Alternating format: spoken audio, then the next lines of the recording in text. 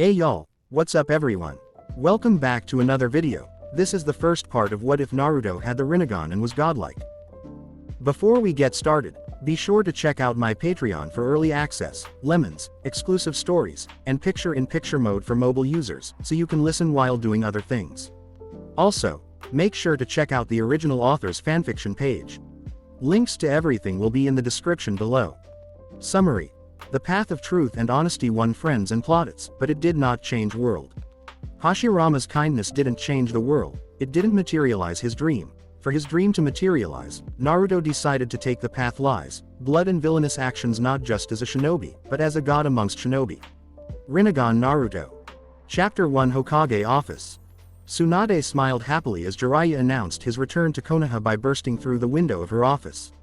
She allowed the fact that she had been taking an unplanned nap to slip by as she was finally able to see her former teammate after 3 long years.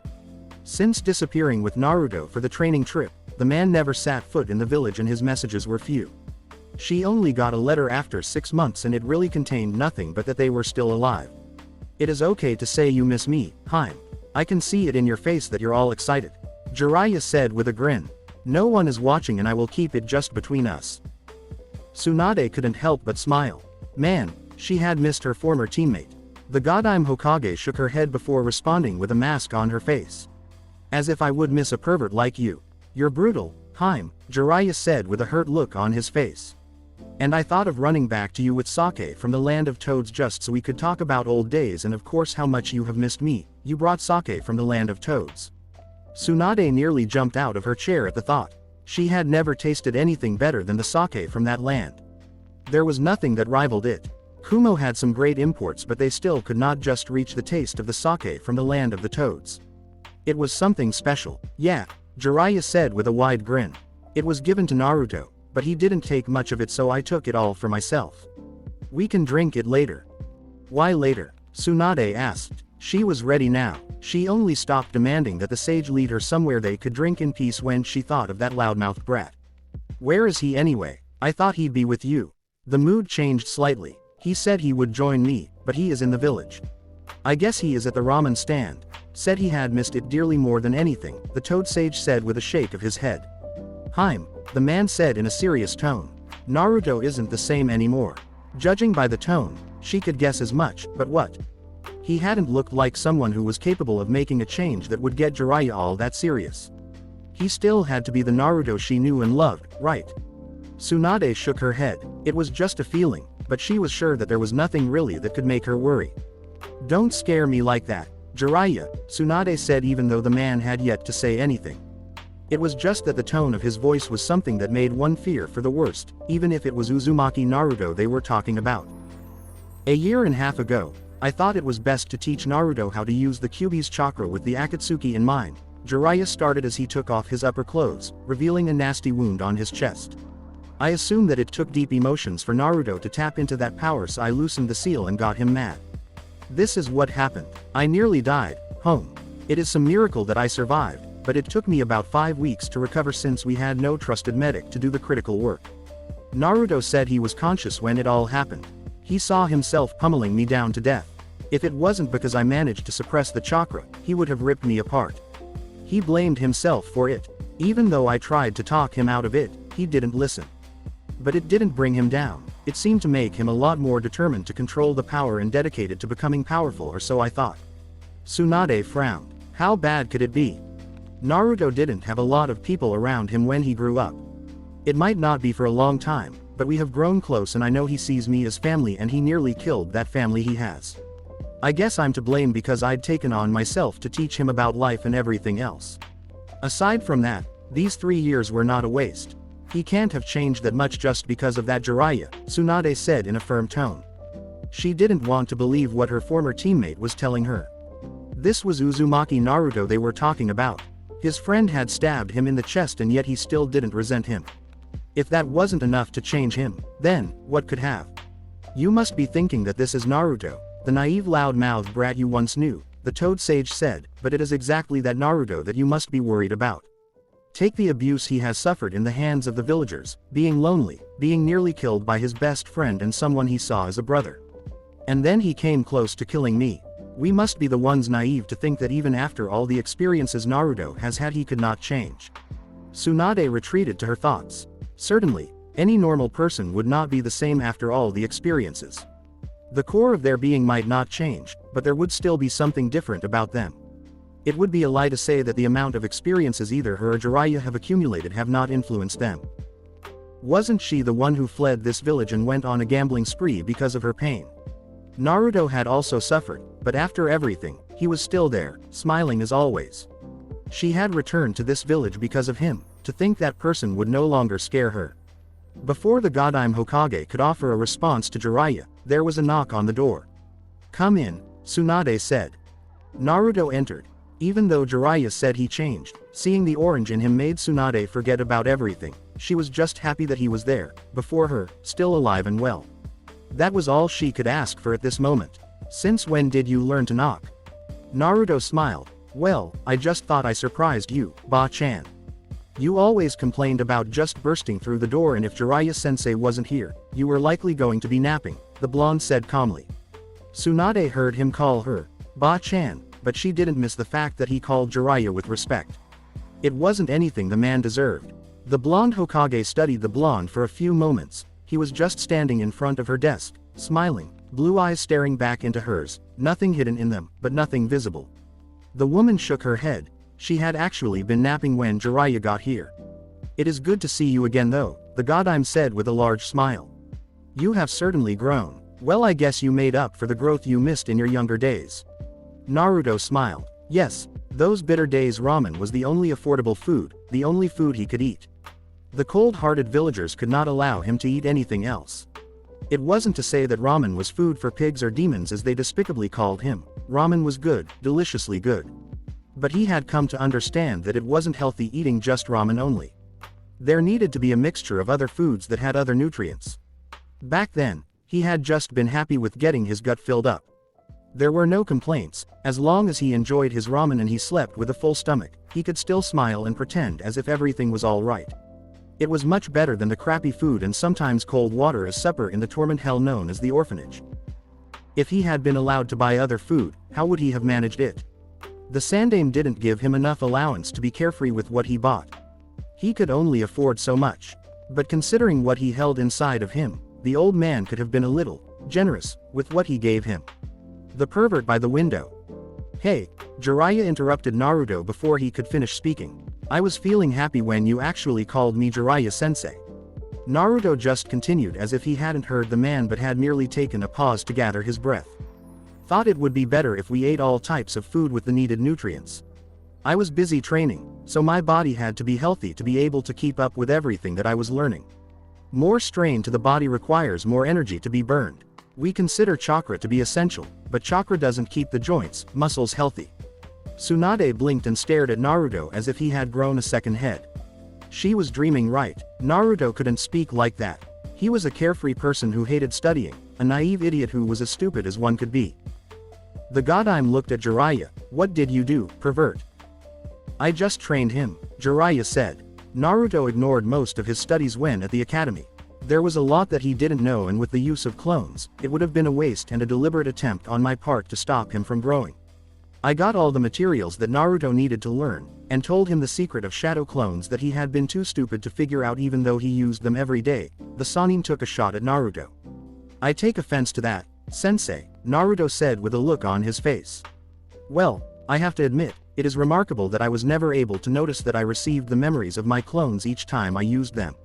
Then again, I still say that it was because I always summoned hundreds at a time that I was never able to notice."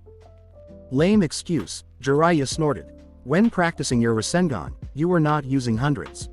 "You mean the Rasengan I mastered far faster than you did?" Naruto asked with an all-too-nice smile. "Should I go on about Senjutsu as well?" "Hold on a moment," Tsunade stopped the couple's quarrel. "What about Senjutsu?" "The toads taught it to him," Jiraiya said, his lips frowning by the second. "And he managed to master it. Unlike me." Tsunade looked at Naruto, who had a foxy smile on his face, eyes closed, and then at Jiraiya, who was frowning. The two had certainly developed a good relationship. "What is it that you taught him that I should know?" She thought it was too soon for Naruto to be taught something like that though, but she wasn't going to raise that now with Naruto still in the room, she was going to wait until he leaves and then glare at Jiraiya. Nothing much, Jiraiya said with a knowing grin and a careless shrug of his shoulders. I took things seriously. We were not going out there to have fun. We did have lots of fun, though, didn't we? Naruto nodded. Yes, we did. It wouldn't be so bad if we go out again, sensei. But this time, you will be paying for everything, as you will be paying my rent until I get to do missions. Hey, why do I have to pay for your rent? Because, Uro-sennin, Naruto said in a deliberately slow tone. You took all my life savings and spent it all on women and alcohol. Jiraiya, Tsunade shouted. Sannin raised his hands defensively. He had no use for it. At that time, I was paying for our meals and motels, his clothes and weaponry. Naruto scoffed. Since when did we start calling a self-made tent under a tree a motel? I didn't even know we were paying for the food we hunted ourselves. As far as I remember, I bought my clothes and weapons I was using by doing some odd jobs in the villages we visited while you went drinking. And I had to play that fun game of trying to locate a perverted old geezer in a sea of perverted old geezers. Jiraiya, Tsunade said in a hardened tone. You and I need to talk about your parenting skills. There was a threat in those words. It was not spoken, but Jiraiya's sweating said it all. Naruto laughed seeing how scared Jiraiya seemed. Don't beat up the old man, Ba-chan. You might end up finishing him off. He received a lot of beatings from angry women during our time. Sometimes I almost pitied him, but it was just fun watching him crawl and beg unforgiving women who feel wronged, Naruto said with a smile. Besides that, I enjoyed myself and was happy. Camping out at night while we talked, creating traps for animals and sometimes getting caught in our own traps. It was fun, much more fun than I had in my life. Those memories, I will forever cherish. I don't think hanging upside down a tree with wooden spikes glaring at you is any fun. It wasn't, especially when you were the one hanging, instead of an animal. Worse, when your so-called hunting partner didn't come out to help you out when you called for help.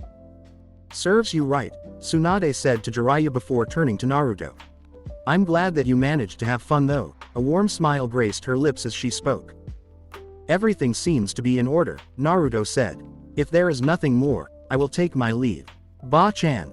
He made a mocking bow before disappearing in small gusts of wind. What is it that you did to him, Jiraiya? Tsunade asked once Naruto left. Her tone was hardened. He doesn't look as innocent as he had been before he left the village. Back then, he was someone who could still say he would bring back Sasuke to the village even though the Uchiha nearly killed him. Would have, had it not been for the Kyuubi. Jiraiya was silent for a few moments. He would not have taken things far if the situation didn't require it, but because this was Naruto, he had to give it his all. He could not go any other way with Naruto's training, and it worked because Naruto was willing to admit that he was weak, and needed to become stronger. He wasn't always going to be there for him. It was a reality that they had to face and accept. He didn't want to give Naruto false hope. It would be a blatant lie to say he would, always, be there for him for protection. He could not. He was just a mere mortal with limits. The least he could do was to give Naruto the tools he needed to protect himself. This was the unpredictable world of shinobi. There was hope, but he could not say he would be alive to be there tomorrow. Hope was fundamental to all humans. Without it, they would live a lost life. But just because it was fundamental didn't mean that it was all right to give people false hope. What would happen if he promised to be there always and could not make it? Naruto has been through a lot. I learned about his life in the orphanage, being forced to live on his own at a tender age. He had to worry about what he was going to eat every night while other children went home every day, knowing that their parents had prepared something. Naruto did not have that. As much as I tried to get him to experience everything about life, I didn't take away his independence. I wanted him to continue standing on his own, but with the knowledge that if he was falling, he had friends who could pick him up. My experiences, knowledge, I shared with him. Everything I know about this world, and my wishes, I shared with him because I wanted him to open his eyes and understand the world he was living in. Keeping him ignorant would not have done any good. I taught him what was necessary, not only for his own survival, but for his happiness as well. But teaching him senjutsu, isn't that taking it too far? Naruto is still just a brat, Jiraiya. A brat who has been living on his own since he was 6. 6 years old, home. You don't know what that feels like. He didn't have anyone, no one.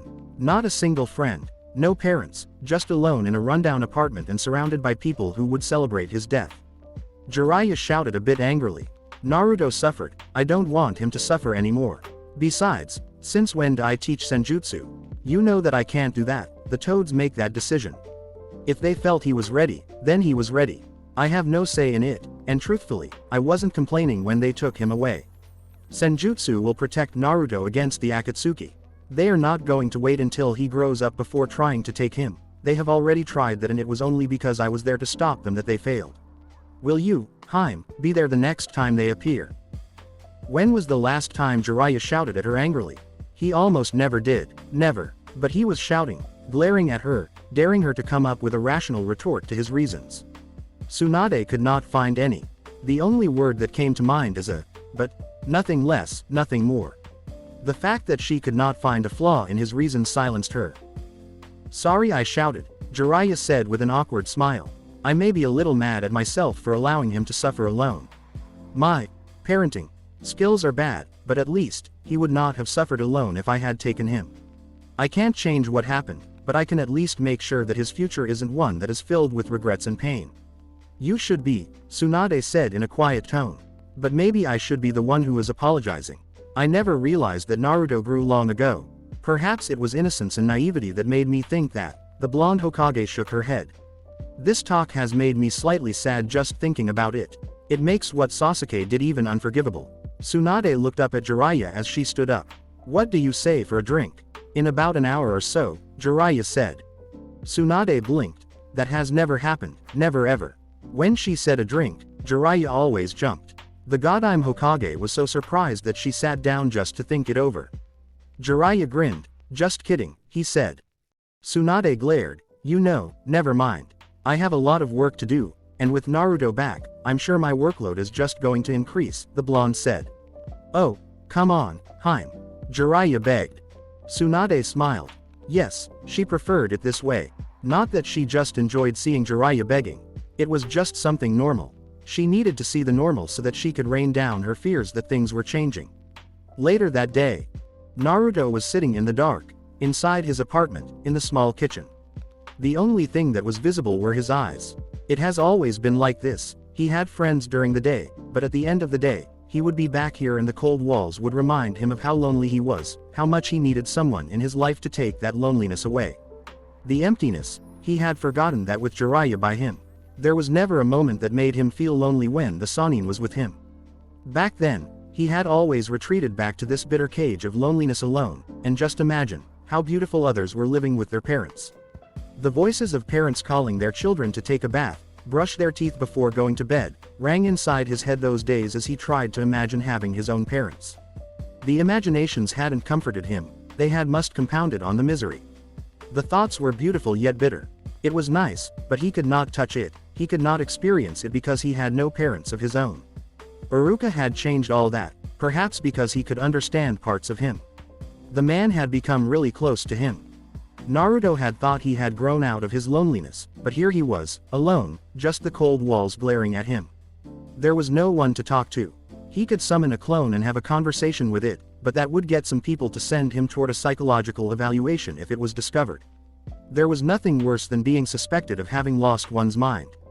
The lights suddenly flicked on, but Naruto did not move an inch. Jiraiya walked towards the blonde. He was still able to walk just fine, but he smelled of alcohol. What are you doing in the dark like this? Sannin demanded. It was the kind of thing that would make people worry. Jiraiya didn't want that. He wanted Naruto to enjoy his life. No one who switched off the lights and just sat down, unblinking, was having good thoughts. It was in the dark, with no one. Obviously, there was a war occurring in the head. I was thinking, Naruto responded calmly. About? Jiraiya asked calmly. You know, people have been looking for you ever since it was known that you returned, but no one saw you. It appeared as if you'd vanished into thin air. That kind of thing gets people concerned. I was concerned. Naruto shook his head. I know people were looking for me, he said. I was observing things around the village. I just realized that I had a fragile heart despite having taken in so much that made me appear to have a strong-willed heart. I was afraid of allowing my friends to know that I am a Jinchuriki because I thought if they knew, they would leave me alone. Jiraiya didn't sit down, even though this was a serious matter. I would say you were just afraid of losing friends. Naruto nodded. Yes, I was, but as I was thinking today, I thought, it doesn't matter anymore. I am the Jinchuriki of the Kyuubi and nothing is going to change it. If those I call friends cannot accept it, then so be it." After saying that, there was silence. "Wanna go to the hot springs and share a drink?" Jiraiya suggested. Naruto thought about it for a moment before nodding. "That sounds like a good idea. My body is a little tense with all the thinking. I could use something to refresh my mind." Jiraiya smiled. "I have the sake, we need saucers," he said. Naruto pointed at a cupboard and Jiraiya walked up to fetch 2 saucers. It was just the 2 of them, and 1 or 2 more glasses. It made the Sannin frown, but when he turned to face Naruto, he was smiling. Nothing further was said as the 2 disappeared and went out to look for a hot spring that didn't have anyone in it. Once they found it, they got in. "Ah, when was the last time we did this?" Jiraiya asked, holding his saucer with Naruto just away on his right side, naked inside the water as he was. "I don't remember." Naruto's response was quick to come. "Let me gauge your memory a bit," Jiraiya said with a grin. "You were crying after losing your virginity.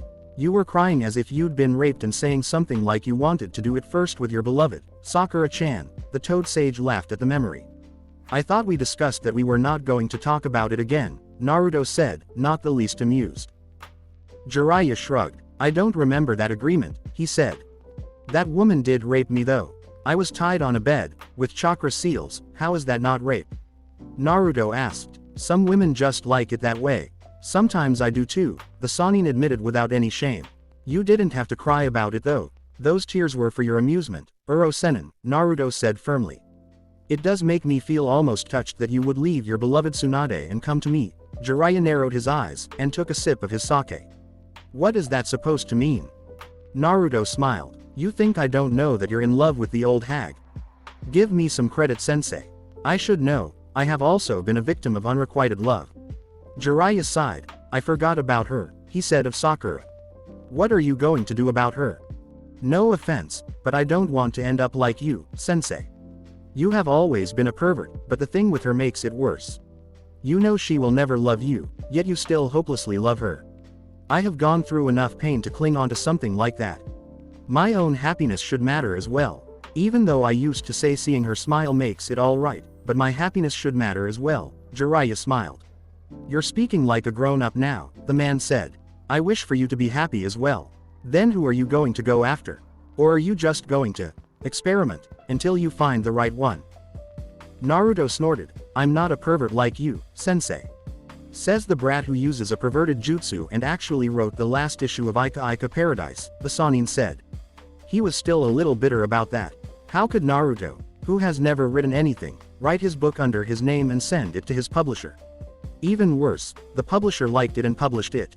That was because we needed money and you could not find any inspiration to write anything. Besides, I created that jutsu to beat up perverted people like you.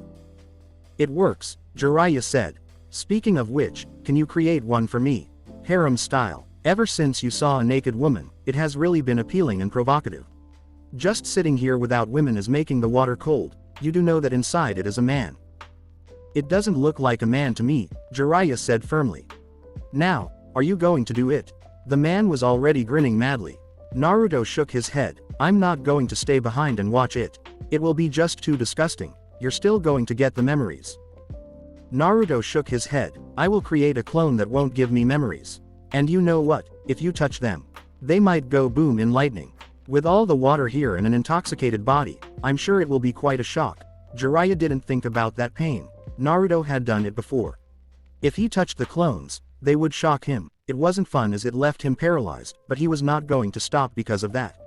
The following day, Tsunade sighed loudly when Danzo entered her office with one of his lackeys in the name of Kaharu. It was still early in the morning and she was still nursing a headache. She really didn't need anything or anyone compounding her pain. She didn't enjoy it that much. What do you want? Godime Hokage asked impatiently. She was sure it had something to do with Naruto, but she wasn't going to entertain anything that she did not agree with. Just as the Sandaime had refused to allow Danzo to touch Naruto, she would not allow it, and she would not do it in a nice way as her sensei did.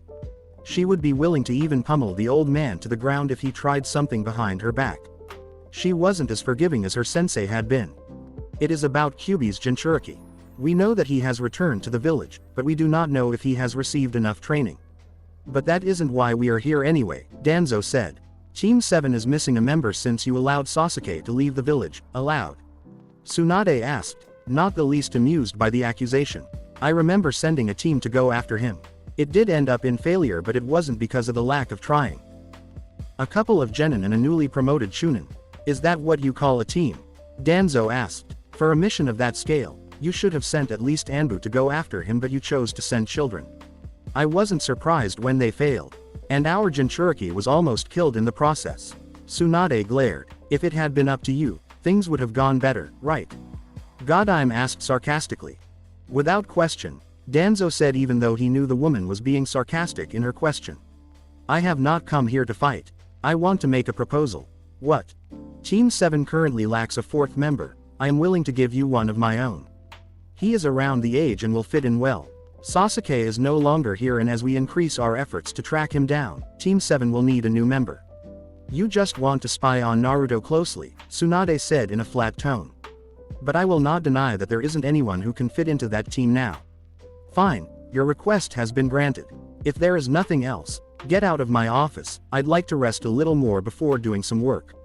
Both Kaharu and Danzo left without another word. Once they were gone, Jiraiya made his appearance, spotting some bandages. What the hell happened to you? Long story, Jiraiya said with a smile. We didn't talk about Sasuke yesterday. Tsunade nodded. Where does Naruto stand about it? Truthfully, Jiraiya started. I do not know anymore. We have never talked about it with him. We last spoke about it while he was still in the hospital. After we left, we never spoke about it, and he never once asked about the Uchiha's whereabouts, not even once. Tsunade frowned. I don't think that is bad, but it still feels somehow considering how he was when he left the village, the woman said. Jiraiya nodded in agreement. Don't think too much about it. It won't make any difference. If Sakura or Kakashi asks, Sasuke is still with Orochimaru. He has been moving around with Orochimaru in different places. But I don't know where they are. Whenever news reaches me, they are already at a different place. Keeping track of our former teammate is still hard as it was. Well, he was always slippery, Tsunade said. Are you leaving? Jiraiya nodded. I need to find some information about the Akatsuki. There is a lead I got. I want to check it out, but I won't be gone for too long. Just be careful out there, Tsunade said. Jiraiya grinned. Worried about poor old me, Haim. He said. You don't have to. I am Jiraiya, the legendary Toad Sage. I can take care of myself. Training Ground 7. Naruto looked around the familiar training ground. An air of nostalgia washed over him as he looked up into the sky. There were many memories that were made here, a lot of good times and the bad. Friendship he thought he had created. At this moment, Naruto didn't know if it had amounted to something. He had been nearly killed, but that was a thing of yesterday. He was over it, but he was not going to allow it to happen again. Sasuke was okay with him being weak and he being stronger. When he got stronger, the Uchiha became jealous of him. A petty emotion that kills weak-minded people who just cannot accept that someone is better than them at something. A superiority complex. But what was it? Just an empty pride. Naruto did not have the time to obsess over someone because they have gotten better at something. If they had worked hard for it, then it was something that needed to be praised. Hard work did pay, it wasn't something that needed to be resented. Petty people went that far because of their own weakness. Naruto. Sakura called, smiling, a beautiful smile. Naruto turned to face the Pinkett. He had seen her yesterday, but he had not said any word to her, or to anyone he saw. Looking at her up close, he could see that she had grown. He amused himself at the thought that Ino would now have more reasons to make fun of her front view. Still, she was still the Sakura he had been madly in love with. She had rejected him so many times, in so many painful ways. He had been annoying, and someone or something a person wouldn't want to go out with. Yes, she had said it all, and yet, he never resented one bit, he continued to love. Ah, how naive young love was. Sakura, Naruto responded with a smile of his own. It has been long, hasn't it? Sakura blinked.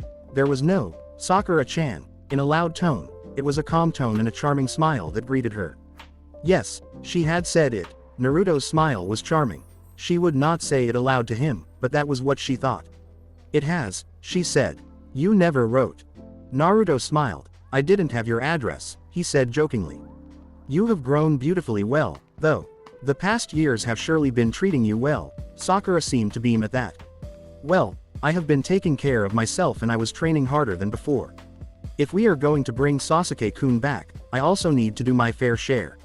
As a member of Team 7 I must also do my part. Training harder than before. That statement made Naruto raise an eyebrow.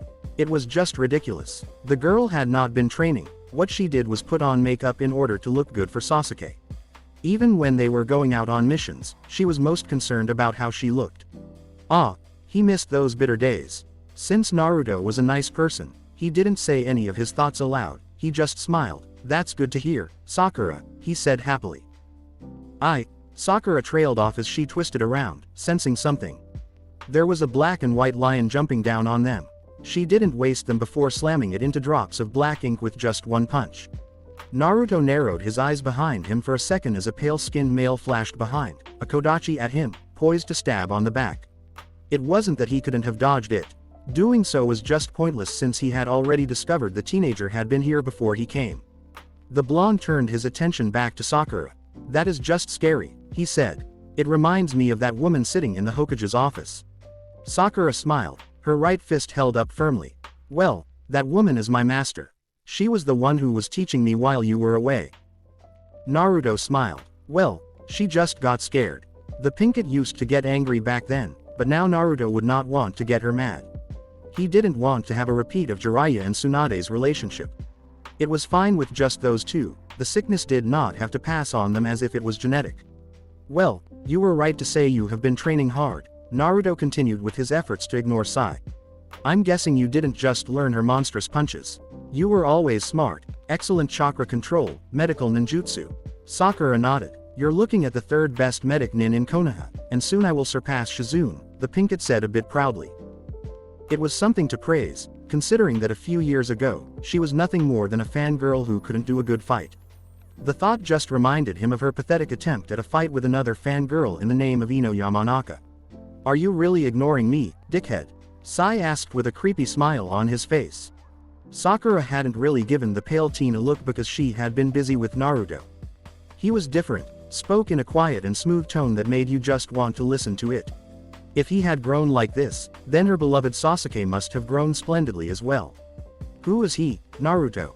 Sakura asked, becoming defensive. Is he the one who attacked us earlier? She asked. Naruto nodded. Yes, he is, but he doesn't appear to be looking for much trouble that warrants action. Sai didn't show it, but he was slightly surprised. This Naruto was actually different from the one he had in mind. This wasn't what his intel suggested.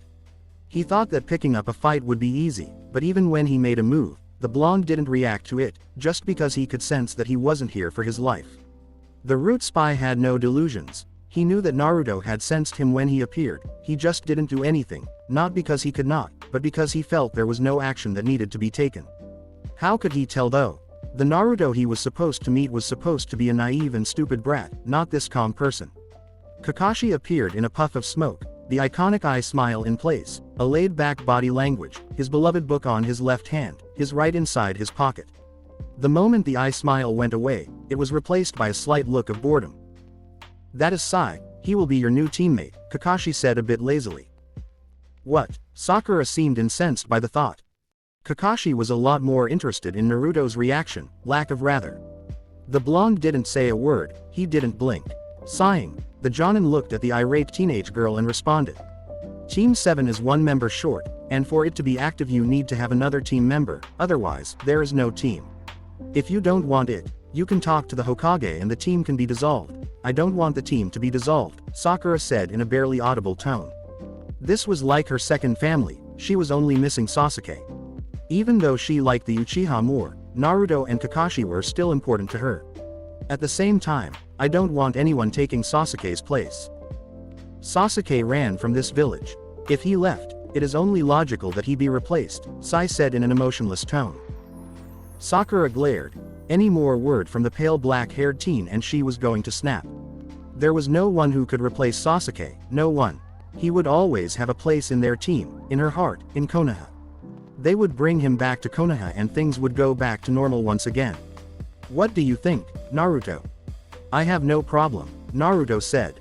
Besides, if the Hokage approved it, there is nothing that can be done, unless you want to go make a fuss in the office. But, if there is hope of Sasuke returning, Then a space for him must be left open, the words were worded carefully. Sakura nodded firmly. Get that, she said with a look to Sai. You're only warming up Sasuke's seat. Kakashi sighed. Well, I only called you to show you your new teammate. We will start training tomorrow at. The man appeared to think for a few moments. Let us say around 8:30. For now, you can just get to know each other or not. The Jonin didn't look really interested in anything. He appeared to be saying it just for the sake of it. Naruto shook his head. Well, this was Hatake Kakashi, what else should he expect? Oh, one more thing, Kakashi said after something apparently hit him. Yamato, you can come out now, the Jonin called. A man appeared in a flash beside Kakashi. This is Captain Yamato, he will also assist and at times may act as team leader when I am not available. I guess that is enough with introductions, we will talk tomorrow during training. Oh, Naruto, can I talk to you? I wanted to talk to him, Sensei, Sakura said before sighing. We were actually planning a reunion yesterday but you kind of went off the grid. We will do it again, tonight, 8 p.m, don't be late and don't think of not coming, I will come and drag you myself, the Pinkett warned. You can join us if you like, she said to Sai. She sounded as if she was just being polite. Naruto merely shook his head. Before turning to Kakashi, Yamato was once again gone. Anbu. They were masters of this kind of a game. Sometimes he wished he could be just as cool, but he wasn't that silent. The wind didn't move in silence, unless it was a gentle breeze. Unfortunately, he was anything but that. You haven't changed a bit, Naruto said to Kakashi as the two slowly walked back towards the village. You have changed in many more ways than one, the Jonin said. Your clothes have not though. Well, expecting that part of you to change would be expecting miracles and such things do not really happen in the shinobi world. Naruto laughed.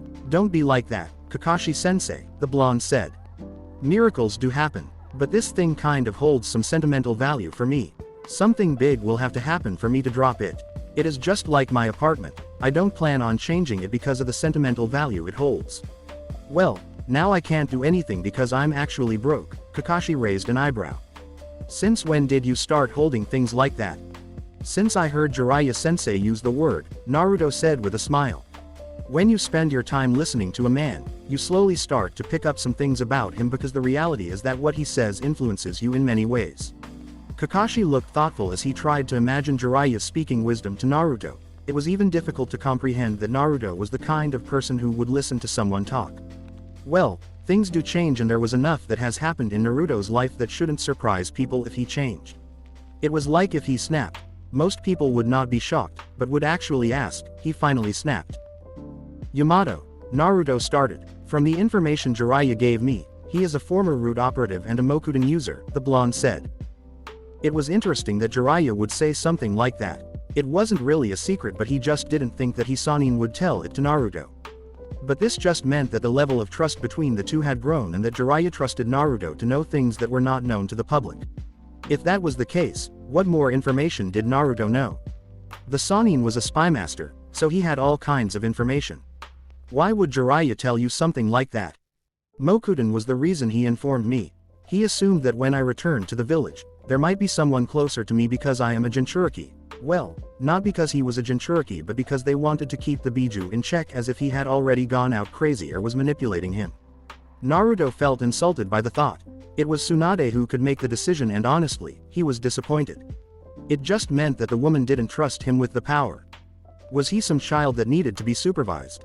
This really made him feel as if he was a ticking time bomb that had to be shackled in case it decided to set off. I guess there is no reason in denying anything, Kakashi said calmly. Hokage-sama suggested that he be brought just in case something happens. I guess this is because Jiraiya-sama told her that you have learned to use the Kyuubi's power. Previously, you were only able to use it after experiencing intense emotions. Jonin took a thoughtful look as a memory flashed. Well, you did use it on your own during the Chunin exams. Well, I had to win that battle, Naruto said. Kakashi didn't waste time before changing the subject. I actually wanted to know how you've been doing. We didn't get to talk much after everything. And I have kind of missed you after these past years. If I was a little cynical I would have found that to be amusing, Naruto started calmly. You're the guy who hardly taught me anything and worse, got Ebisu to teach me in preparation for the Chunin exams. Ebisu of all people, my taijutsu was lacking, there were a lot of flaws in my fighting style, and yet you gave me a babysitter to train me. Kakashi winced at that. Maybe he should have done better knowing that Naruto was going to face someone in all aspects of skills better than Naruto. It had not been skill that won Naruto the fight with Neji, but will and determination. He could not take credit for any of that, he was merely a sensei to Naruto by name. If, Kakashi said, he smiled. I guess you don't resent me for it then, he said in a mildly bitter tone. I'm not into hating people, Naruto responded calmly. That has always been a quality that makes you stand out, Kakashi said. But truly, I did fail you as your sensei. I should have done better. Considering. Jonin trailed off, biting his lip. He nearly said something about Naruto's father having taken his time to teach him. Well, everything, he eyed Naruto to see if the blonde had noticed it, but there was nothing in Naruto's expression to suggest he did. Maybe, but while you may not have done much, personally, I learned valuable lessons about life from you. There are things that I cannot forget, the memories with Team 7. Everything was okay because you were our sensei, Naruto said in a calm tone. You have certainly grown, Kakashi said a bit proudly. So, how was your trip with Jiraiya-sama? I'm sure he took you through a lot of things, the man added with a slight perverted smile. Kakashi was certain of it, the Sannin wasn't the greatest model, and if he was willing to get off with Naruto's sexy jutsu, then he could certainly get far. It was what you call a roller coaster. Had its highs and lows, but through everything, I learned a lot of things about life, this world, shinobi, jutsu. So many things. It was fun, Naruto said without going into detail. Kakashi fell short of saying that he was expecting something a little naughty, but it was fine.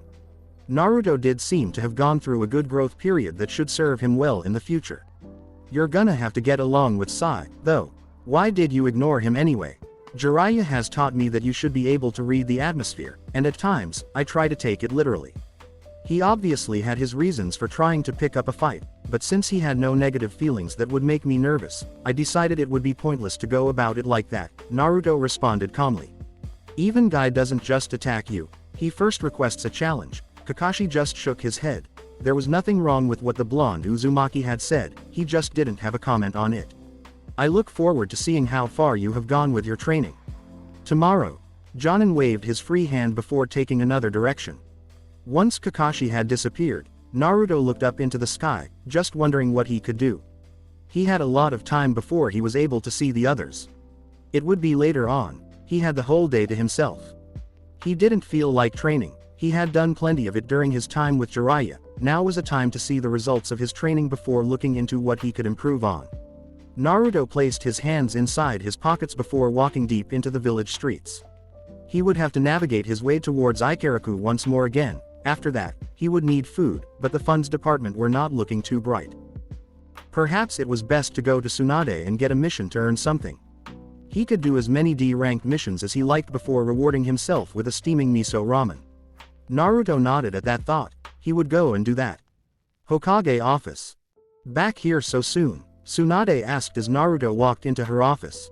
I came here yesterday and that was to report on my return to the village, Naruto said. Is Jiraiya still around, or did he leave? The blonde asked. He wasn't able to find the man earlier, so he assumed he had disappeared from the village, not that he would find it surprising. He left, Tsunade said. He said he was going to follow a lead, didn't say where to. The fifth paused to study Naruto's expression. You don't seem surprised by that. The pervert doesn't like standing in one place, he likes moving around to exercise his freedom to go to any land he pleases to visit, Naruto said with an air of indifference. I'm here for a mission. What you can find for me. After completing it, I will come back for more. Tsunade stared. Naruto stared back, causing her to sigh. The only difference with a couple of years ago is that you were loud about it, the blonde cage said. Why do you want a mission? Others are still meeting with their teams, but you could join in if you like. My team meeting was short, Naruto said. Maybe Kakashi didn't feel like it today, the blonde said. In any case, I really need a mission. Any rank. Even D rank, as long as it is within the walls of the village, I will do it. Since when do you willingly request for D rank missions? The question seemed to amuse Naruto. In reality, it wasn't the question, he was amused by his past behavior. It didn't matter who had been in the chair, even with the Sandaime, he had demanded hard missions to be challenged. D rank missions were just chores after all, and in his competition with Sasuke, he couldn't get on top while weeding grass and chasing rebellious cats. Since now, Naruto said, now you are going to give me the mission, Ba-chan. Later day. Kiba glared heatedly at the bottle of juice that was sitting in front of him. He wasn't alone. Members of Team Asuma and his teammates were also present along with Sakura. Team Guy would have been invited, but they were currently out on a mission. It wasn't the reason the Inuzuka was staring at the glass though, he was staring specifically because it was juice. He wanted to drink some alcohol. They were out with no one to tell them what to do and what not to do. His mother wouldn't even complain much if she knew he was drinking. Besides, he was a shinobi. There was that saying. Old enough to kill, old enough to drink. Between killing and drinking, what was worse? Do we really have to drink this thing? Kiba asked, looking at Ino, who had organized everything. We don't have these kinds of nights often. Some sake would make it a special occasion. Sakura was quick to respond before Ino could. Not everyone drinks alcohol, Kiba. Some of us still see ourselves as teenagers and we want to live out our years doing the normal things that teenagers do. True, there were a lot of things in the shinobi world that went wrong in a very low moral standing ground. Even so, Sakura liked to believe that one could still decide how they lived their lives regardless of the environment that surrounds them. Just because the world was surrounded by corrupt people didn't mean that they also had to be corrupt. If anything, Kiba found Sakura's answer to be dull. He didn't even have a response for it. If you want to drink something, you can and will at the after party, Ino responded calmly. We can all go if you don't mind. You need to loosen up every now and then. The Yamanaka paused and looked around. Where is Naruto anyway? I warned him about being late, Sakura said in a firm tone. If he runs late, there would be pain. She didn't want her teammate picking up their sensei's tardiness, it would just be bad. We're a bit early, Shikamaru said in a barely audible tone. He might still be busy or just finishing some things. I heard he was busy around the village all day doing missions. D-rank missions, the Nara finished calmly. Sakura was surprised by Naruto doing D-rank missions. She asked. He used to hate them. Even when we first went to our first mission outside the village, he had demanded a challenging mission from the Sandame. It was the same thing with Tsunade-sama. She had found that behavior to be unbecoming, especially since he hadn't been showing any respect to their leaders. But Sakura had just come to realize that he was like that because he had held a special bond with them. Even though Tsunade was her master, she knew she couldn't take Naruto's place, and most likely didn't hold as much value to the blonde Hokage as he did. But it was alright. That sounds just like him, Ino said with a smile. Even though he would still end up being a dead weight during missions and leave all the job to Sasuke-kun, just hearing, Shikamaru looked at Choji with a sigh. He could not get used to this kind of attitude from Ino and she could flip it effortlessly. The big team was already at work, eating. Nara just shook his head. It appeared that everything else could wait, but not food. Shikamaru turned his attention to Sakura when the Pinkett responded to Ino. You shouldn't believe everything you hear, Ino, she said in a firm tone. Everything? Ino asked with a raised brow. Aren't you the one who told me that, Sakura? She was suddenly curious and surprised at what the friend of hers was talking about. There were things that the villagers spoke about what happened in Team 7, but she had not been saying anything because of those rumors but because Sakura had said so. I may have omitted the truth every now and then, Sakura said a bit uneasily when Hinata's eyes fell on her. Something wrong, Hinata? The Hyuga shook her head. Before Sakura could be asked questions on what she omitted, Naruto made his appearance known. Hey guys, he greeted with a huge smile and a wave of his hand before sitting down beside Kiba, just across from the girls. Sorry, I'm late, I forgot to check the time while I was doing some chores. Why were you even doing them anyway? Without your teammates? Sakura asked. Well, Naruto started, a bit sheepishly, I needed the money. You know, I don't have anyone to buy me things and to eat. I must work, it sucks being poor, Ino said without any thought. It does at times, Naruto agreed. This surprised some of his friends. Well, it is good to see you guys, he said looking around the table. The last person he looked at was Hinata and the girl quickly looked down. His smile just turned small, a bit charming with a hint of amusement in his eyes, but there was no word that left his mouth. Ino stared. Wow, she said with a smile. That was rather charming. You have grown quite well. And your voice seems a little down. Not bad at all, she said. Naruto smiled. If that is coming from you, Ino, I will take it with full compliments, the blonde said calmly before adding. You have grown rather beautifully yourself. Admittedly, you stand out amongst your age group. Once again, Ino stared. Did Naruto just compliment her and did she actually feel good about it?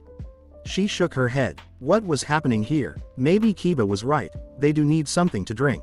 The fact that Naruto appeared to be different from the loud boy she used to know was already a shock, but this was something else.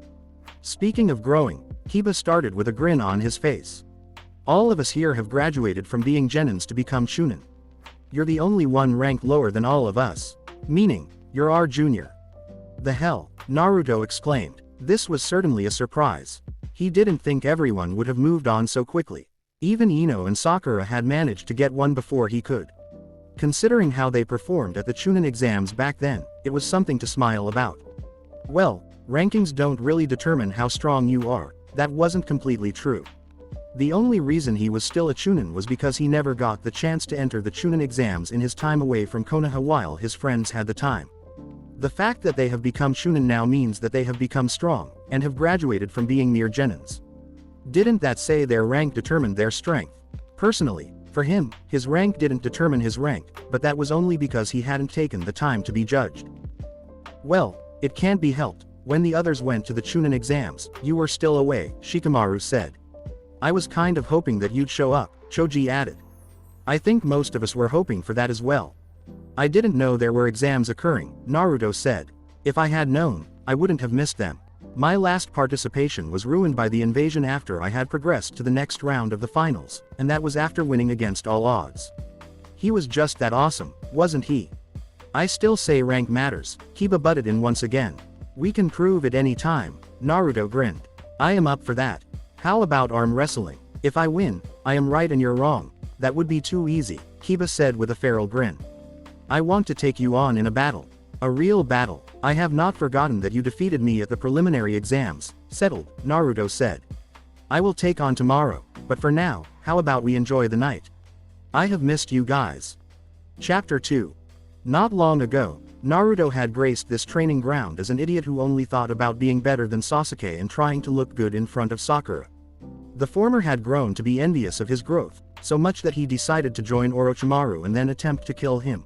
The latter had never loved him, she had turned him down day and night, no matter how hard he had tried. Unrequited love was surely a bitter bitch. Well, at least he could exchange some notes with Jiraiya about the pains of the heart. Jiraiya's time was much more miserable. He had been young and naive, but it couldn't have been at a difficult time for him, being rejected so brutally, when he was alone, when he was trying so hard to be loved and to be appreciated. He was past those naive days though. He would no longer foolishly pursue things that could not get his hands on no matter what he tried. Besides, these days he was in it for something much bigger. It was safe to say that he had discarded his personal desires for something much bigger. He wanted to give his life a purpose, and he would give it that purpose. He just needed the time and enough courage to do what he needed to do. Naruto glanced around the training ground and he had shared so many memories with people he had considered as friends and family. He had been here a day ago with the new Team 7, but, this time, it was a little different. He wasn't here on anyone's order, he was here because he wanted to test something. It had nothing to do with anyone, but his own ideals and what he wanted to see from these people that he called friends. He wasn't just going to see what Kiba could do. He wasn't that of an arrogant person, but the Inuzuka wasn't someone who could give him a challenge, he needed something much stronger to be challenged. He was, nevertheless, not here because he was looking for a challenge, but just wanted to see if these people were as strong as they made themselves to be. They had graduated to higher ranks than he had. He was still just a mere genin and they had higher ranks. Kiba was exploding about how being ranked higher than him meant he was stronger. It was a false impression. Naruto knew and he was going to prove it to the Inuzuka. Are you going to just space out all day? Kiba demanded from Naruto. The black-haired was becoming slightly impatient with the blonde Uzumaki. Naruto was clearly lost in his thoughts, but Kiba didn't have one all day. He wanted to show off and then go off to do something else. He had duties to attend and missions to attend.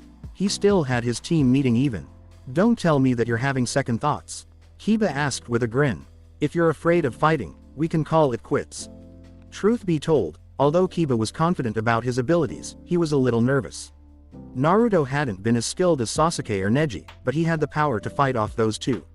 He had won against a prodigy and he now looked completely different from the way he was back then. Naruto's eyes fell on Kiba for a moment with nothing in them. He then smiled. You don't frighten me, Kiba. Naruto said calmly. I'm a little glad that everyone else is here. You are all my friends, and I want to test something. I want to know if you are really strong enough to stand what is about to come. Shikamaru grew curious the moment Naruto said those words, with that mysterious tone. Perhaps he was feeling something in the air, but he felt there had been a chill that went down his spine when Naruto spoke. The blonde was talking about something that neither of them knew. He wanted to know what it was that Naruto was talking about, because the blonde looked serious. Naruto of the old may have been a loud-mouthed idiot, but even then, Shikamaru had taken some things he said seriously. As troublesome as it was, this appeared to be something he could not simply ignore, especially since this Naruto was different from the old one. What do you mean by that, Naruto? Shikamaru asked. We know we are friends, you don't have to remind us, Sakura said. We are missing Sasuke, but we will always be friends, no matter what. Sasuke had deserted Konoha, but they were still planning to get him back. He was still their teammate and friend. He was just lost at the moment, but they would get him back and things would go back to normal. Sakura was certain of it. She had hope and she would not lose it. So no matter what happened with any of them, they would always be friends. As smart as she was, Sakura was certainly naive. Naruto would have thought that someone experienced as Tsunade would have taught her better. Jiraiya had shown him the cold truth of how people live and the rot within the hearts of men. He had seen so many despicable things that people do to each other. It was unpleasant and it made him see the hearts of some people as the hearts of evil. There were things that people could never turn back from. If he went through what he wanted to do, she would not call him a friend. They would look at him with contempt. And perhaps as his teammate, Sakura would feel a lot more obligated to stand over him to end his life. However, something had to change if she wanted to have a chance in making that miracle. During these past years, I saw so many things. The good and the bad, but mostly the bad. One thing remained constant. If you are weak, those strong will abuse you. It's not always the case though. Friends can fill the gaps. Where one fails, a friend can fill that gap. Naruto said before shaking his head. Perhaps this is a little too much for you. They have been sheltered in this village for far too long. Perhaps there are a few things that they too have experienced but they were still ignorant to what truly happens in the world outside. Naruto only hoped that they stayed together at all times, because it was this friendship that would save them. This friendship was important and was something he always wanted to have looked at. It would serve to remind him of the life he once had. Kiba, you're still just a mere chunin. Your rank truly means nothing. You say that you have grown strong, but so have I. I wasn't simply just traveling around the world, seeing different kinds of people, drunkards, whores, twisted people, sinister men and following Jiraiya as he drinks and sleeps with different women, Naruto said as he took a stance. I was also training. I won't compare, but my training was brutal. Kiba noticed. Naruto's expression changed entirely, even the look on his eyes. It wasn't the same Naruto who had been smiling moments ago, the same Naruto who had been drinking with his friends last night. This was a different person. He was staring at a battle-hardened shinobi. Ready, buddy, Kiba said to Akamaru, with a grin. Confidence before a battle was never an issue for the Inuzuka. Naruto knew that. He just hoped that the confidence didn't bring out that demon of arrogance. Sasuke had possessed much of it in abundance and in the end, he had ended up being nearly surpassed by an idiot who didn't know damn about what a skill was. Without even waiting for the Inuzuka to attack him, Naruto disappeared via gusts of winds. Kiba felt a breeze hit his body from behind. While he wasn't sure because his nose couldn't pick up the scent cleanly because of the breeze, he jumped forward along with Akamaru just for safe measures. Before he even hit the ground, the Inuzuka twisted around, having sensed Naruto. The blonde was in the same spot he had been a second ago, hands clasped together. Naruto's eyes were fully focused on the Inuzuka as he prepared his jutsu. He was merely gathering the wind around him with his hands clasped together, but once done, he would release something that would vanish in the blink of an eye. It would be either Kiba has the speed to avoid it or not. If he isn't fortunate, he would be hit. Kiba finally landed on the ground. Naruto wasn't attacking, but he would attack.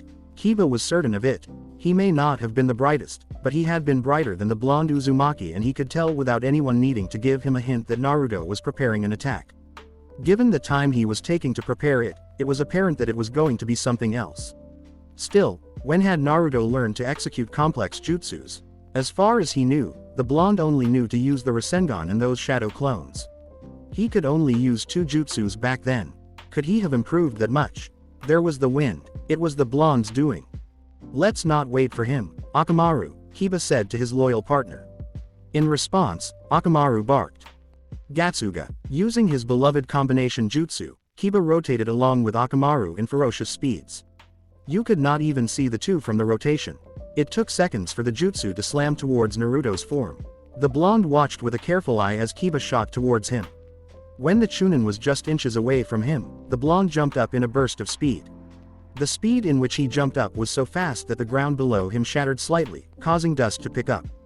Kiba hit the ground, but it didn't appear as if there had been something because the rotation dug through the ground with little effort before he burst out on another side, lunging up towards Naruto's form. Naruto looked down for a moment before his eyes looked to the other side. The direction he wanted to go. The Gatsuga was upon him within seconds and slammed into his chest. A second later, Naruto burst into a puff of smoke. The blonde appeared on the ground, eyes looking up as Kiba's jutsu turned its fangs towards his form. This was still something else. Despite dodging it, Naruto was merely looking for a way to stop the jutsu, not a way to avoid it. It was a lot more interesting that way, and it gave him plenty of options. Not only that, but it also weakened the will of the opponent. He wasn't about to start fighting in a barbaric action without any honor, but fighting smart with full understanding of ninjutsu was the best option. It was even more of a bonus since this wasn't a life and death situation. Naruto held out his right hand, the palm facing the incoming Gatsuga. Wind tornado. Wind gathered within seconds and then started rotating dangerously as it expanded in size, heading towards the incoming jutsu. The rotation was made to be as powerful as Kiba's because if it was weaker, it would be of no use to him. The tornado was rotating towards the same direction as Kiba's Gatsuga. When the two jutsus met, Kiba's movements were halted from going further, but he didn't stop spinning. He kept rotating and then started moving slowly toward Naruto. The blonde slid back slightly before holding out his left hand and joined it with his right hand, to increase the output of chakra in his jutsu. Once Naruto was sure that his chakra had taken over the rotation, he released bolts of lightning within the rotation. The lightning was so much that the lightning currents burst through the tornado, followed by a pained cry from Kiba and Akamaru. It wasn't something that lasted for a long period before Naruto allowed the rotation to stop whilst the lightning did a number on Kiba and his partner. It went on for more than a minute before the tornado burst and dispersed. Kiba fell down the ground, unconscious. Everyone blinked seeing the end of it. Being a medic, Sakura quickly rushed towards Kiba to check if he was alright. She had been certain that he was unconscious with the way he fell and the smoke coming out of his body as well as Akamaru's. The Pinkett knelt on the ground, and inspected Kiba for a moment before looking at Akamaru. They were fine and had no wounds on their bodies. "Why did you rush out like that?" Naruto asked, looking down at Sakura. He hadn't moved a muscle when the girl rushed over. Kiba had fallen just next to his feet. He hadn't moved, not an inch. Perhaps he should have just ignored this little action. "I'm a medic," Sakura said. "When someone falls, I react instinctively." Naruto stared for a moment before shaking his head. "That is growth. I'm glad," he said with a smile. "I'm a little disappointed with Kiba though. His jutsu wasn't anything serious, but Kiba had allowed himself to be caught and then it was the end of the battle. No, it wasn't even a battle. Then again, Kiba's style of fighting wasn't suited for fighting against an all-round fighter like him. When going against him, the Inuzuka would always be at a disadvantage. Still, Naruto wanted them to be stronger. He hoped that the others were far stronger than this, because he wanted them to be strong enough to stop him. They were his friends. They accepted him when the village resented his very existence. He was going to betray them. It would be poetic and much more satisfying if they were to be the ones to end him. However, if this was the best that he could expect from them, then they could do nothing. Disappointed? Sakura asked, a bit puzzled. This was a different Naruto from the one back then. The blonde she knew wouldn't have said something like that and he wouldn't have dispatched of Kiba so easily. True, he did win against the Inuzuka back then, and then, he wasn't well trained. He hadn't been helpless then, but still not that skilled. She had been even more baffled when he won against Neji.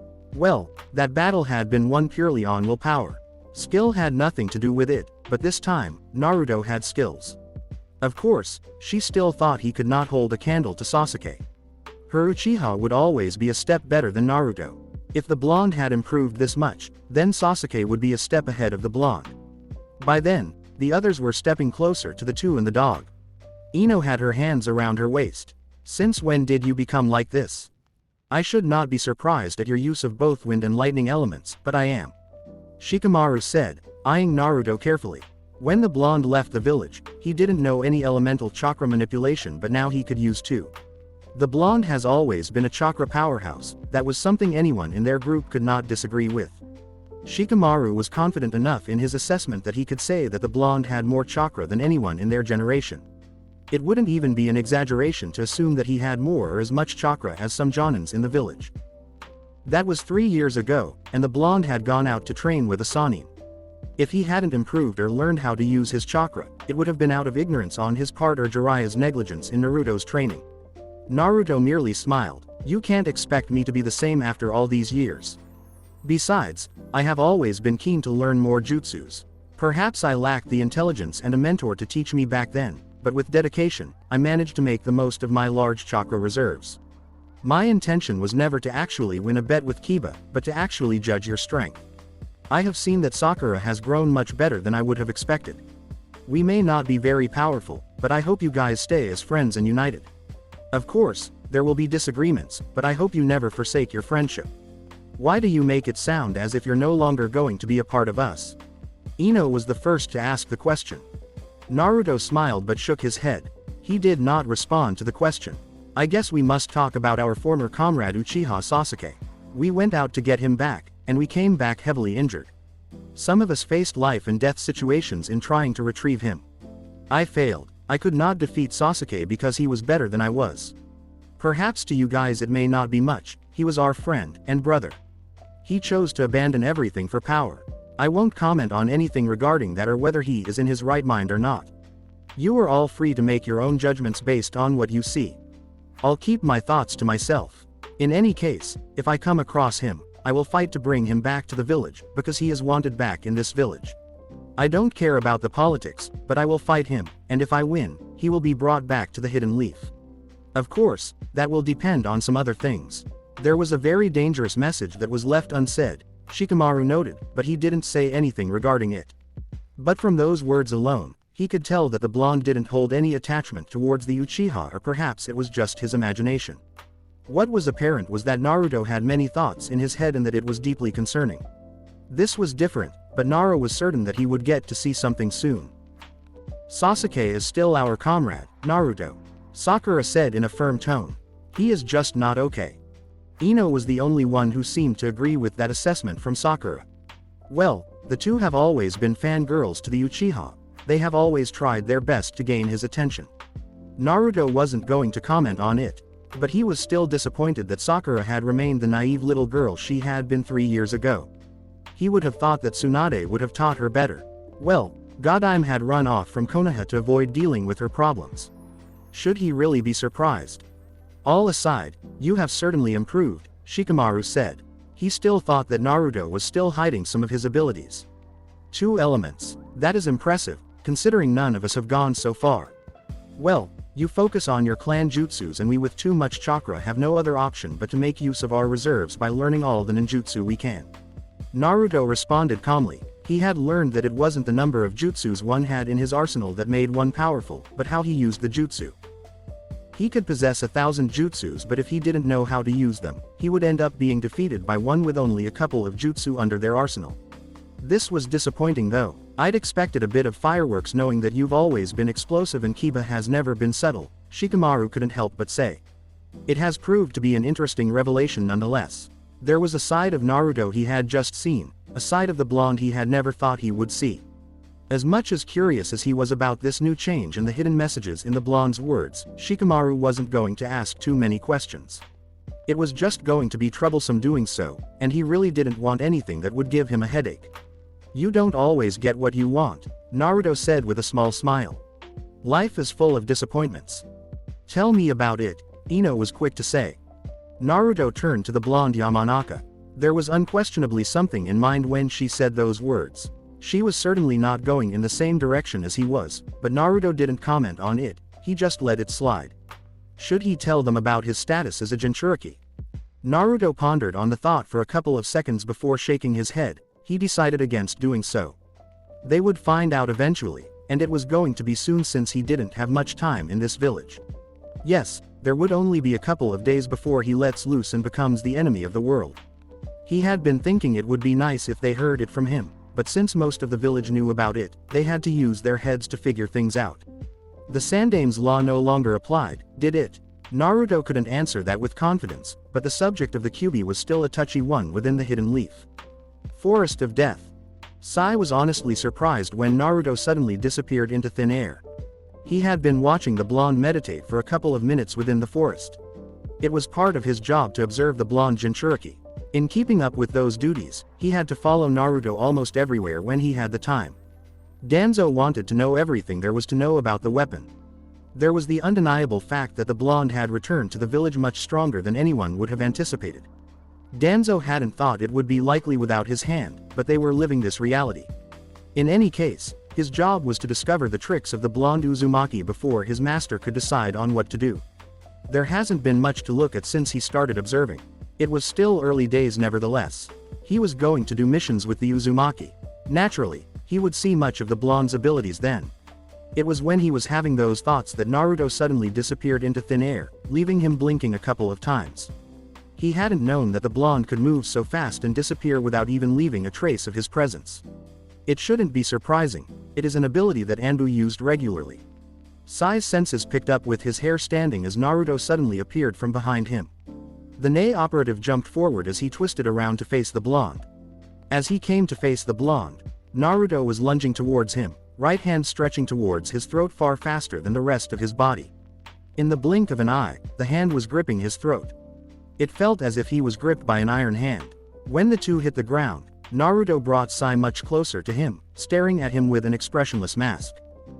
Sai tried to get loose from the grip, but Naruto would not let go. I find this to be annoying.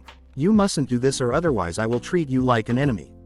Sure, you don't mean any harm, but if you keep this up, you will get on my nerves and I won't be held responsible for what happens next. As soon as Naruto finished those words, he let go of Sai. Sai took a couple of steps backwards, with his hands on his throat. Once he was confident all was well, he looked up at Naruto with a blank mask on his face.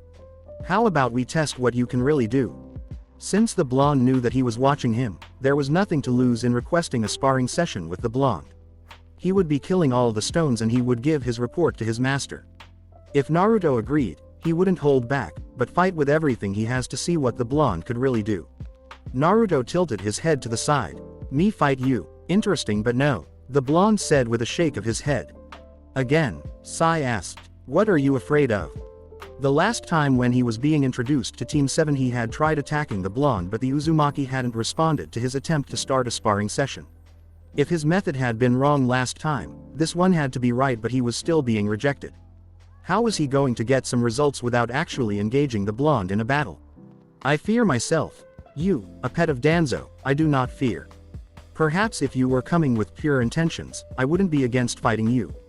But as long as you're not truthful to your purpose, I will not indulge you. Naruto responded calmly. Life hadn't been too kind to him, but it has taught him many valuable lessons. Understanding humans was fundamental, and a core to unlocking the secrets to the hearts of men. Jiraiya has agonized for many years in his quest for peace, but to get to that, you needed to understand people. The peace was for people and by people. To understand how such a world could be led to a peace, Naruto had dug deep into understanding people. The Kyuubi was a huge help in sensing the emotions and intentions of people. With this background, people like Sai could not really hide everything from him. He didn't know what the black-haired wanted from him, but he understood that the Nei agent wasn't being sincere. His assumption wasn't simply based on the fact that Danzo was an evil bastard, it was based on what he felt when looking at Sai. You have certainly changed and this facade isn't the same you show when with your so-called friends. Sai stated calmly. Before his friends, Naruto acted way too kindly and had smiles. Not as big as before, well, from what Sai has been told and has heard, but still smiles nonetheless. With him and when he was alone, an expressionless mask appeared on his face. If anything, it always looked as if the blonde was thinking deep about something serious. Sai couldn't even begin to guess what it was that the blonde was thinking about, but it was something deep. He would have to report this to his master. Naruto smiled, a bitter sad smile that threatened to kill off the mask he wore. Of course, he had changed, he knew that better than anyone did. For someone who didn't know him to say it as if they have known him for a long time was something of a slap on the cheek. The fact that he has grown was a welcome change. he was no longer that naive brat who used to shout out every thought he had.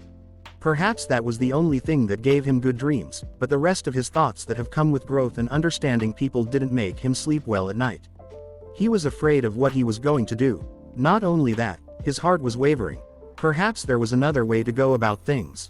However, he didn't have all the time in this world. Life was a fleeting thing. No one lived forever. If he just continued living as he would normally, what would he change? Naruto wanted to leave something big for this world.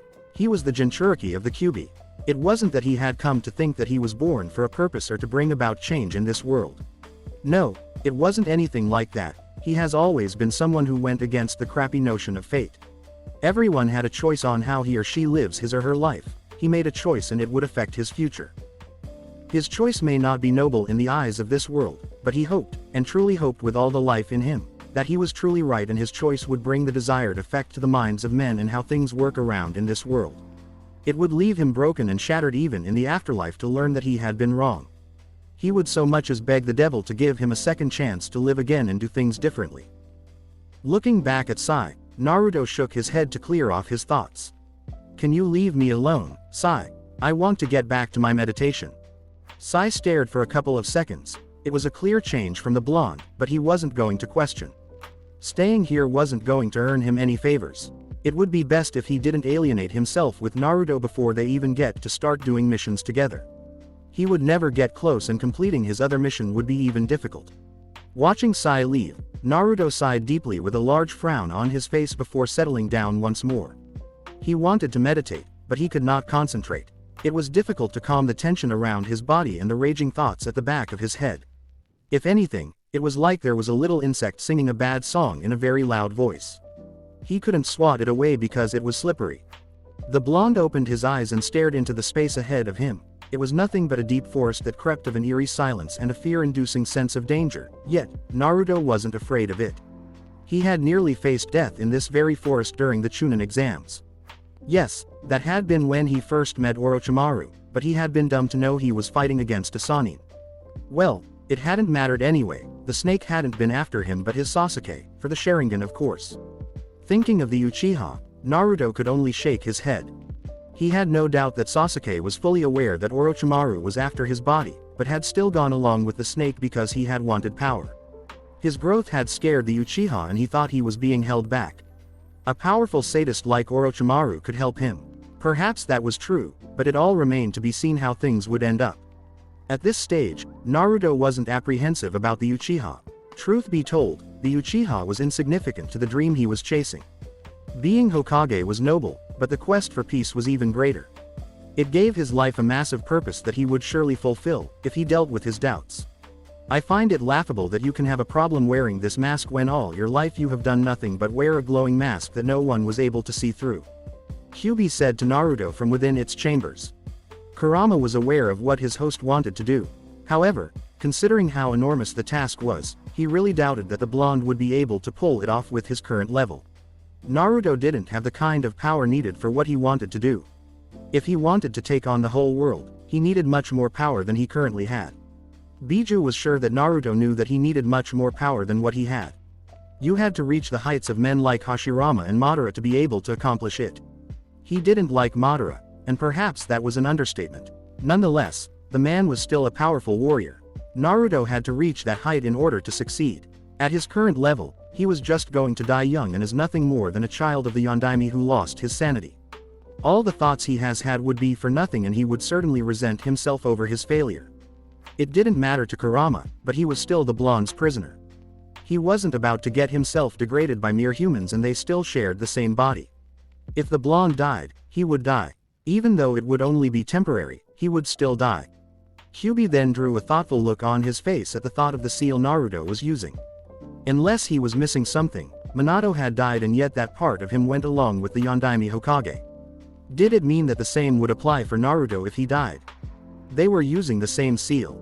Naruto had to make changes to it for him to avoid the same fate as his other half. The only problem was that the blonde wasn't that of a master of the sealing art to fully dismantle the complex seal keeping him at bay. The only chance Naruto had was through weakening the seal. That was the best thing that Naruto could do at this stage. Well, the blonde would have to take some time off for training if he was serious about his agenda. Then, he could get to work on the seal. It was weakening with each usage and he was pushing more and more chakra out of the seal. Kurama would not be against getting the blonde to follow a more rigorous plan of training that would see him with deep wounds. He would be there to heal the blonde. Naturally, that meant using his chakra. This is different, it fights with everything I stood for when growing up. Killing people has never been something I thought of. Human life is fragile yet so precious. The thought of killing has repulsed me. Perhaps a bit ironic since my senseis have been killing people for a long time and yet, I have had no problem with them. I can say that their reasons have always been just, but that is just a way of justifying the action. Death is death, no matter what. When things get bad in this world, it's kill or be killed. But I don't want to live in such a world. I wanted a happy world. It is sad that I will never get to see it though. I will be doing the very thing I have hated seeing. I must plunge this world into darkness, and betray the precious friends who have accepted me. Any normal person would have a difficult time grasping this world thing, Kyubi. You don't have the same emotions as I do and you don't value humans as I do. Another irony in that, Naruto said, but he didn't say anything further on it. I guess being human is what brought you back into the village. However, when the thought first came, you seemed confident of following it through. Perhaps seeing these people again has caused a change in your heart, Kurama said. He was most concerned about seeing the seal become loose rather than Naruto's emotional struggles. It didn't kill him to be nice, and encourage the blonde to go on his killing spree. Perhaps he was trying to banish the thought that he had become a little familiar with the blonde since his near escape from the seal when that perverted Sannin loosened the seal. Kurama would always curse himself for enjoying himself so much with the Sannin that he ended up being sealed once more without escaping. Naruto had been willing in letting him take the body. In any case, the blonde had come with a miserable look on his face and yet, he didn't throw a fit at him or blame him for the near death of his sensei. It was true that the experience changed the blonde, but Kurama had expected the blonde to come out guns blazing with hate, but there had been none of that. Kurama was surprised. But he should have expected it. It was something typical of the naive brat he had known. Naruto didn't have much capacity to hate. Even when that Uchiha nearly killed him and he had to supply the blonde with chakra just to heal wounds that would have killed him, the blonde still didn't hate the Uchiha. He may not care as much as he used to, but he didn't hate the Uchiha, not even a little. There was also no resentment towards him for everything. Kurama was still curious about how the blonde would react when he did find out that he had killed both his parents trying to escape the ceiling that now sees him inside the blonde. Not just being human but being kind. Naruto paused for a long minute before speaking. I must throw it all away. I don't know if it will be possible to throw the kindness away, but if I don't, this journey will break me. Well, I wouldn't mind if that happened. Kurama stated. You lose it. I will end up getting out a bit more often than being locked up in this cell. Naruto smiled. You're not going to stop being honest about your attempt to flee from the scene, are you? Why should I? Naruto shook his head. That is something you desire and something I won't give to you. This is a sin that I must commit because I need your power. It is important for my survival. If I cannot survive, then all the agonizing thoughts I have heard until now would have been for nothing. It is important that I survive. No matter how painful it will be for me, I must bear it all. Not long ago, I was fighting for appreciation from this village which has snubbed my existence.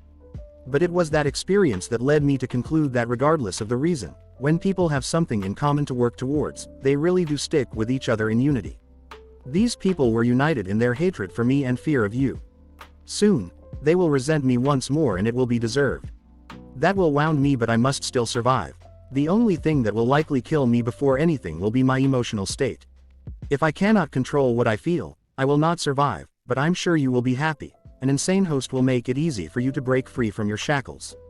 The effort he had put in trying to become the kind of person that the villagers would recognize hadn't been for naught, even though he was going to play a different kind of game this time around. It had been his desire, perhaps born out of loneliness and being ignored, but it had been something he wished for with all his heart. If he didn't listen to Jiraiya's rambles after that incident, things may have happened. He may have returned as a naive idiot who fought to build friendships, be recognized to become the greatest Hokage in history. For now, that was something of a lost dream. He still had the desire in him, but it would not materialize. He was following another route, one filled with pain and grief. It wouldn't be anything known to his life. He was familiar with feelings. The childhood he had hadn't been one full of roses and smiles. Even so, Naruto was going to continue with all those emotions and much more. Perhaps this time around, things will be different because this was his choice, even if he was wavering. There is no need for me to be dishonest about anything when I know that you're likely to find out about it anyway. You're not stupid as you were back then. I'm not saying you're smart, just not stupid.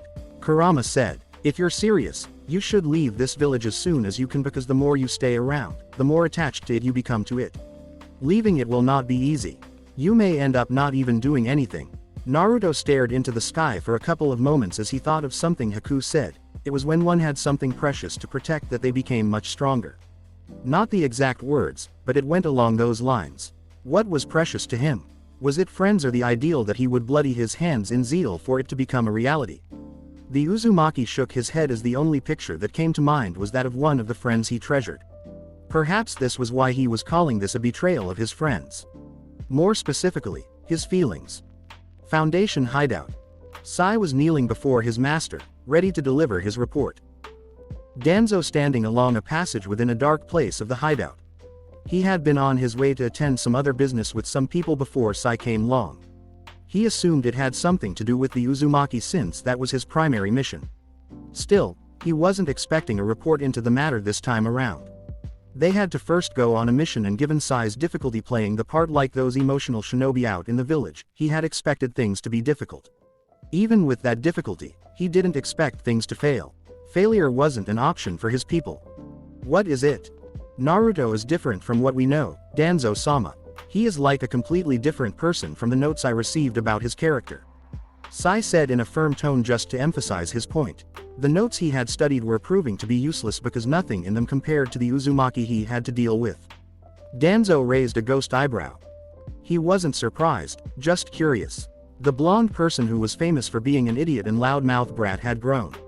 The former Uzumaki was nothing more than a waste of the Kyuubi's chakra. He was a Jinchuriki, yet, he could not control the power under his command. Not to mention he was pathetic for a Jinchuriki. There was no doubt in Danzo's mind that in that level, Naruto wouldn't have stood a chance against any other Jinchuriki. He would not take into account the fact that the blonde did manage to defeat a fully transformed tailed beast along with the help of the toads. The Jinchuriki of Shukaku was a different matter. Danzo was still willing to give the blonde some credit for his efforts nonetheless. The result had surprised even him, even though no one refused to believe it. His people had seen it, so had Anbu. Getting back on the subject at hand, Danzo spoke to Sai. What is it that you have learned? Not much about his abilities, but he is powerful and not stupid. He won't just jump into a fight. I have tried to provoke him into a fight twice, but he has rejected those advances. I still don't know anything about his strength as a Jinchuriki, that is something he never talks about. Sai said, if you were to meet him, you'd perhaps be able to see some things that I am not able to see. He knows that I am from you and doesn't seem to hold that lightly. Danzo narrowed his eyes slightly. The blonde had been training with Jiraiya. The Sannin were knowledgeable. If Jiraiya felt that Naruto was ready, he would have told him most things he knew about the hidden leaf.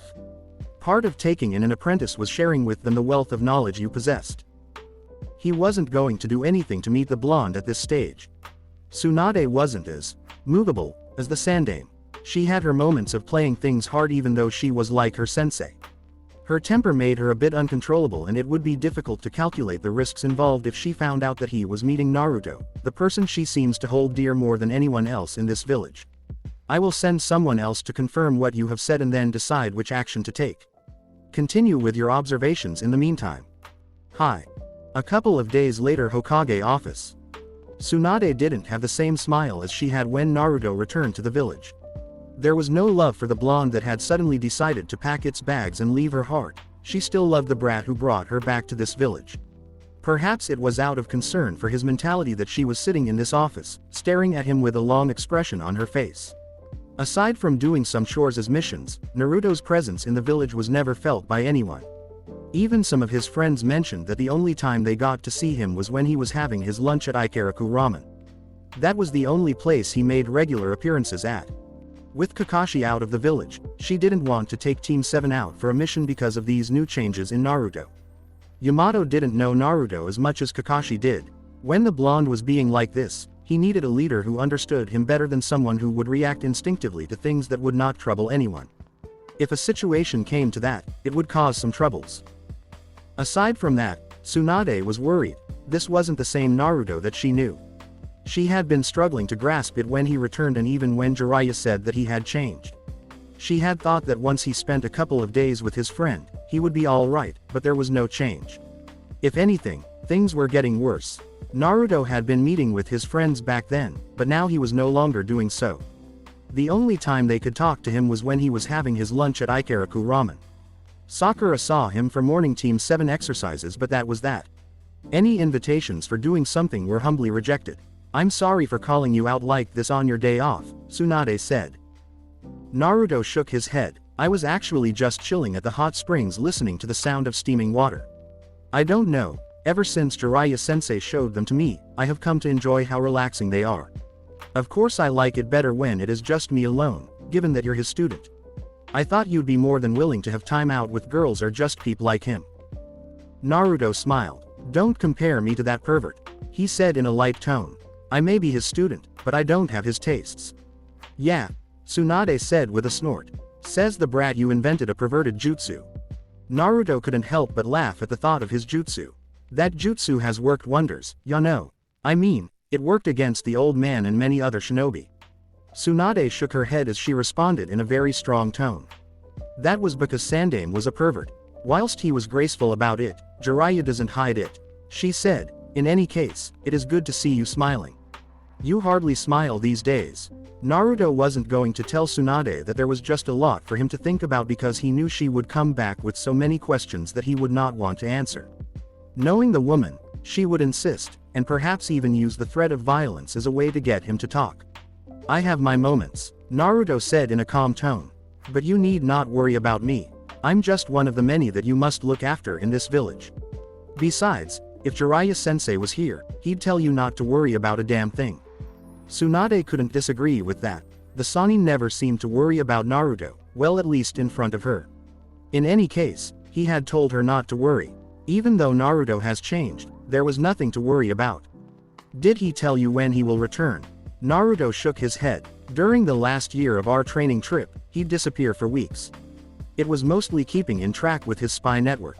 Well, he also doesn't like staying at one place," Naruto said. "He is more concerned about the Akatsuki. For some reason, he hasn't been forthcoming about details when it comes to them. But knowing him, he could be laughing madly in the company of some ladies boasting about his greatness." Tsunade blinked as the thought of a grinning Jiraiya appeared in her mind. The woman shook her head, muttering, "That damn pervert." After a couple of moments of silence, Tsunade spoke once more. "Well, I'm glad that you've grown though. At this stage, I won't have to worry much with you succeeding me," she said with a large smile. Naruto appeared genuinely happy to hear that. Tsunade could tell, but there seemed to be some disappointment in his eyes. No, it was great sadness. Tsunade could not tell what brought it up. Perhaps she wasn't even seeing it right. "And when I said I would become Hokage one day, people thought it would never happen," the blonde said happily. "If you dream big and make the effort, you will succeed. Still, who could have thought that an orphan, someone who was ignored by the villagers, could be considered for succeeding you, Ba-chan?" Tsunade took great care to hold her mask when Naruto said those words. It was not out of sadness over the childhood Naruto had, but the thought that Naruto still didn't know about his parents. Jiraiya said since Naruto didn't ask, he hadn't brought it up. He had focused on giving the blonde better training and getting him to experience life in fullness. The Godime didn't want to go into a path where she would end up discussing that kind of a subject, so she decided to drift off from that subject. "While I am happy that you're still smiling, I'm not happy that you have been keeping to yourself," Tsunade said in a serious tone, eyes staring intently at the blonde. "Do you want to tell me what is going on, Naruto? If there is a problem, I'm sure I can help you. You have people you can talk to, you have friends." Naruto had been hoping she would forget about this and just focus on other things. He would be more than willing to talk about the prospect of him becoming Hokage, even though he knew that the time for that would not come. Well, if he decided to quit his ways, he could try to win the villagers' approval for the succession battle. It wasn't impossible to get the villagers to behave before him, it needed a little more effort from him and the passion. He had seen it before. At the Chunin exams finals, they applauded his victory over Neji. If he was able to do impressive things, they were willing to recognize it. Despite those thoughts, Naruto wasn't thinking of quitting. It was appealing. Everything he had desired before he left the village and the dream was within the realm of possibilities. Well, at least he could be happy knowing that his dream wasn't something that he couldn't have achieved, but it was something very possible. There are no problems that need friends, Ba-chan. I have friends. I don't need to be reminded of that. Besides, when have I been the one to bottle things? Naruto asked with a smile, head tilted to the side. Tsunade shook her head, remembering the blonde of the loud-mouthed brat who had caused her many headaches since they grew acquainted. But this was a different Naruto who was well-mannered and didn't give her any of those troubling migraines. He didn't cause anyone problems, and if Jiraiya was to be believed, the blonde was capable of protecting himself. Even so, she could not help but worry. You're like my child, you know. I get worried when my instincts tell me something is wrong, Tsunade said in a quiet tone. Naruto smiled. I've always wanted someone to care for me and love me. It greatly pleases me knowing that someone as you cares for me. But it also greatly hurt him knowing that he would have to betray these people who care for him. Even though he was smiling happily, Naruto was full of tears inside. Perhaps Kyuubi was right, he shouldn't have come back to this village because this was making things difficult for him. It was not the second thought, but the pain that followed the first thought. I'm happy to know that you care, Naruto said once more. I'm going to the forest of death to release my thoughts. There might be some noise, please don't mind it. Tsunade raised an eyebrow. She wanted to observe something like that. The request was curious, but she wanted to see what he would be doing exactly that could make so much noise that she would need to worry about things. Naruto didn't really show off his abilities, so when he would be showing them, she would really get to know what Jiraiya meant by saying that the blonde could protect himself against enemies. What exactly are you going to be doing that will make noise? Naruto smiled innocently. Some things, he said. Tsunade shook her head. She couldn't go there by herself, but she would send someone over to watch the blonde training ground 44. The forest did have its frightening moments, but it wasn't anything that scared the adults away. There were some dangerous animals that could take on a genin and butcher him to death, but for someone like him who has experienced battles, he would have slipped up for an animal to get the jump on him. The forest was nevertheless a good place to train. Naruto was standing in the middle of trees, Sage mode already activated. He could not last forever in this mode, but there was a way through clones of making him go longer. There were no risks involved in the process even. Senjutsu was good for the body and mind, only if you knew how to use it. Other people who tried to absorb this chakra for their use would turn into frogs. One thing he enjoyed about Senjutsu was the heightened senses. Even now, he could sense the chakra signatures of those people watching him. He didn't need to count them because at this stage, he just wanted to test his limits and work on his endurance when using Sage mode. After stretching his muscles, Naruto held out his right hand. On the palm of his hand, a Rasengan began to form. The jutsu quickly took shape within a couple of seconds. It was when it started taking another form. 4 wind blades stretched out of the jutsu and began to spin around the Rasengan. This created a different jutsu that made a screeching noise. It wasn't just the noise that made it seem dangerous, but the amount of power oozing from it as well. Once his jutsu was formed, Naruto held it carefully and searched for a target. On his left, there were a couple of trees bundled together. Without any thought running through his head, Naruto took a single step towards the trees and then another before hurling the powerful jutsu towards the trees. The blonde spun in air at blinding speed as he marched towards the trees, wind blowing along its direction. It didn't take long for the jutsu to hit the trees. Once the jutsu collided with the trees, it exploded into a powerful explosion that created a large dome of powerful wind gusts that tore through the trees caught within the explosion. The trees caught within were shredded into pieces by the rotating blades. Naruto didn't need to cover himself from the gusts of wind along with the debris that was flying all over. The blonde Uzumaki created a clone before jumping away from the cage Bunshin. Whilst still in the air, Naruto twisted around to face the clone. He held out his right hand with his eyes firmly on the clone. A Rasengan began to form on the palm of his hand, but it wasn't the normal jutsu. This one was massive in size and yet Naruto still held it gracefully as gravity pulled him down. The moment both his feet touched the ground, he once again took off like a bullet, lunging toward the clone. His eyes were carefully watching. When Naruto reached the clone, he attempted to slam the massive Rasengan into the clone, but it did a quick jump to avoid him and Naruto slammed the jutsu onto the ground, causing a large explosion that tore through the ground, creating a large crater. Whilst still in midair, the clone held a hand seal, facing Naruto. Futon. Shinkugyoku. The clone exhaled several air bullets like wind chakra towards Naruto at high speed. The jutsu was traveling at such a speed that it would make it almost impossible for one to dodge them all.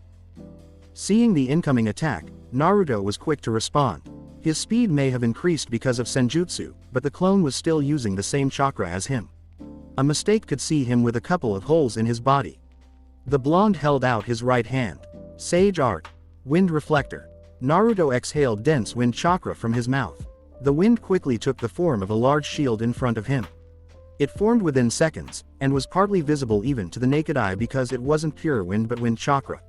When the jutsu released by the clone collided with his shield, the jutsu bounced back to the clone, doubling the speed. Taking into the account that the original jutsu was already difficult to dodge without being hit, a reflection of it with double the speed made it impossible for the clone to dodge. It hadn't even seen anything when the bullets drilled through its body before it turned into a puff of smoke. Sensing chakra movement, Naruto twisted around to see what was attacking him. He didn't have a problem with the people attacking him at this moment because he could use someone who could be the object to take out his frustrations. A large black and white tiger was in midair, lunging towards him with its teeth bared and paws ready to slash across his face. Naruto's mask didn't change as he raised his right hand toward the tiger.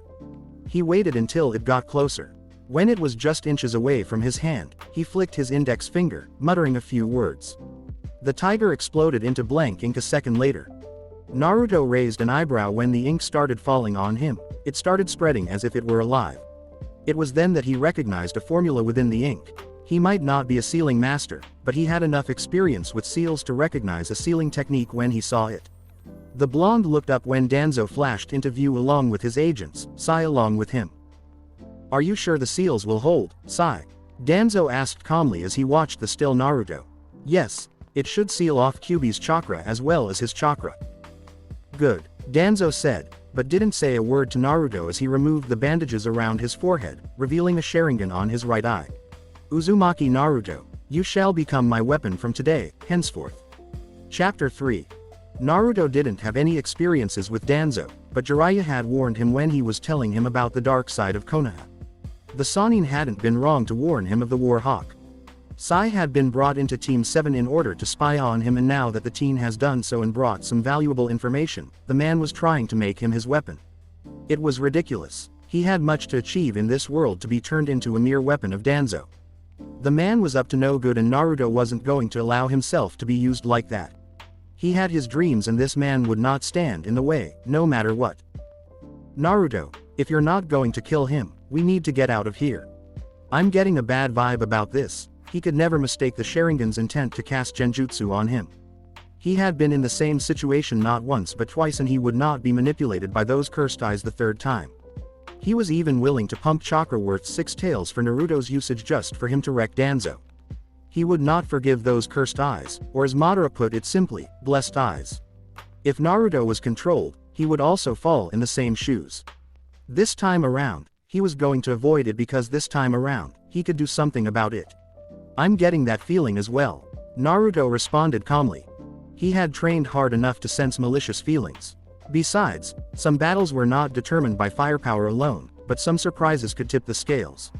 Naruto may perhaps have the most explosive firepower than anyone in the Hidden Leaf because of his hosting of the Kyuubi, but that didn't make him the most powerful shinobi.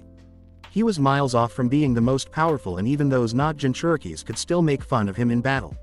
Experience counted. He didn't have much of it but he would still have to do more hazardous training to obtain a level of power that would be practical for him to step into the shadows. Naruto turned his focus on the old man. "Who could have thought that you had the Sharingan? In any case, I don't know much but I will not become your weapon." He held out his right hand, summoning a long silver sword. The blonde blurred out of sight within a blink of an eye. His movements had been both shocking and fast because they hadn't expected him to be able to move with size seal activated and the speed hadn't been anything they were expecting. Naruto appeared in front of Danzo, his sword speeding through the air, heading straight towards the Sharingan the man had exposed. The War Hawk's expression did not change, but he was sweating inside because that wasn't something that he could dodge if he allowed it to hit him. No, it wasn't that he would have allowed it, there was just nothing he could do. The movement had just been ridiculously fast that even though he still had the Sharingan to predict movements, he couldn't move his body. At least he believed that his precious agents would come to his rescue. They would use their bodies to protect him. He was their master and the one with the plans after all. Because of this belief, Danzo didn't waver, not even for a second, even though he was sweating. A NE agent flashed between Naruto and Danzo, his back facing the blonde. Naruto's sword was headed straight towards the back of his head. Within a second, the sword cut through his head as if it was piercing, cutting through flesh. The sword cut in the blink of any eye, and a second later, the top half of the man's head rolled over to the side. Naruto didn't look too much into the blood that followed shortly. He wanted to move towards Danzo but halted for a moment as he sensed the other agents making moves towards him. Within a second, the agents that were around Danzo had surrounded the blonde. This wasn't that tricky because of his sage mode. He could trample upon a couple of NE agents without any troubles. His halting was simply because he had no desire to bring about a slaughter at this moment. There was no need to rehearse the bloody scenes he was going to leave on his trail once he decided to leave the village. He needed time to settle things and not rush into things. Why not go through it? You're still not familiar with the smell of blood, and this will be good to test your resolve. The Hidden Leaf's reaction to a massacre would certainly be interesting. Naruto ignored Kyuubi and brought his sword from the sides. He didn't look at the blood dripping, but it wasn't because he didn't care, just that he didn't want to look. It was surprising that none of these people seemed to care about the loss of their comrade. Was this how things went normally? A person just died and no one had reacted to it. By their looks, they didn't seem to care. The old rule that the mission comes first before saving comrades. His sentimental sensei had moved him away from such a thought, even though following the rules of shinobi was important. It had taught him a lot, but he was going to abandon those comrades. It would be no different than what he was doing. How are you able to move? Danzo asked calmly. His dead agent didn't bother him. He was just another weapon that had served its purpose. He was alive because of the tool. It should have died with a smile, knowing that it had done something good in its life. Because I'm not using my chakra or Kyuubi's chakra. Who told you that such a worthless piece of seal could hold me back? Naruto asked. You seem to be under the impression that I did not sense your intent long ago. Sai should have told you in his report that I am able to sense the emotions. But I guess you have not been told. Don't you think that if I sensed your intent I wouldn't do anything to protect myself? Sai frowned inside because he knew that the blonde was stating a fact. An important fact that he didn't disclose to Danzo. He should have known better when the blonde didn't do anything when he attacked. They were attacking now, so naturally, he would fight back. Danzo narrowed his eyes, but the blonde still didn't frighten him. Without the use of the Kyuubi's chakra, there was no way that he could escape this situation. He was confident of this. Still, the main idea wasn't to win a fight here. There was something much more sinister. You don't seem to be in a position to do anything, Danzo stated calmly. That is what you think, Naruto said. The moment he said those words, two clones, in sage mode, crash landed on the sides. It was a crash land because when they slammed into the ground, it was shattered with a small amount of debris flying around their feet as they straightened up. A second lapse of concentration from one of the agents when one of the clones made a movement towards Danzo. Naruto twisted around in a flash. His speed enhanced by senjutsu was truly frightening, but still not the yellow flash. Even so, he could not be compared to normal means of speed in this mode. As he twisted, Naruto lifted his sword, weaving it through the air horizontally.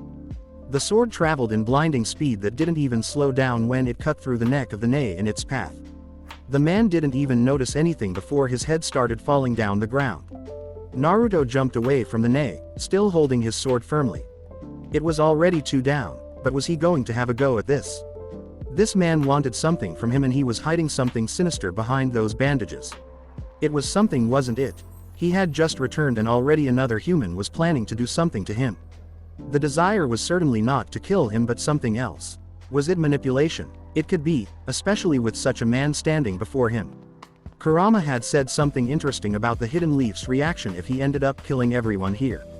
Perhaps Tsunade would back him, but he did not know much about how the others thought of him. But if it was the Danzo squad, they would certainly fight for him to face some sort of punishment. Well, Tsunade would have the final say in everything.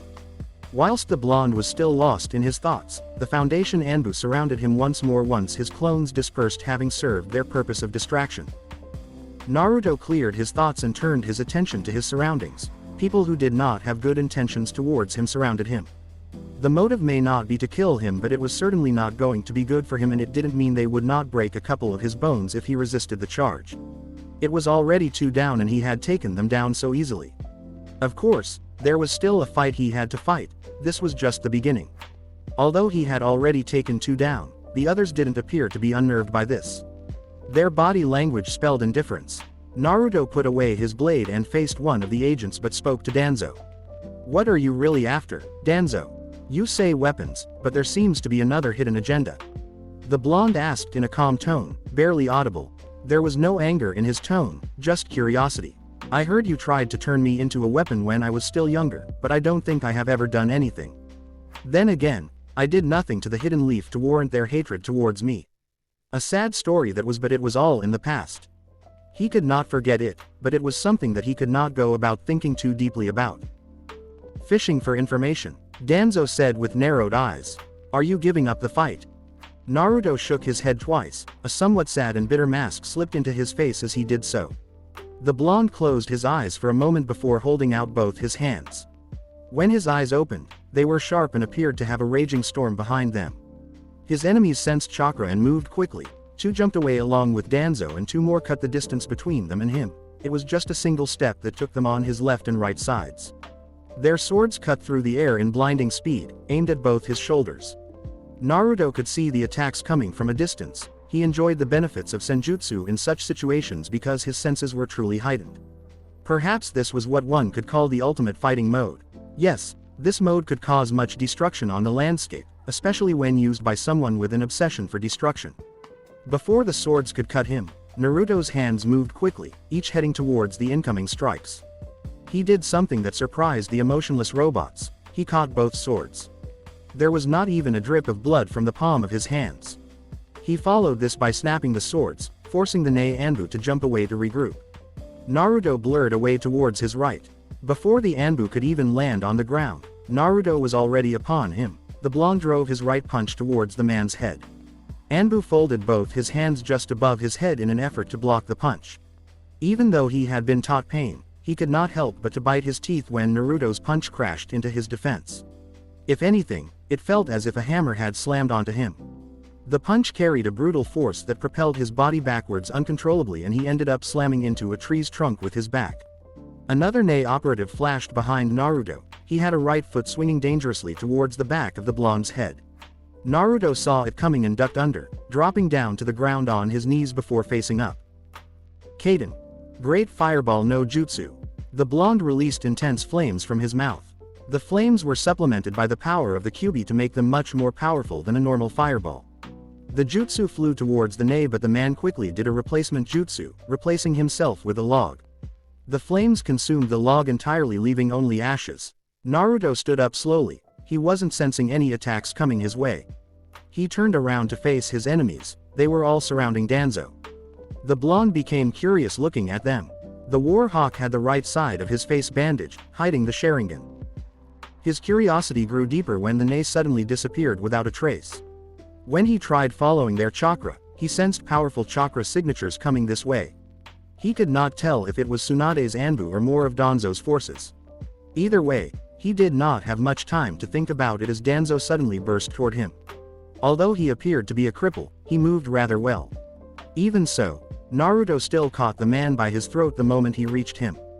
The blonde lifted the man with his hold, making it difficult for him to breathe. "Something is very wrong in this picture," Naruto said in a dangerously low tone.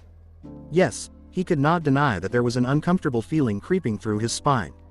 Before the man could say anything, more guests arrived at the scene. "Uzumaki Naruto, what are you doing?" a powerful voice demanded. Naruto dropped Danzo and looked at the trees. Konoha's Anbu. Was this Danzo's angle? There were 2 bodies lying beside him, dead by his hand. Had this man set him up? Even so, Tsunade wouldn't believe this scum over him, would she? No, she would not.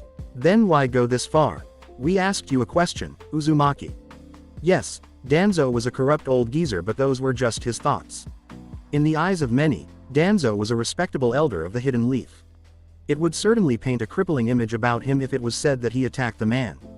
But that couldn't be Danzo's angle, could it? What would he gain by doing something like that? Naruto looked down at Danzo with narrowed eyes instead of answering the question. Was this your plan? Danzo acted as if he didn't hear anything and got up from the ground. My bodyguards are dead, he killed them. I don't know for what reason, but he also wanted to kill me. The war hawk started with a straight face. He walked over to Naruto before he whispered. Tsunade may back you, but there will always be a doubt regarding your actions the moment it's something that sounds bad. You're the Jinchuriki of the Biju that nearly destroyed the hidden leaf, and that shadow will always hover over you. The man said before turning to address the Anbu. Take him away. Anbu didn't act immediately. The reason was simple: Danzo had no authority to order them around. They followed the orders of their commander and the Hokage. This man was an elder, but he had no authority to order them. If it was Shikaku, it would be a different story. They nevertheless had to take Naruto away. Protocol was protocol. Strictly speaking, they had to give Danzo the benefit of the doubt.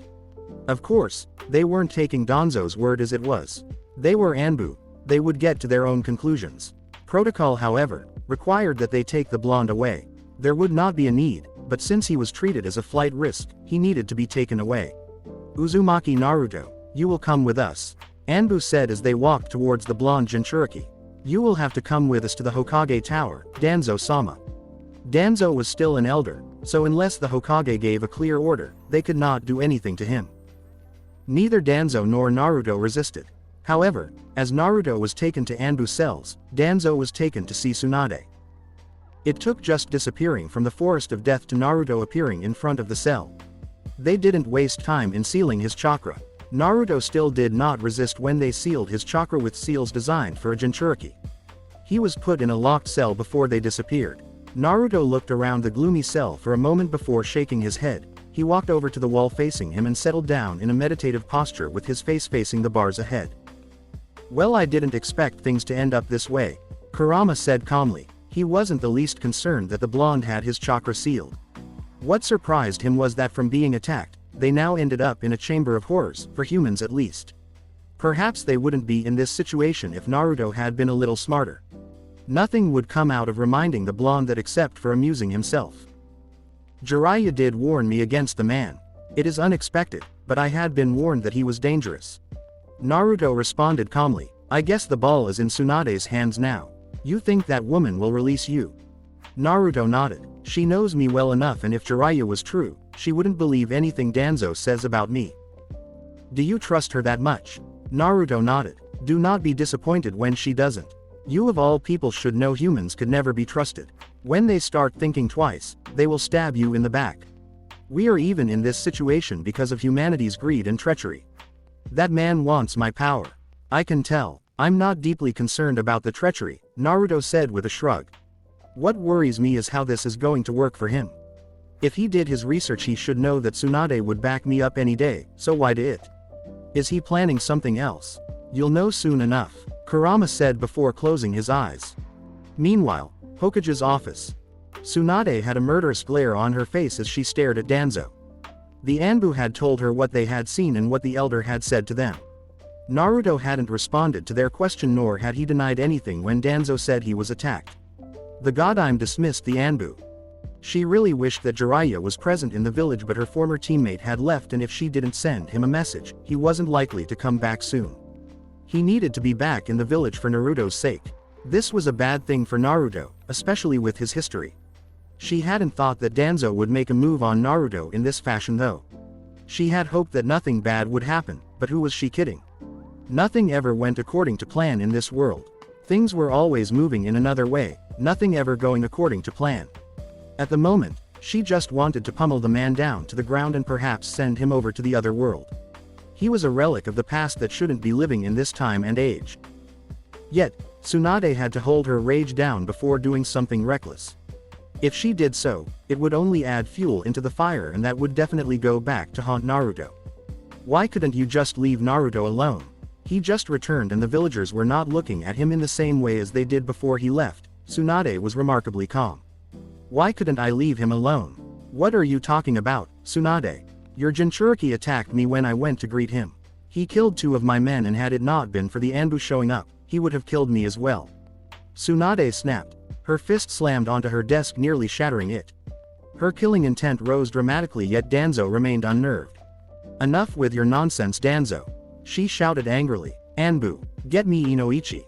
It took about 2 minutes for Inoichi to be brought before the Godime. The Yamanaka didn't get to even say the first words as the Godime went on with the order the moment he appeared.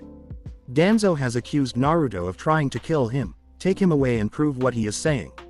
Just to make sure that nothing gets out of hand, I want the village secured. Inoichi looked surprised with the command he was being given. To him, it was the same as being given the order to search the minds of his fellow clan hands. I'm fine with it, Danzo said calmly. The moment the war hawk said those words, Tsunade's anger disappeared. Had she been stupid and blind, she would not notice that something was very wrong in the picture. The fact that Danzo was willing to allow Inoichi to get into his head was seriously troubling. It spelled danger, and for a moment she thought of allowing the man to walk free, but her curiosity got the best of her. Take him away, Inoichi. I want a response as soon as possible, Tsunade said. Hi, Hokage-sama. Inoichi managed some resolve before accompanying Danzo to the torture and intel division. Once they were gone, Tsunade settled in tense silence, trying to understand the situation. If Danzo was going willingly, there was no option of his Rudene trying something funny. Even so, this was a serious problem in itself. She really needed Jiraiya in case something bad happened. What if Inoichi finds information that incriminates Naruto? Would she willingly disregard that and execute Danzo instead? In any case, she just needed to ensure that this stayed a secret that would only be known to Anbu. Yes, an S-rank secret that would protect Naruto against anything Danzo might have planned. She could just order Inoichi to seal the report and free both Danzo and Naruto. Later, Anbu cells. Naruto's eyes opened slightly as he sensed a presence before the cell.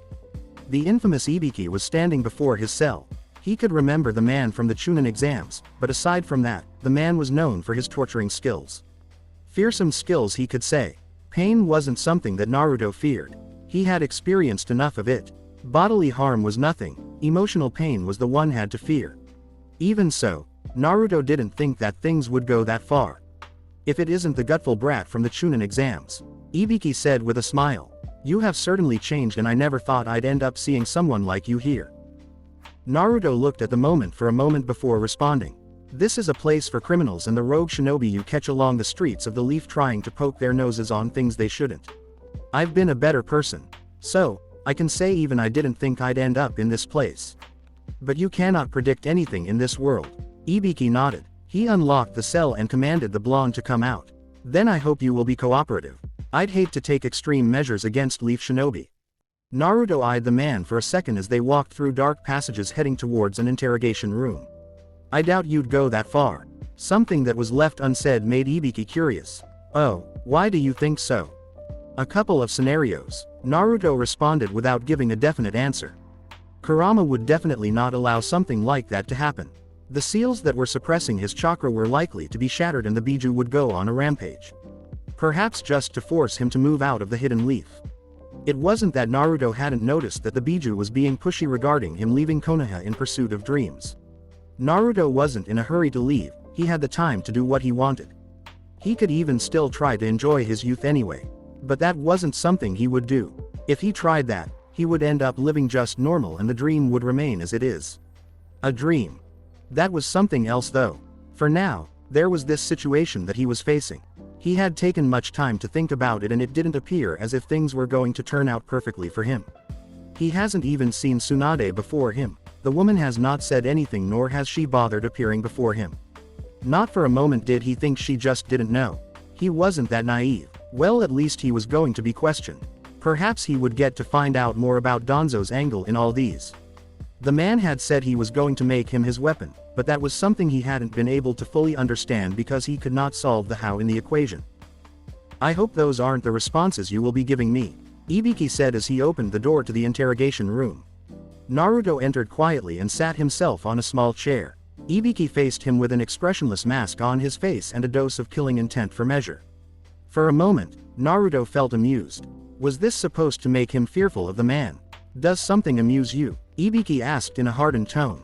He didn't like it when his subjects had that look before him.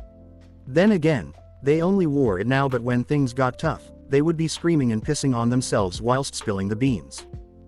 No offense, but you people were frightening back then, Naruto said with a shake of his head. Your killing intent, it does nothing. The man raised his intent to levels that would have made even a low join uncomfortable, yet Naruto didn't even twitch. Even if you raise it to its limits, it's not going to change anything. You're still just a human. I have been exposed to murderous intentions of the Biju I host. Well, I don't need to tell you how frightening it is considering that you were very much active back then. Mentioning the Kyuubi was no means an attempt to make the man uncomfortable. The Biju was likely even to raise suspicions about him and his connection with the Biju. People would certainly become nervous if they knew he spoke to the Biju quite often. Nevertheless, Naruto wasn't going to keep from mentioning the Biju because some people couldn't accept it. Ibiki had his eyes narrowed as he responded. That is a night that not one is fond of. There were many people who died on that day. It was night that changed my fate. Because I was used as a sacrifice to contain the Biju, I became a substitute to the villagers, Naruto said before shaking his head. I'm ready when you are, Ibiki-san. Naruto said with a small smile. Ibiki nodded. They ought to begin with the interrogation. Talking about things that didn't matter in this case would not solve anything. Naruto was brought here for a reason. The Godlike Hokage had brought him here to conduct an investigation without knowing much of what was happening with Danzo. He wasn't to know anything but just try to find out what happened by speaking with Naruto and draw a conclusion.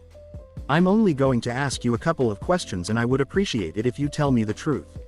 The moment I realize you are lying to me, I will use other methods. Do you understand what I mean by that? Naruto nodded. Torture, he said. Good, Ibiki said with a smile. Now, tell me what happened. Start from the beginning. Naruto appeared thoughtful for a moment before responding. I was home before being summoned to the Hokage office. Godlike wanted to ask a couple of personal questions regarding my well-being. We talked and before I left, I told her that I was going to the Forest of Death to release my thoughts. I had informed her that it would be noisy. As I was busy with my training, Danzo appeared with a couple of more shinobi, along with my new teammate, Sai. The teammate attempted to bind me with a seal but I was using senjutsu, so I broke through those seals. Before that, Danzo stated that he wanted to make me his weapon. I don't know what happened, but I attacked. Killed two with my sword but then the others disappeared without a trace, leaving me with just Danzo. He charged and I grabbed him by the throat. That was when the Anbu appeared. Did he just leave out the part about Danzo's Sharingan? Naruto was surprised at how he was able to leave that out without blinking an eye. Ibiki took a couple of notes before staring at the blonde deeply. Make you his weapon. What do you think he meant by that? I don't know. I tried asking but he didn't respond to the question. But considering that he attempted to seal my chakra, I can only guess that it involved trying to brainwash me. Naruto said he didn't seem to believe the brainwashing part, a fact that Ibiki didn't miss. Are you aware that he did try to get you to be trained by him when you were younger so that you could become the perfect weapon for the hidden leaf? Jiraiya did warn me about him, so I wouldn't find it hard to believe. The power of the Kyuubi is something that attracts people who are obsessed with power. They would not waste time doing anything to get their hands on it. Naruto said, a bit indifferently. Ibiki took note of the indifference before asking his next question. Who was the first to attack? From what you said, it doesn't appear as if even though they had attempted to seal your chakra, they attacked first. I surprised them by attacking first when it became obvious to me that they had no good intentions.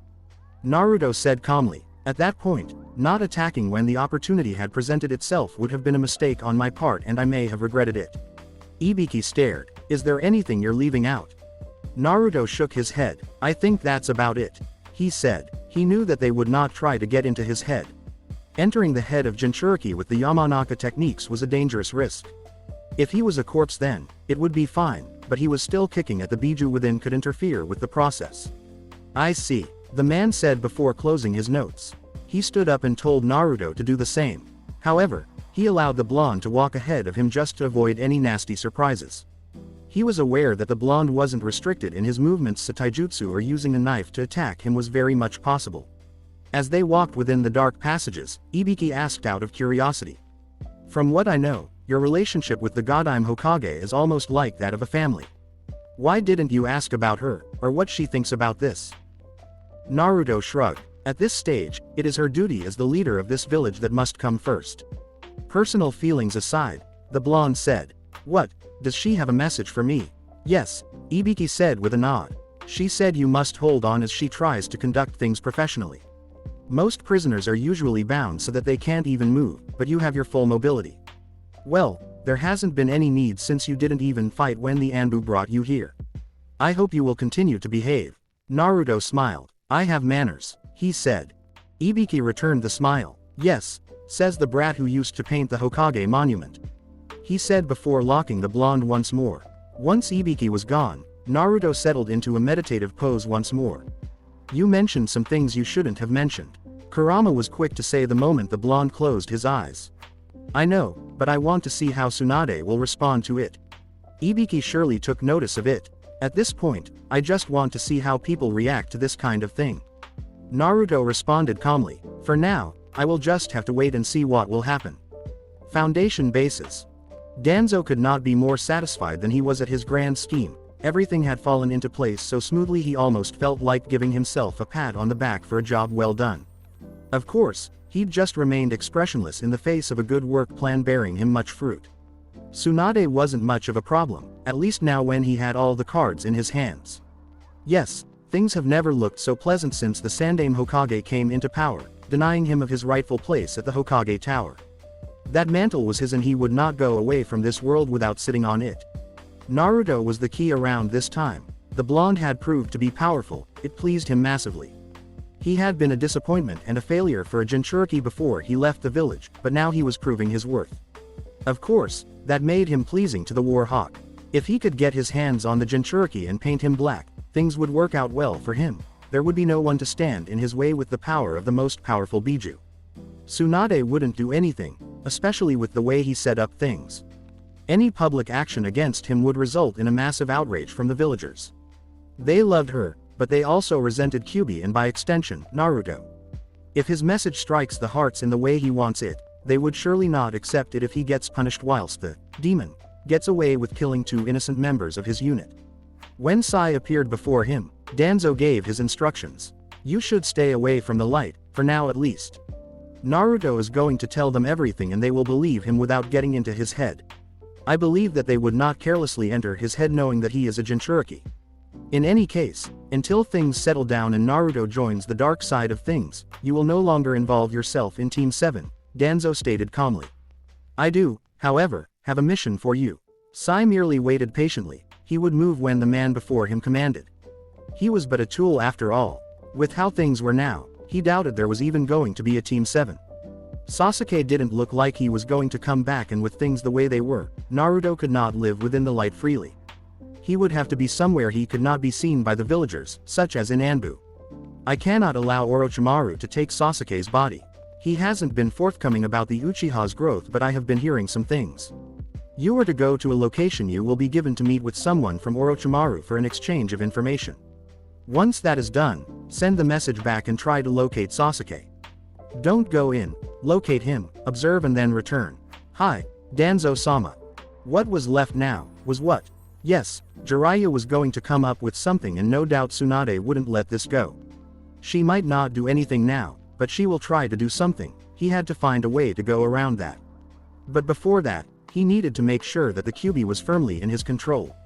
Perhaps using Shisui's eyes now was even better. If he had used it back then, there would have been a lot of questions about the change in the blonde's decisions and associations, but with everything around him crumbling, things could work out for him. Thinking of the Sharingan, it was something that the blonde hadn't mentioned to Ibiki was it. If he had suggested so, Tsunade would have had her Anbu try to remove the bandages on his head. Of course, if things had come to that, they wouldn't have found anything because he had accounted for that in his planning. Well, it didn't matter anyway. This just meant that the Uzumaki wasn't hopelessly foolish. Hokage office. It was already late at night, but Tsunade was still sitting in her office trying to make sense of everything that had happened today. Inoichi had already brought his report and told her of Naruto just attacking Danzo. Of course, the man had other memories sealed. Inoichi probably saw what Danzo wanted him to see. It was disappointing and she could not draw out a conclusion concerning that report. Even Inoichi could not even draw a conclusion because the memories were blurred, and try as he may, he couldn't get anywhere. She was forced to let Danzo go. Of course, her opinion was that Danzo had attacked Naruto. Whatever this was, Danzo had planned it all. There was no doubt regarding it. But what was she going to do with the man? She was still undecided on that, but what had made her day stressful was a rumor that started to fly about what had happened with exaggerations. Yes, small corners were saying that Naruto had gone on a rampage and killed an unknown number of Anbu and nearly killed the elderly Danzo before he was apprehended by another Anbu. His absence from the streets, which he had been roaming over the past days because of his jobs, was because he was locked deep in Anbu cells. Tsunade hadn't been thrilled when her Anbu told her of those rumors. Homura hadn't even made things easier by admitting it to be true to other corners, at least the part where Naruto attacked Danzo and killed his guards. The entire village didn't know about it, but by tomorrow night, everyone would be talking about it. Of course, she blamed Danzo for this. It was his plan to try to get Naruto mistrusted once more. She couldn't even release him because of it. If the entire village started talking about it, it would become a problem. Naruto wasn't just an average shinobi. He was the Jinchuriki of the Kyuubi. For years, the villagers had hated him and cursed his existence. There were still some who looked at him with doubt, but some had warmed up to him, especially with his showing at the Chunin exams. Even so, this rumor could snap everything back to where it was. Naruto was being controlled by the Kyuubi and was a threat. She certainly hoped that things wouldn't go to that point, but who was she kidding? The thought of the Kyuubi made the villagers of this village turn off their humanity and become intolerable animals she could not stand. Still, Tsunade truly hoped that things didn't revert back to where they were. It would drive Naruto to a corner. They may not do anything to him, but the stares and looks of mistrust, Naruto would only be reliving the days of old. She didn't want that for Naruto. Not when she was leading the village. Could it be that Danzo had planned this? If Naruto was hated and forced to walk in the shadows just so he could escape the villagers, or perhaps he goes to a point where he becomes mentally unstable. If so, it was well played by the War Hawk. He could move in if Naruto allows the hatred to get the better of him. The increasing pressure on him would only make it possible for shouts for Naruto to be controlled and monitored because of the increased risk of his escape from Konoha. The Godlike Hokage looked up to the door when she heard a knock. Ibiki walked into the office holding a file marked for the Hokage's eyes only. "You took your time," she said a bit impatiently. "Forgive me, Hokage-sama, but I was trying to connect a few dots and study my time with Naruto before writing down the report of my interrogation," Ibiki said before placing the file on Tsunade's desk. The slug princess stared at it for a moment before looking back at Ibiki. She didn't touch the report. "Start with the bad news," Tsunade ordered. "There isn't much, but he doesn't appear to be fond of the treatment he received from the villagers back then. He briefly touched on it and I could see that it wasn't something that made him happy. I could not detect anger towards the villagers. What stuck out the most was when he spoke about killing the two root Anbu. He didn't blink, but just said I killed the two as if he was talking about the weather. There was nothing in his eyes. From what I know, he isn't experienced in killing people. His lack of emotion to death makes me question his mental status. The good news is that what he told me wasn't a lie. From my eyes of experience, I can say without doubt that his story is true, according to him at least," Ibiki said in a calm tone. He was cooperative and showed no signs of aggression. "I believe him when he says that Danzo made the first move and said something about making him his weapon. Considering that it wouldn't be the first time he has made those intentions known, I don't find it hard to believe. That was at least some good news from a professional." Perhaps Naruto's testimony would fill in the blanks left out by Danzo. In any case, this was what she had expected. She had known that Naruto wasn't guilty of trying to kill Danzo. "Thank you, Ibiki. I will study your report and Inoichi's report before making a decision.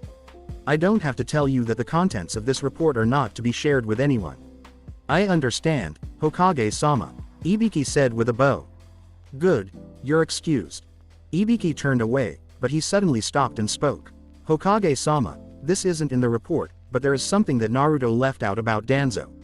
I can't tell what, but there is something that he did not say. I thought if you spoke to him, perhaps he would tell you." Tsunade nodded and thanked the man once more. The slug princess didn't have the appetite to look into the report at the moment. What he had just said about Naruto, the bad, worried her. How could Naruto, that naive little boy, kill without even blinking? Ibiki had said so. He hadn't displayed any emotion when he spoke about killing two of Danzo's root Anbu. In any case, there hadn't been any need to kill them, he could have just disabled them. That has always been the case with him, hasn't it? Beat them until they could no longer stand. Perhaps it was time to fully accept what Jiraiya had said. Naruto was no longer the same. She had been struggling to accept what the pervert had said about Naruto not being the same as he was. The issue Ibiki had raised was a little extreme, so much more that she was worried about his mental state. For a Jinchuriki turning into a heartless killing machine, that was not wanted.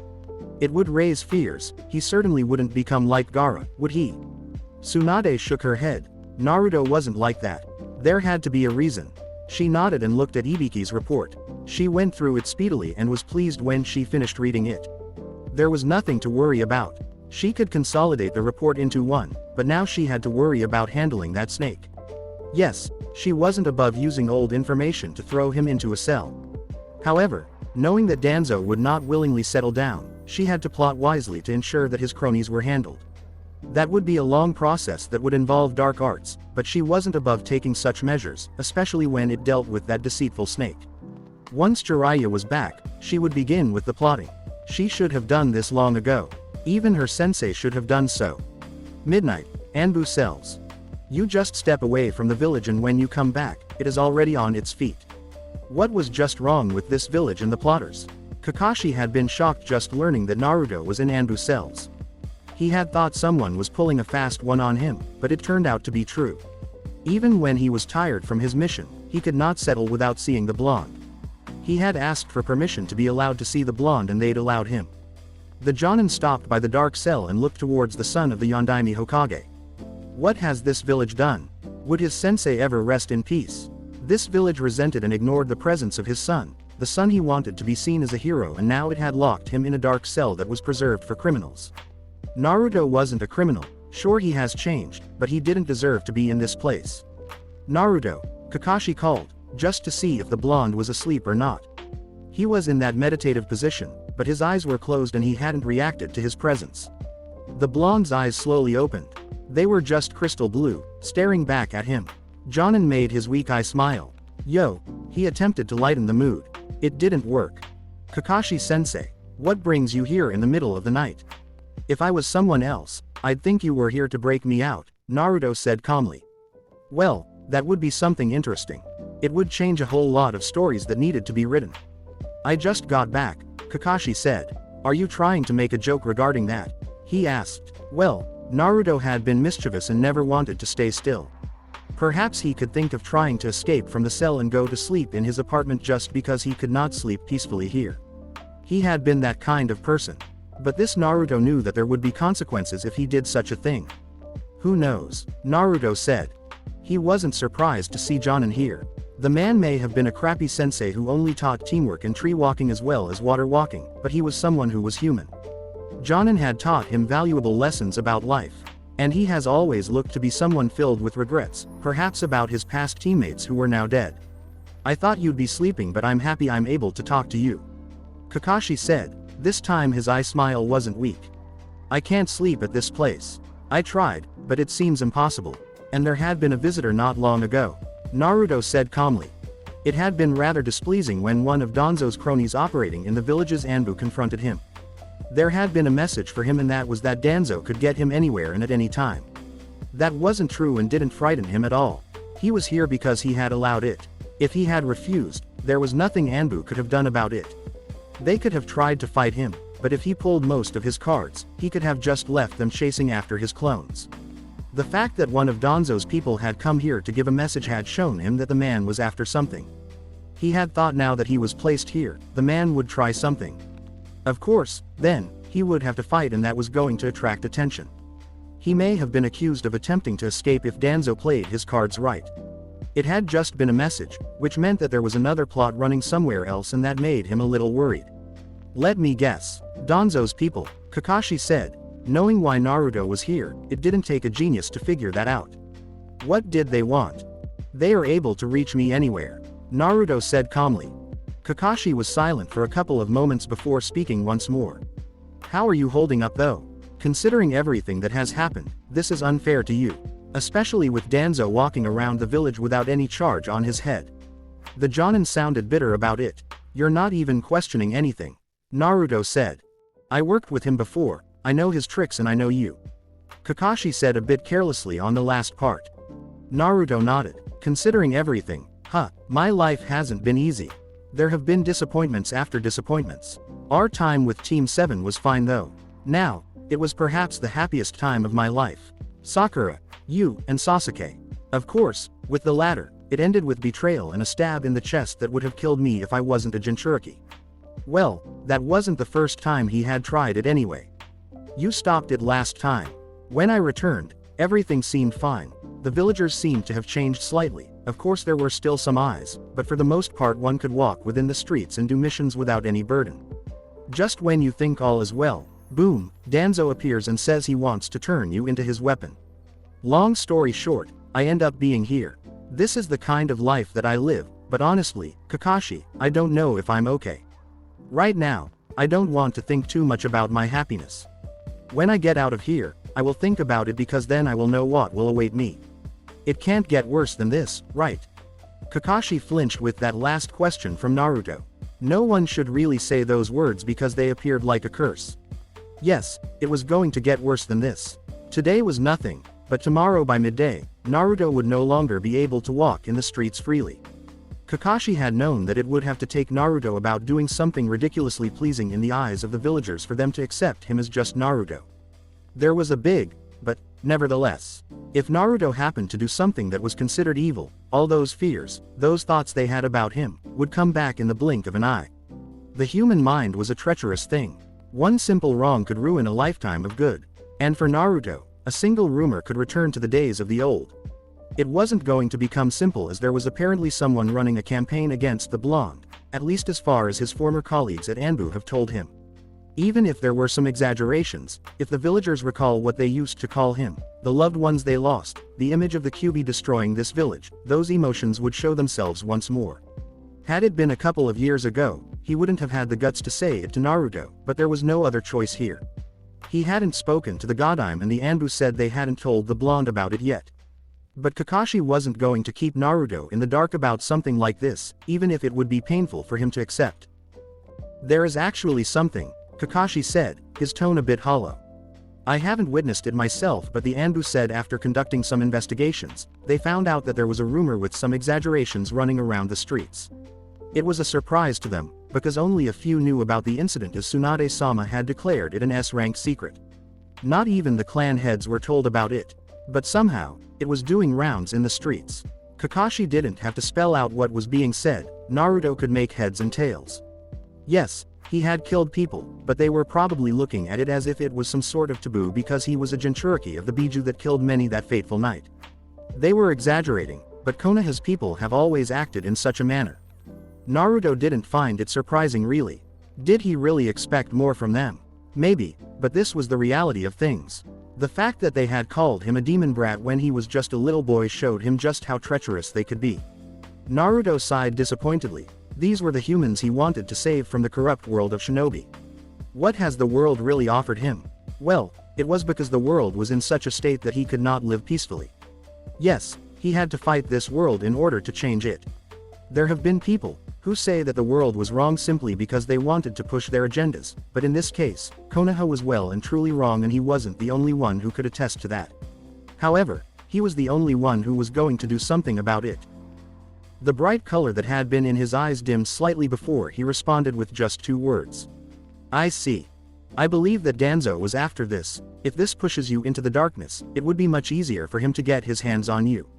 People in pain and starting to doubt life is much easier to corrupt. In Danzo's world, he must think that you will be corruptible, a little push is all that is required. He's probably thinking that he can convince you that you no longer have a life in the light but should operate in the darkness. Kakashi said. He didn't know what was coming over him to say all these. Perhaps it was that he was angered by this scheme from the War Hawk. He is rather good at this kind of tactics, Naruto said.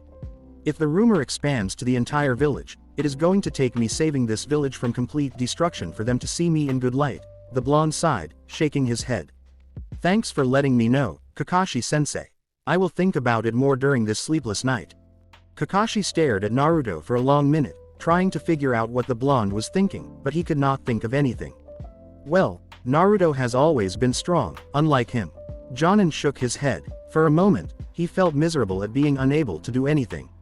When things had been difficult, Naruto's father had always been with him. A pity, from what he heard, Jiraiya hadn't even told Naruto about his parentage. One of these days, he was going to do it, but he figured it would be something that would only hurt the blonde more. Even so, it was still something that needed to be done. There was so much weight on this, Kakashi just felt like sitting next to the bars, perhaps even doze off. He didn't even have any other story he could share with the blonde. Did it feel like he was abandoning the blonde by leaving him alone here?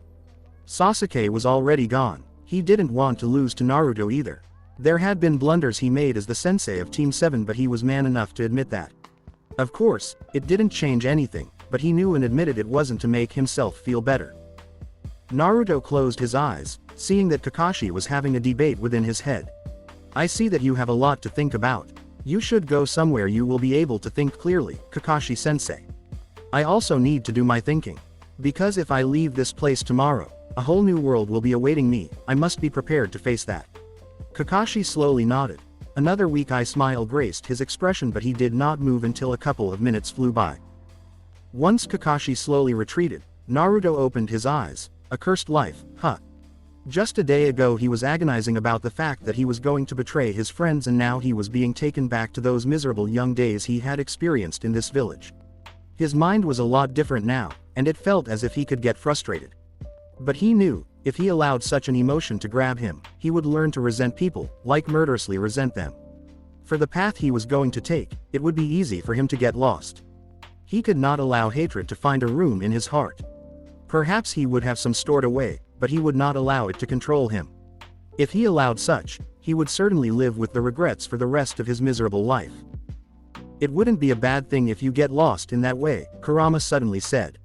If tomorrow becomes unbearable and the villagers return to their ways, what would be the use of trying to create a better world for these people? No one would blame you if you thought of destruction rather than peace. Biju said, but I know you're not going to follow that path. Either way, humans are such despicable creatures. The bigger question though is, are they worth saving? I'm also a human, Naruto responded calmly. Perhaps my methods and the way I will take will let me take the mantle of God, but I will only be playing God.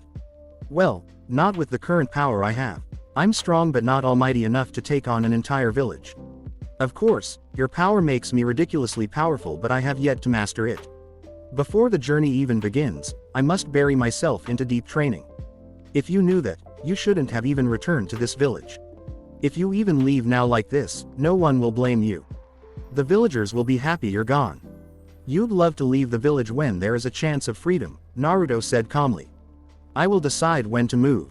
For now, I'm interested in understanding how these people think. Why would I want to save people when I do not even understand them? You execute jutsu flawlessly when you know everything about it and are a master of its element. I must know more and understand more before I start acting like a god. Well, at least to myself. To this village, just the demon they knew I was. Chapter 4. Tsunade stood still in front of the bars, keeping Naruto locked up. There were so many things that the mischievous Naruto could have done whilst he was here. Most would be fueled by stupidity and the thought that he hadn't done anything wrong. It was true that he hadn't done anything wrong, but he was mature enough to keep calm throughout this issue. Someone would have raised hell about the injustice being done to him. Tsunade thanked Naruto for his handling of the situation.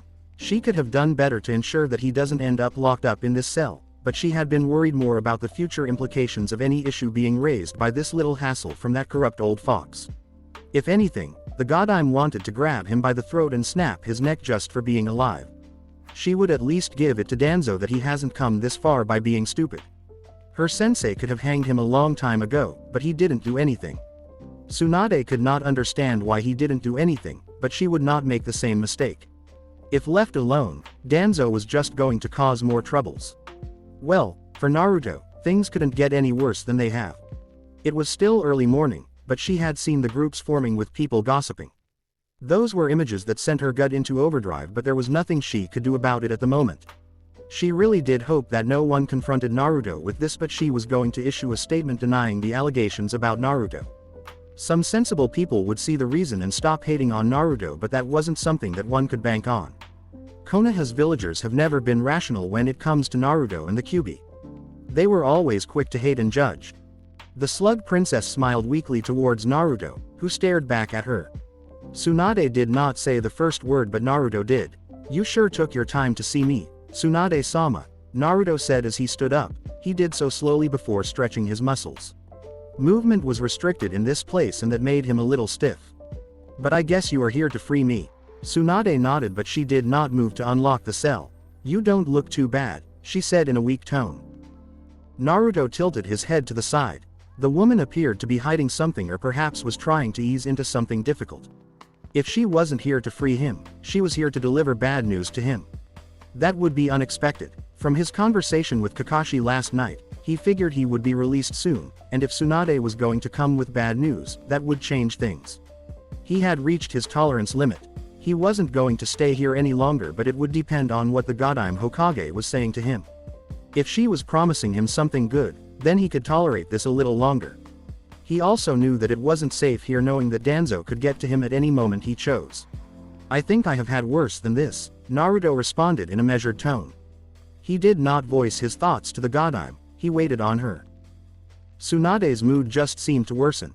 It hasn't been a pleasant life, hasn't it? She asked sadly. From the emotional trauma you faced in the hands of the villagers to this. It is still remarkable that even after everything, you chose to fight to protect this village. If there was someone whose loyalty should never be questioned, it would be you. We are here, you are being accused of trying to kill Danzo. We have cleared you of any wrongdoing, and normally you would be free to do anything you want, but because you're Uzumaki Naruto, there is always something happening. Naruto narrowed his eyes thinly. This was perhaps something that had to do with Danzo's intentions. It wasn't a pleasant thing to swallow.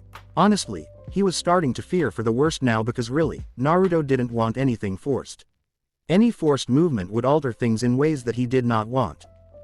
Well, nothing really went to script, didn't it? You could never plan for life to play it in a certain way.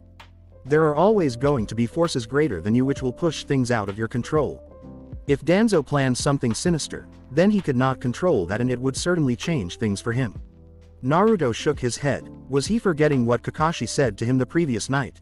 The villagers were acting funny. Naruto did not voice those words, he simply asked Godlike, thinking she had something different to say. What is it?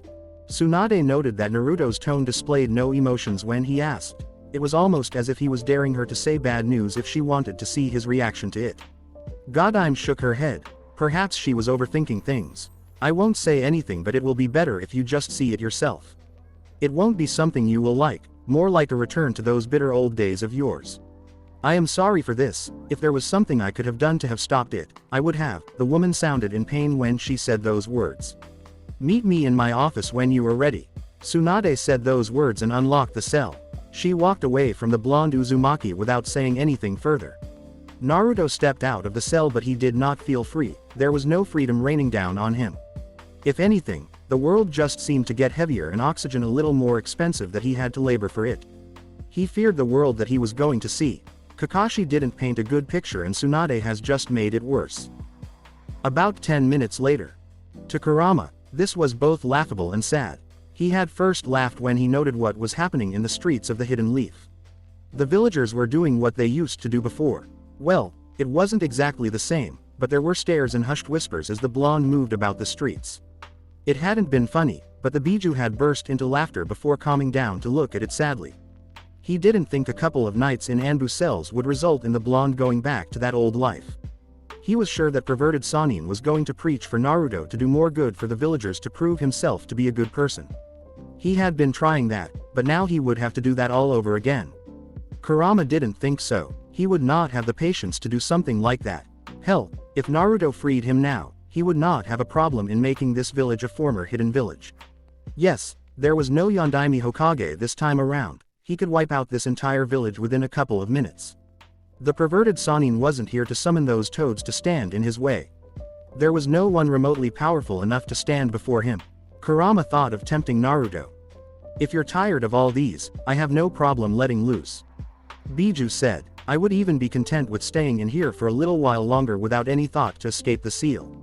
Biju said devilishly. Naruto's form appeared before the Biju. The blonde was wearing an expressionless mask on his face. It was just dead of any emotion. When he spoke, the tone did not betray the expression on his face. What makes you think I would even go that far? Kurama shrugged indifferently before replying. I don't know. What about the anger and hatred I feel from you? What? You have taken enough. Don't you think I can't sense those emotions from you? You do enough to control them, but someone would have snapped already.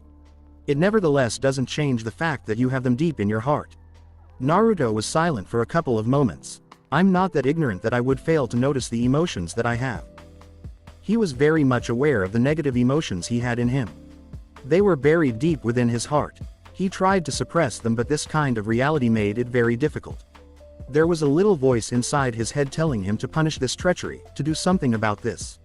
What had he done to these people to deserve this?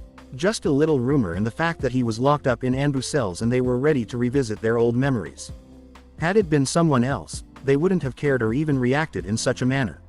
He was different from everyone else. He was the host of the Biju that killed their loved ones. To some of them he sheltered the Biju and to some he had been the Biju itself, such a sad reality. Now, the Biju must influence his decisions, he must be going insane. What was Danzo trying to achieve from doing all these? Did he want to isolate him so that he could manipulate him a little easier? A foolish move. It had its consequences, but he was simply not going to allow that snake to manipulate him because he was feeling lost. He wasn't that stupid to forget that this was because the man started the fire.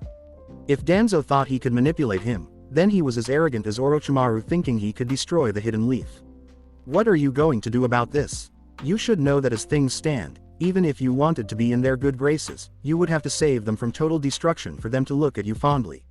Even if such an event were to occur, would you even be motivated to save them after everything?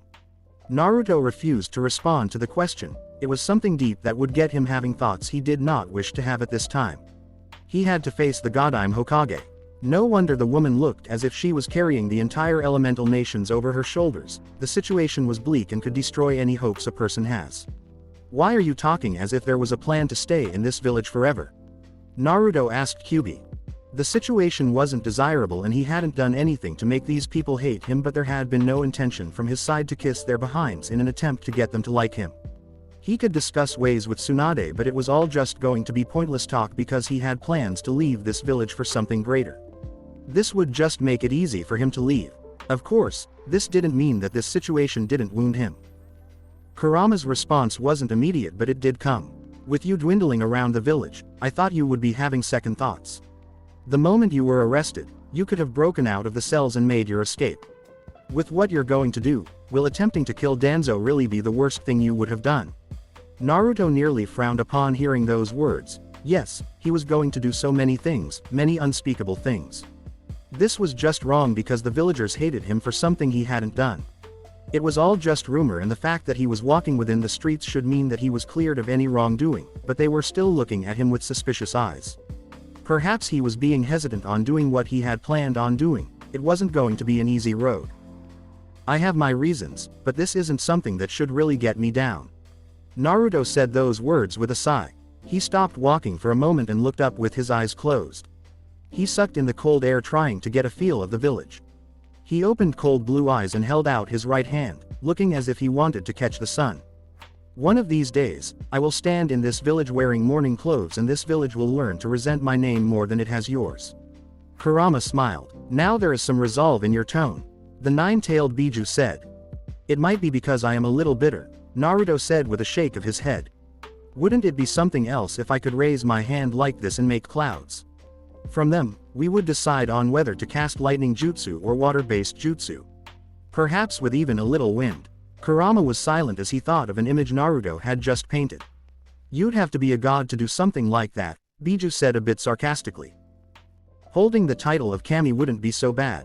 Only gods can change the landscape and how people behave, Naruto said calmly. People fear power and only those with power influence the masses. Even though I will have to force my will on people, I won't mind much because the end game will suit what I desire. With your power, it shouldn't be impossible to achieve, even if it takes 10 years. With an army clone, that should be like 100 years of training. With my power, I should be able to source any shortage of chakra. Biju said, but you should be able to build up your own chakra stamina. To cast such powerful jutsu you'd need vast amounts of chakra. Naruto continued staring into the sky before responding. I can imagine. I figure trying to create thunderclouds would mean having to form storm conditions. Just having to create that condition will mean using a lot of chakra. The blonde said calmly before looking at the road ahead of him. How much more chakra did someone like Hashirama have? Kurama was silent for a couple of moments before responding. I have not met any human who has more chakra than a tailed beast. Naruto was surprised at this. He shook his head. Well, that is something we will think of doing once we begin the real training. He paused for a moment before speaking once more. Godime is waiting for me. What are you going to discuss with her? Kurama asked. I don't know, Naruto said. Tsunade's office.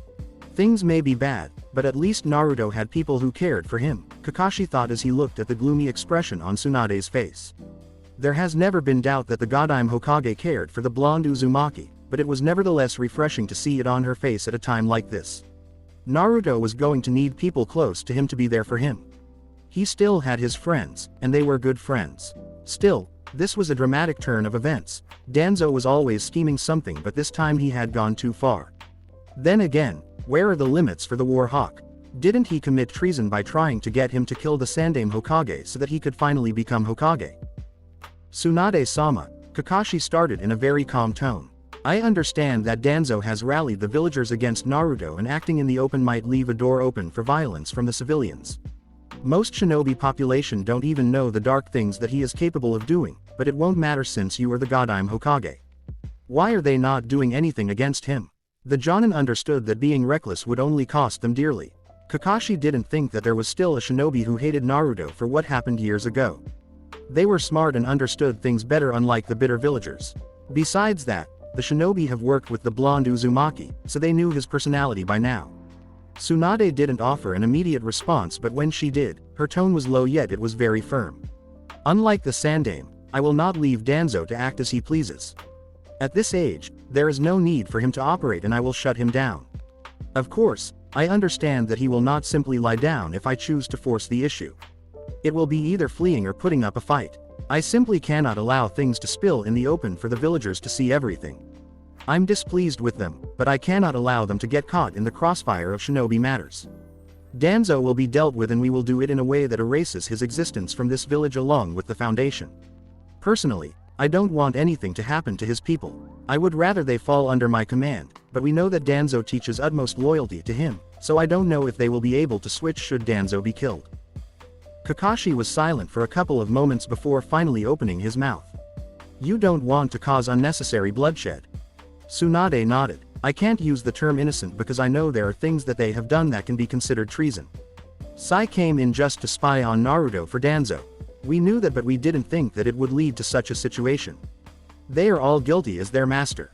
Yet, she was not willing to have them all killed along with Danzo in a very SS rank mission. What about Naruto? I know he just got back, but it would be best if he went away while I try to solve this Danzo issue, or he could go away after we have solved things. Tsunade said calmly. This is just a thought. I don't know if Naruto will accept it. We have to do what is best for Naruto, mentally. For now, the village can wait. Naruto's mental state and happiness must come first. This wasn't what they taught at the academy, but it would do in this situation. The village was the one that was wrong in this situation. Naruto could be afforded the chance to put himself first over the village as long as there were no treasonous thoughts, and as the Hokage, she consented to it. She would not care what anyone says or what the clan heads have to say about it. The decision was hers, and she would do what she felt was best for everyone. The village calms down with Naruto presenting Amway. She could try to make them see sense and expose Danzo's lies to them. Nodding to herself, Tsunade was going to work on that. She was going to let them know that they should be ashamed of themselves. Naruto was innocent, and Danzo was the guilty bastard who had tried to take away Naruto for the Kyuubi's power and resorted to dirty tricks when that failed. If she so wished, she could even tell them that the reason the blonde Uzumaki was chosen to be the Kyuubi's Jinchuriki was because he was Minato's son. They could deny it all they liked, but pictures of a pregnant Kushina along with Minato were there. Even a stupid person would ask what had happened to the child of the Yondaime Hokage if his wife had been pregnant days before the Kyuubi incident. Kakashi did not dispute the thought of Naruto taking some time away from the village. There was not much that the blonde Uzumaki could do to change the situation at the time. Before Jonin could say something to Tsunade, there was a knock at the door. Tsunade didn't have to say anything for Naruto to open the door. There was a bit of a chill air that swept into the office when Uzumaki walked in. He didn't say anything though, but just settled on the free chair beside Kakashi. When no one said anything, Naruto spoke. I wasn't expecting to see you, Kakashi-sensei. Naruto said in a very calm tone. When you said things had changed, I thought it wouldn't be as bad as I had feared. Naruto said to Kakashi in a quiet tone. Well, it isn't as bad as it was last time when walking around the streets was like walking inside a steam-hot pot.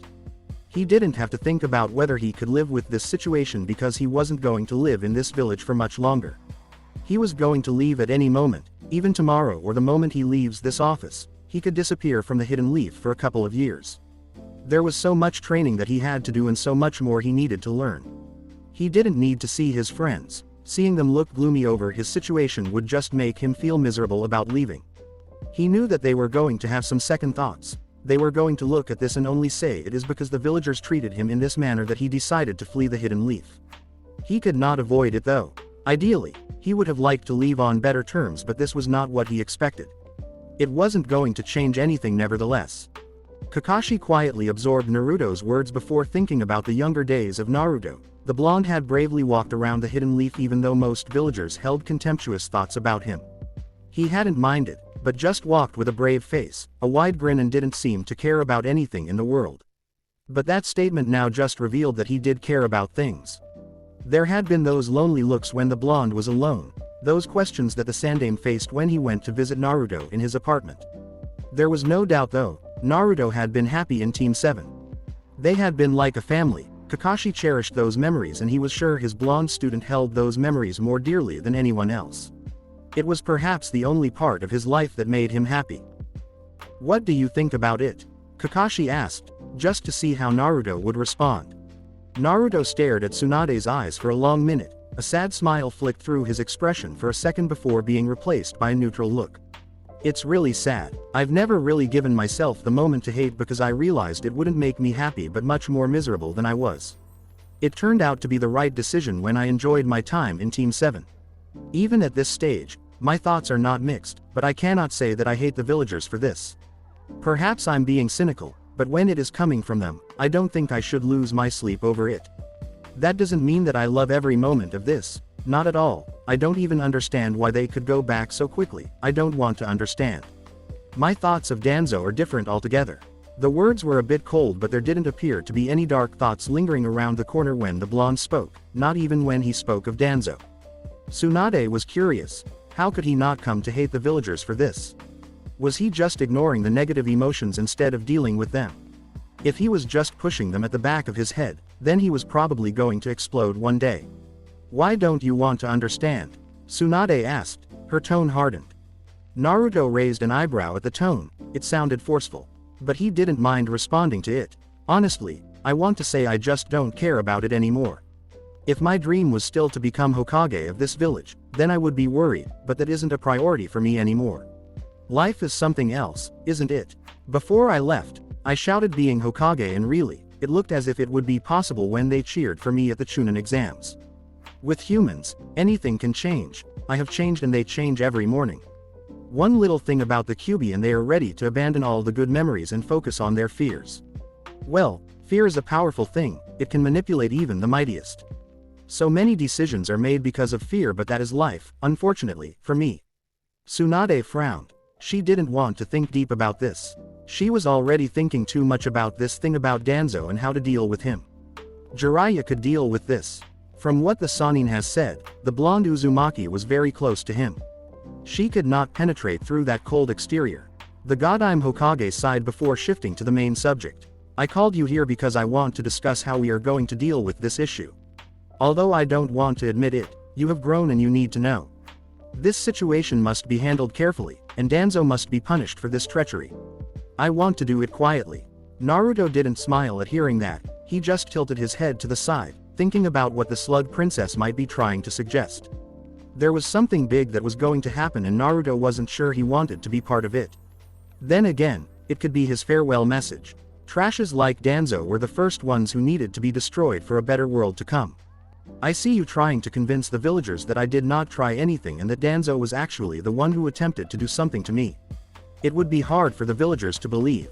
They know what the QB can do and they know Danzo is one of the village elders. The shinobi population wouldn't have troubles, but civilians don't know anything. Between the host of the QB and a village elder, who is credible before their eyes, who do you think they will believe?" Tsunade sneered in thought, but she gave Naruto a firm response. "They will believe that snake. However, I'm still Tsunade, one of the legendary Sannins. When I came back here, they were singing my name. I will remind them it was you who convinced me to come back, and if they think I would lie like that to them, I will offer my resignation as Hokage. I've had no troubles living outside this village and I can do it again. You must understand that there are things worth protecting. Jiraiya couldn't convince me to come back to this village, no one could. I gambled, drank through my days.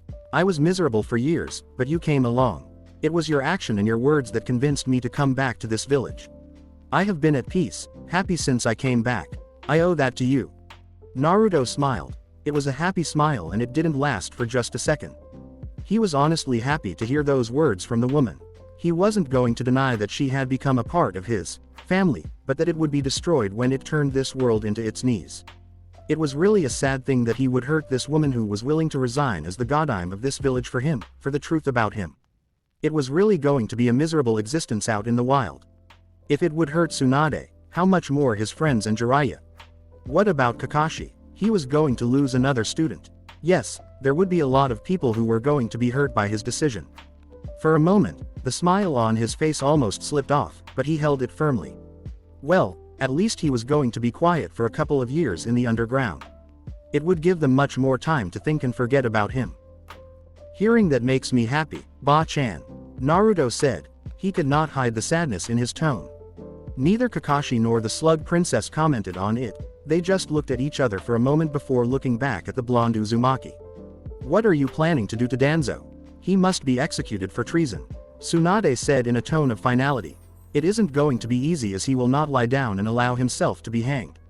We must take measures to outmaneuver him and manage his route Anbu.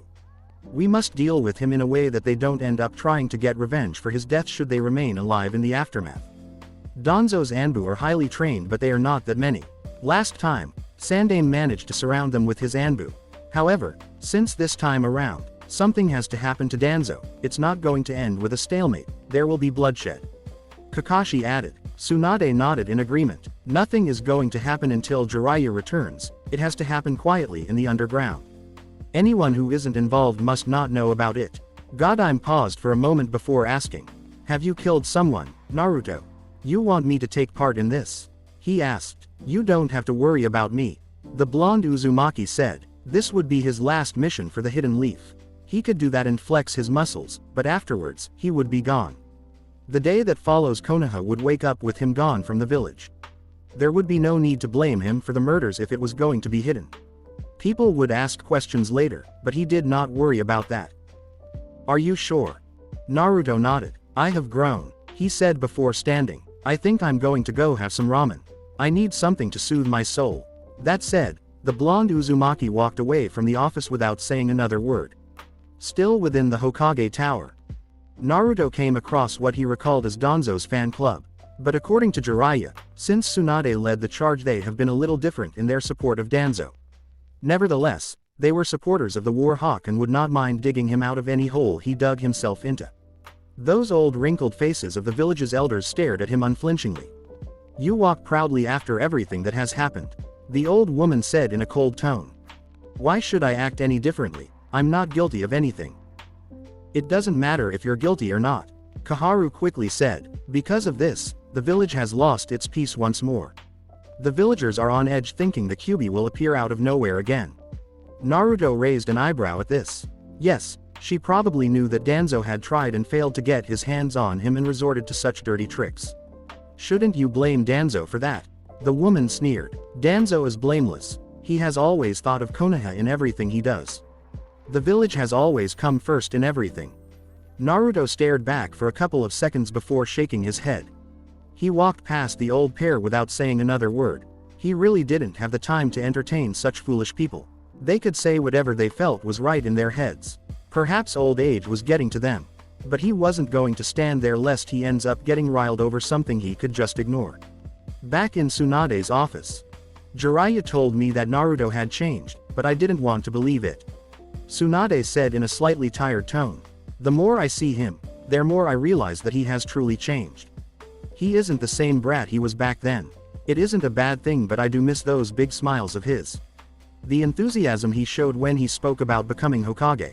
I didn't think that a day would come when it would no longer be his dream." Honestly, Tsunade didn't know how to take this. When Naruto kept silent about this since his return, she had suspected something was up. Well, the cards were out now, but that didn't ease her worries. She couldn't even guess what the blonde was thinking. He didn't carry all his emotions on his face these days, but at least today he did reveal some of his thoughts. Tsunade really wished he had said something different. It wouldn't have worried her. At this stage, she was going to look for a good drink by lunchtime. I'm sure one person who will be baffled is Konohamaru. Kakashi said with a shake of his head. But I guess this is something that Jiraiya-sama already knew. Tsunade nodded. You have spent more time with him. How much difference do you see between this time and before he was stabbed by Sasuke? Kakashi seemed to flinch at the mention of Sasuke. It was actually the thought that he had used the jutsu that the Jonin had taught the Uchiha that made him flinch. He's a different person, but still Naruto. That doesn't make sense, Suan said. If he has changed, then he isn't the Na. The Slug Princess trailed off when Koharu and Homura smoothly walked into the office. The two stood behind Kakashi and addressed the Godime Hokage. Are you just going to sit here whilst you watch the atmosphere in the streets become toxic? Koharu said to Godime. Whether Naruto is guilty or not, something has to be done about this matter. It won't take long for some to suspect that Naruto may be manipulating your actions. You know things start little and someone pours in oil. Sooner or later, it becomes a wildfire that cannot be controlled. We need to control this matter before it gets out of control. Tsunade leaned back to her chair before folding her hands across her chest. Tell me, Koharu, what do you suggest I do? You're not even accusing Naruto of trying to kill Danzo and yet you're not pointing any fingers towards him. Danzo will always do everything for Konoha. Whatever he does is always for the good of the Hidden Leaf. Koharu was firm on that note. She wasn't going as far as to say that she didn't think Naruto attacked Danzo. She has had a few encounters with the blonde when he was growing up. If anything, he had been an idiot and there was no way that was a mask. The only thing she could accuse the blonde Uzumaki of being guilty of was being favored by the Hokages and not using the Kyuubi's power for the village's sake. She did have reservations about the blonde. 1. She did not trust him, not even the least. Considering the past that he has to face, there was a chance that he could flee the village. Perhaps Danzo was trying to avoid that. It would be a disaster for the Kyuubi to be taken by one of their enemies. It would certainly raise levels of fear within the village, and that was something they had to avoid at all costs. You should take Naruto off the streets and put him in Anbu. If the villagers don't see him, they will calm down a bit. Besides, when he is in Anbu, he can be monitored fairly. Homura said, you know that he is a flight risk. If he wasn't, this situation has made that a possibility.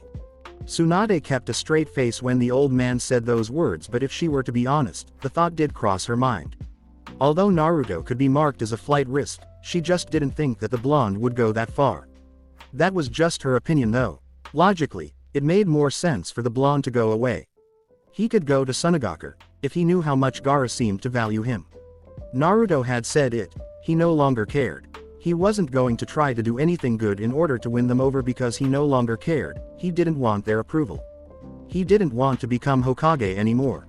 There was something that he was after. If he no longer wanted to become Hokage, he was going to do something.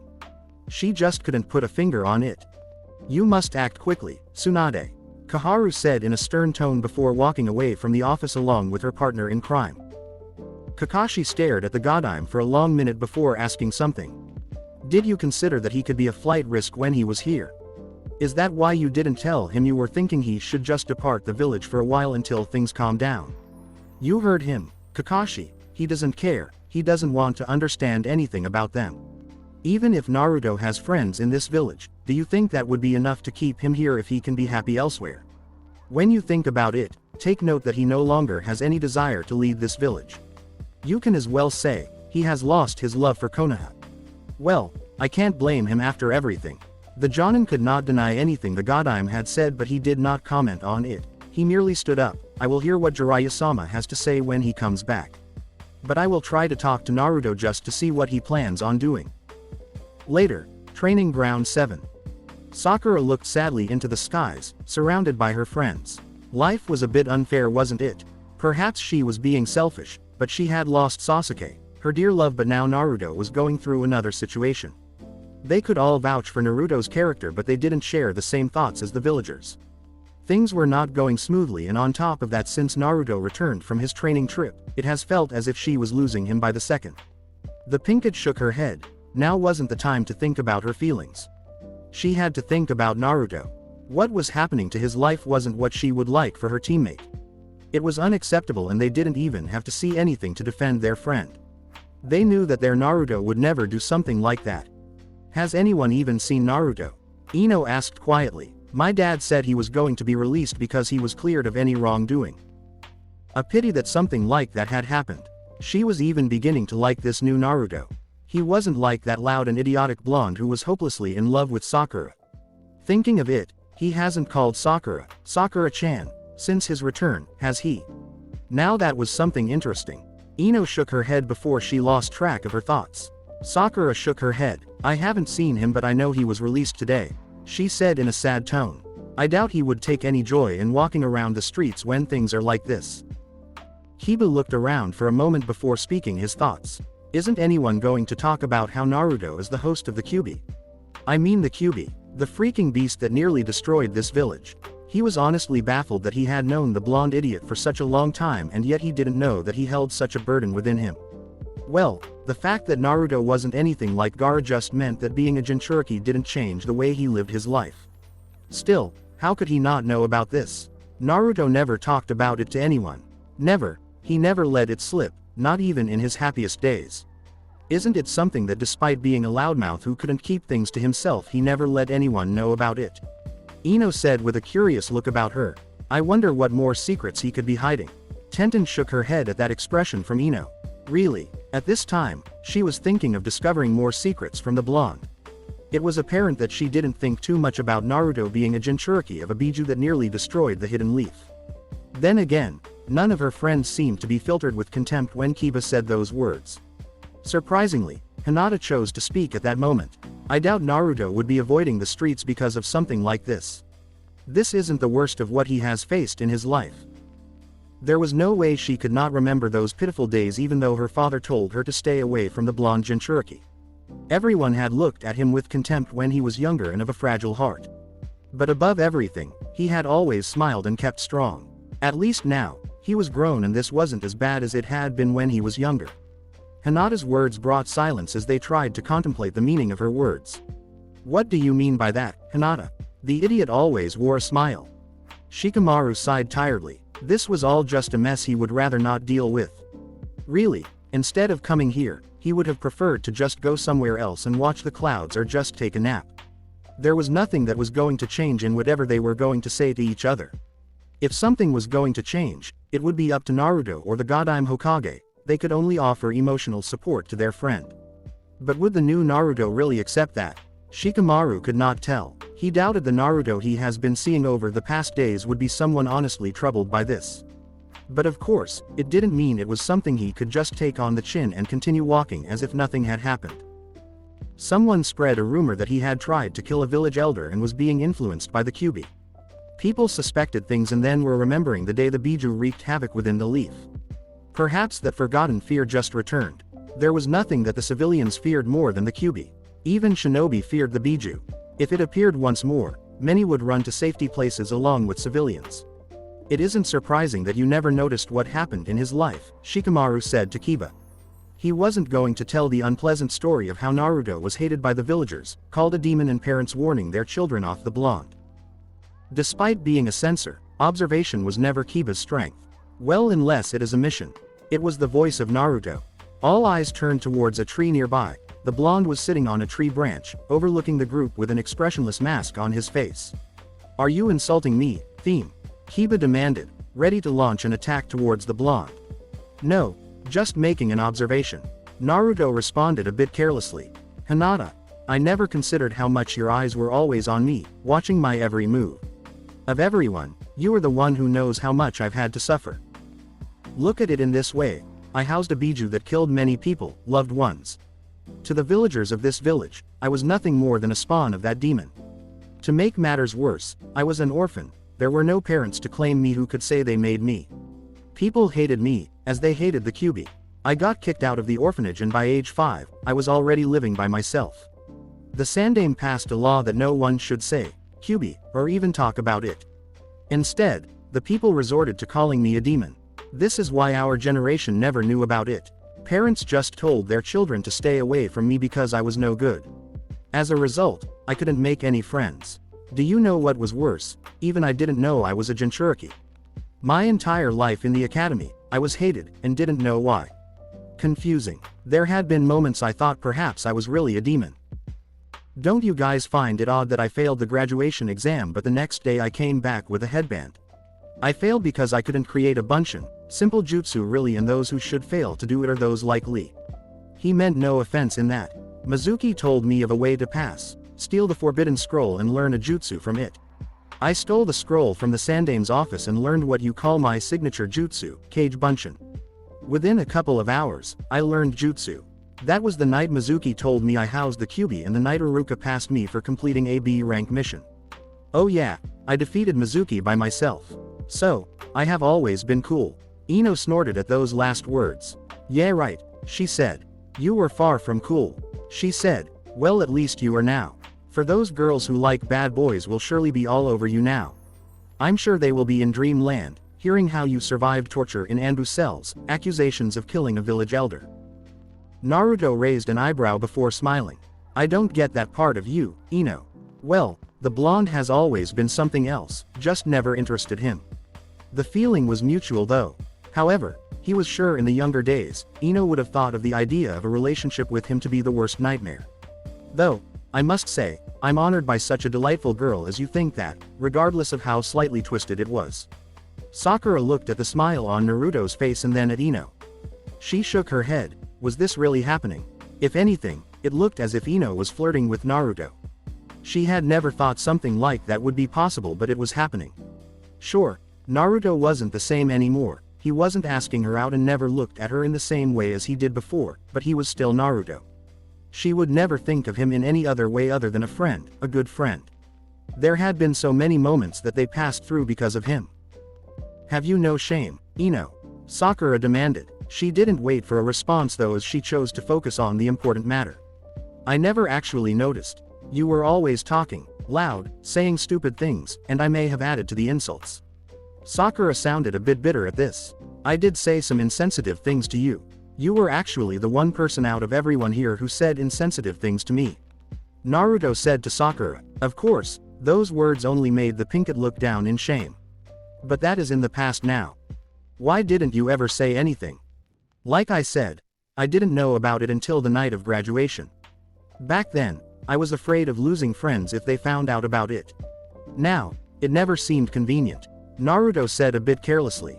He turned to Neji. When I spoke about crafting your own fate, I said it because I carried a bigger burden than you did. You could say Jinchurikis are fated to be used as weapons, hated and betrayed. I have experienced a couple of things, but I have never allowed any of it to determine my future. The blonde Uzumaki said before falling silent for a couple of seconds. You guys don't have to worry about me. It really means a lot though, that you have gathered here because you care. I won't forget that. He smiled before disappearing in a puff of smoke. That was a clone. Shikamaru sighed before turning away from the group. Everything was settled. There was nothing to worry about. Naruto didn't have mental problems that needed healing. Where are you going? I don't see any reason to stay here, Shikamaru said. I'm sure Naruto has already spoken to the Hokage about this matter. They probably have a way of dealing with it. We will see in the next couple of days.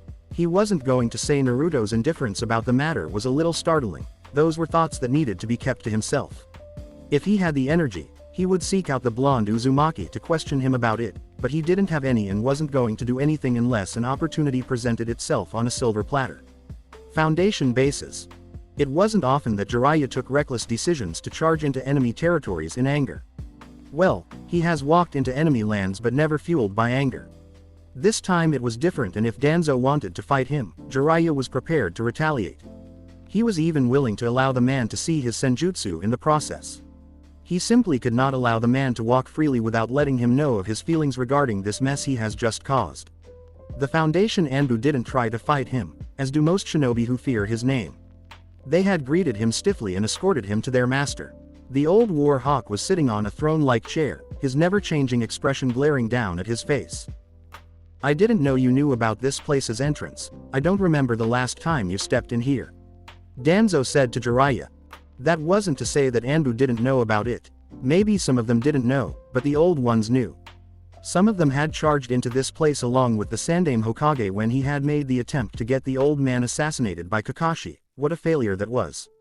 But Jiraiya was always away from the village, so he never came around this part of Konoha's darkness. Just because I never come doesn't mean I don't know. Jiraiya said sternly. Kakashi worked for you and so did Itachi. I think you are forgetting that I run a spy network. Do you think that I'd miss things happening in this village? There have been things that happened in your absence, and even after they happened, you never came back in time. Danzo said effortlessly. That is something that has to be dealt with. Well, since Tsunade returned to become Hokage, your presence and activities within the village have increased. At least that is a change. Sensei let a couple of things go your way even when you tried to have him killed. I'd always told him to take a firm action with you, but he insisted on doing things his way. However, when you framed Naruto for trying to kill you, you crossed a line. You made things personal, Jiraiya said in a cold tone, leaking a murderous intent that put the present agents on edge. Take me seriously when I say that you will not get away with it. The Sannin said those words and stared down at the War Hawk for a long minute before turning away. Danzo narrowed his eyes. He could spot a threat miles off, but he felt he needed to ask this just to be sure. He never was threatened by the Sannin. Now he had two Sannins against him. Tsunade had sent him a message, and it had been loud and clear.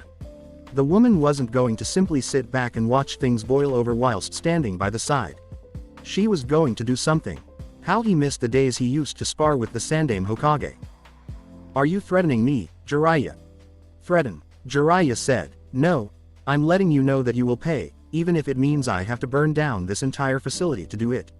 I will make you pay. It's not a matter of if, but when. The Sannin strolled away in an imposing manner after saying those words. He left Danzo with no doubt that he was going to take action over his treacherous actions.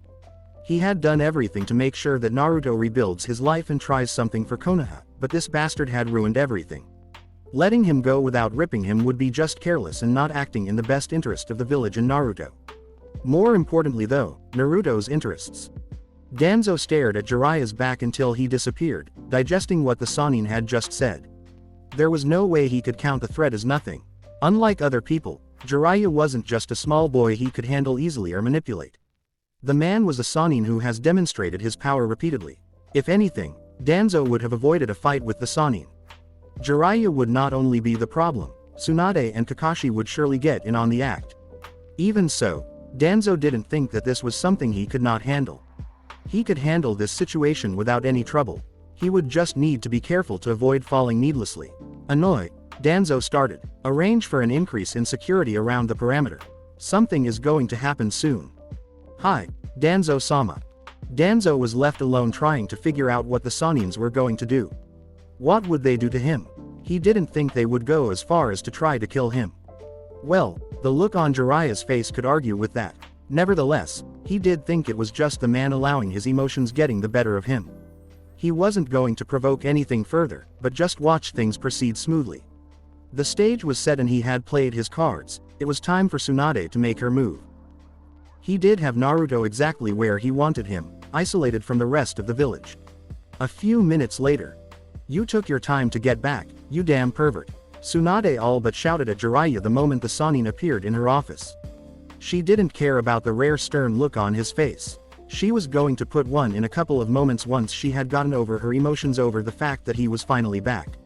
I was in a dangerous situation, Jiraiya said, but I returned as soon as I could. I have already spoken to Danzo. I'm sure he will be alert for any strange movements. It doesn't matter regardless. A firm action must be taken against him. Naruto was his precious godson and he wasn't going to allow anyone to ruin his future, especially not a corrupt bastard like Danzo. You're more pressed to take action, Tsunade said, not that it was surprising since she was also pressed on doing something against Danzo. But this was Jiraiya and he should know how to handle things smoothly. If it was something else, he wouldn't have started by seeing the War Hawk, but he would have come to her to discuss things before going to Danzo. Why did you even say that to him? I told him that he was going to pay, Jiraiya said in a firm tone. Danzo made a grave mistake in doing what he just did. Naruto isn't the same as he was back then. I'm not saying that there is something dark about him, but he doesn't think as kindly as he used to in his younger days. He is no longer an innocent little boy. The changes in him mean that he isn't going to try to talk his opposition into surrendering. I'm also afraid of Naruto's response to all these. I know he no longer has any plans on becoming Hokage. Although he never said anything to me, I could tell because whenever I brought it up, he never showed any interest in it. He was most focused on the peace talk. Perhaps I should have noticed it, but I indulged it because finally, I wanted to talk to someone who was interested in peace. The Sannin shook his head after saying those words.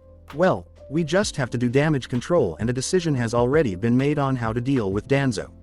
Tsunade said firmly. The following day, early morning.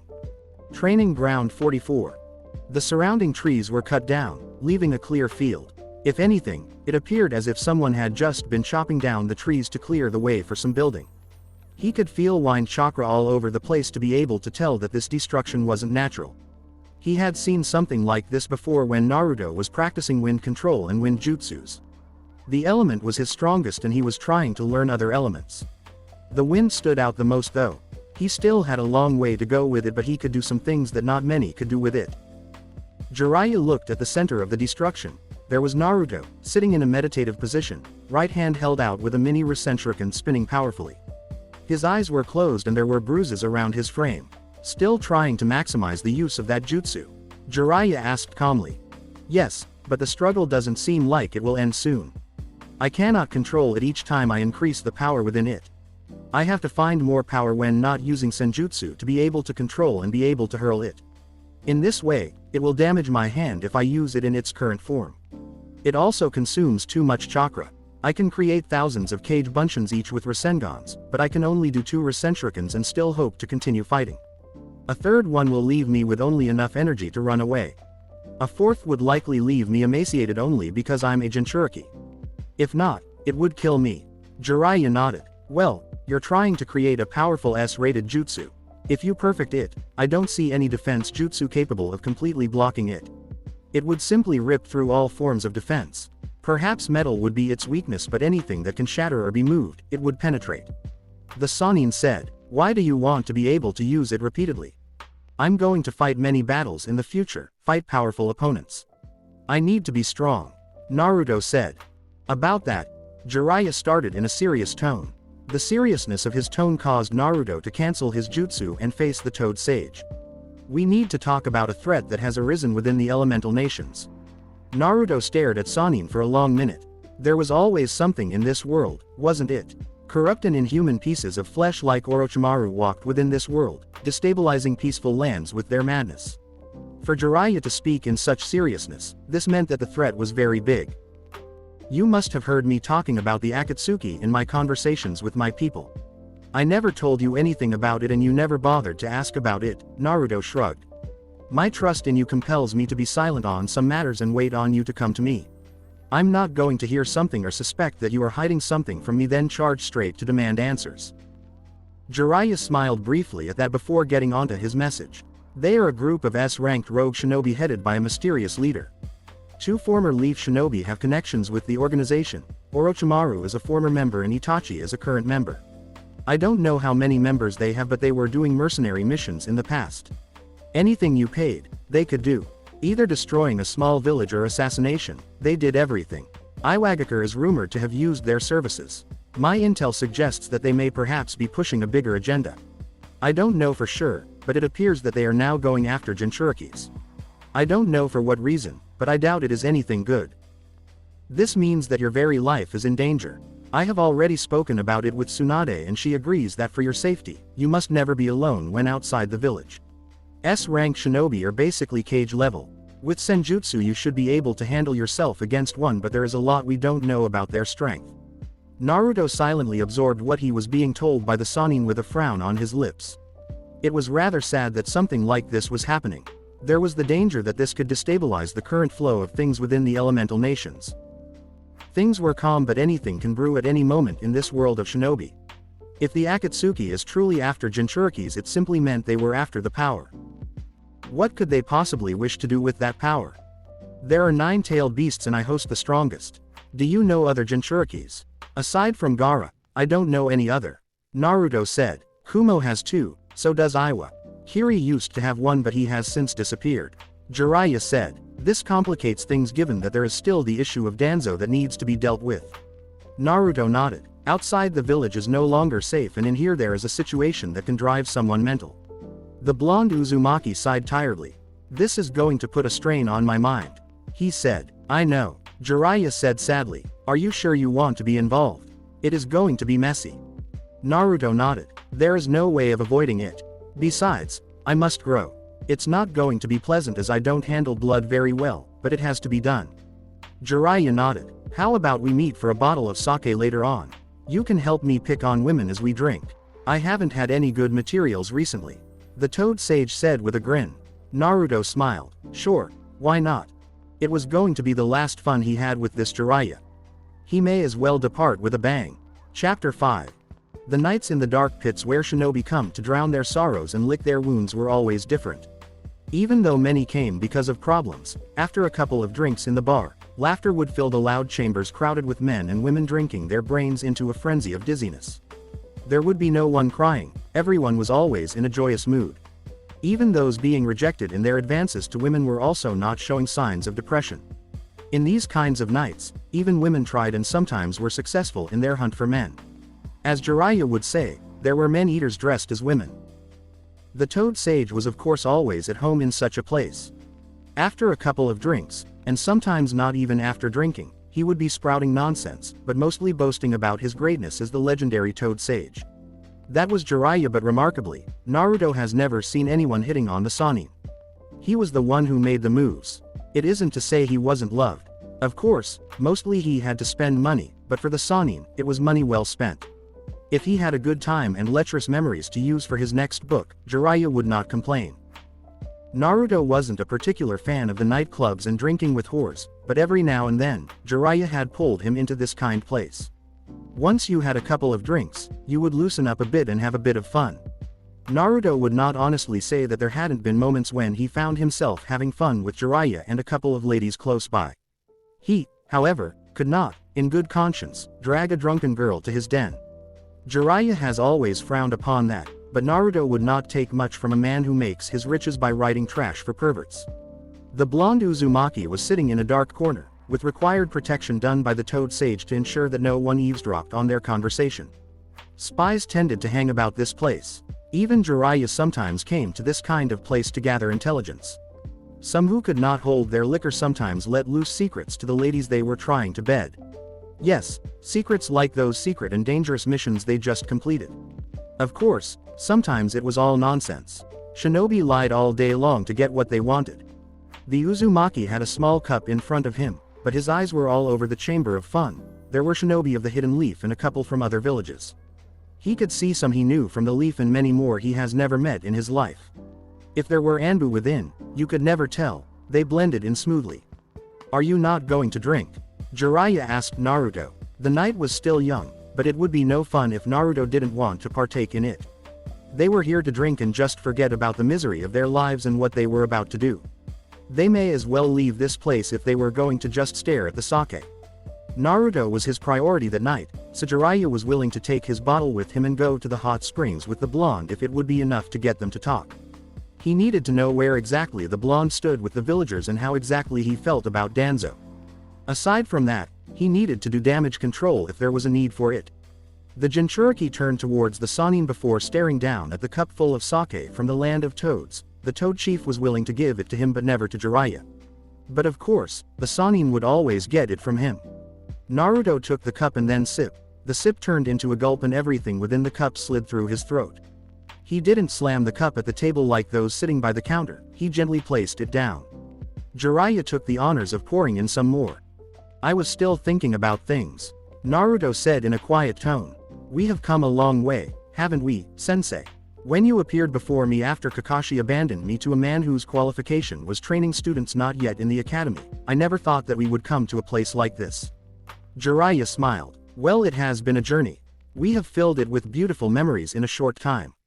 Naruto nodded. You have influenced me a lot and changed me.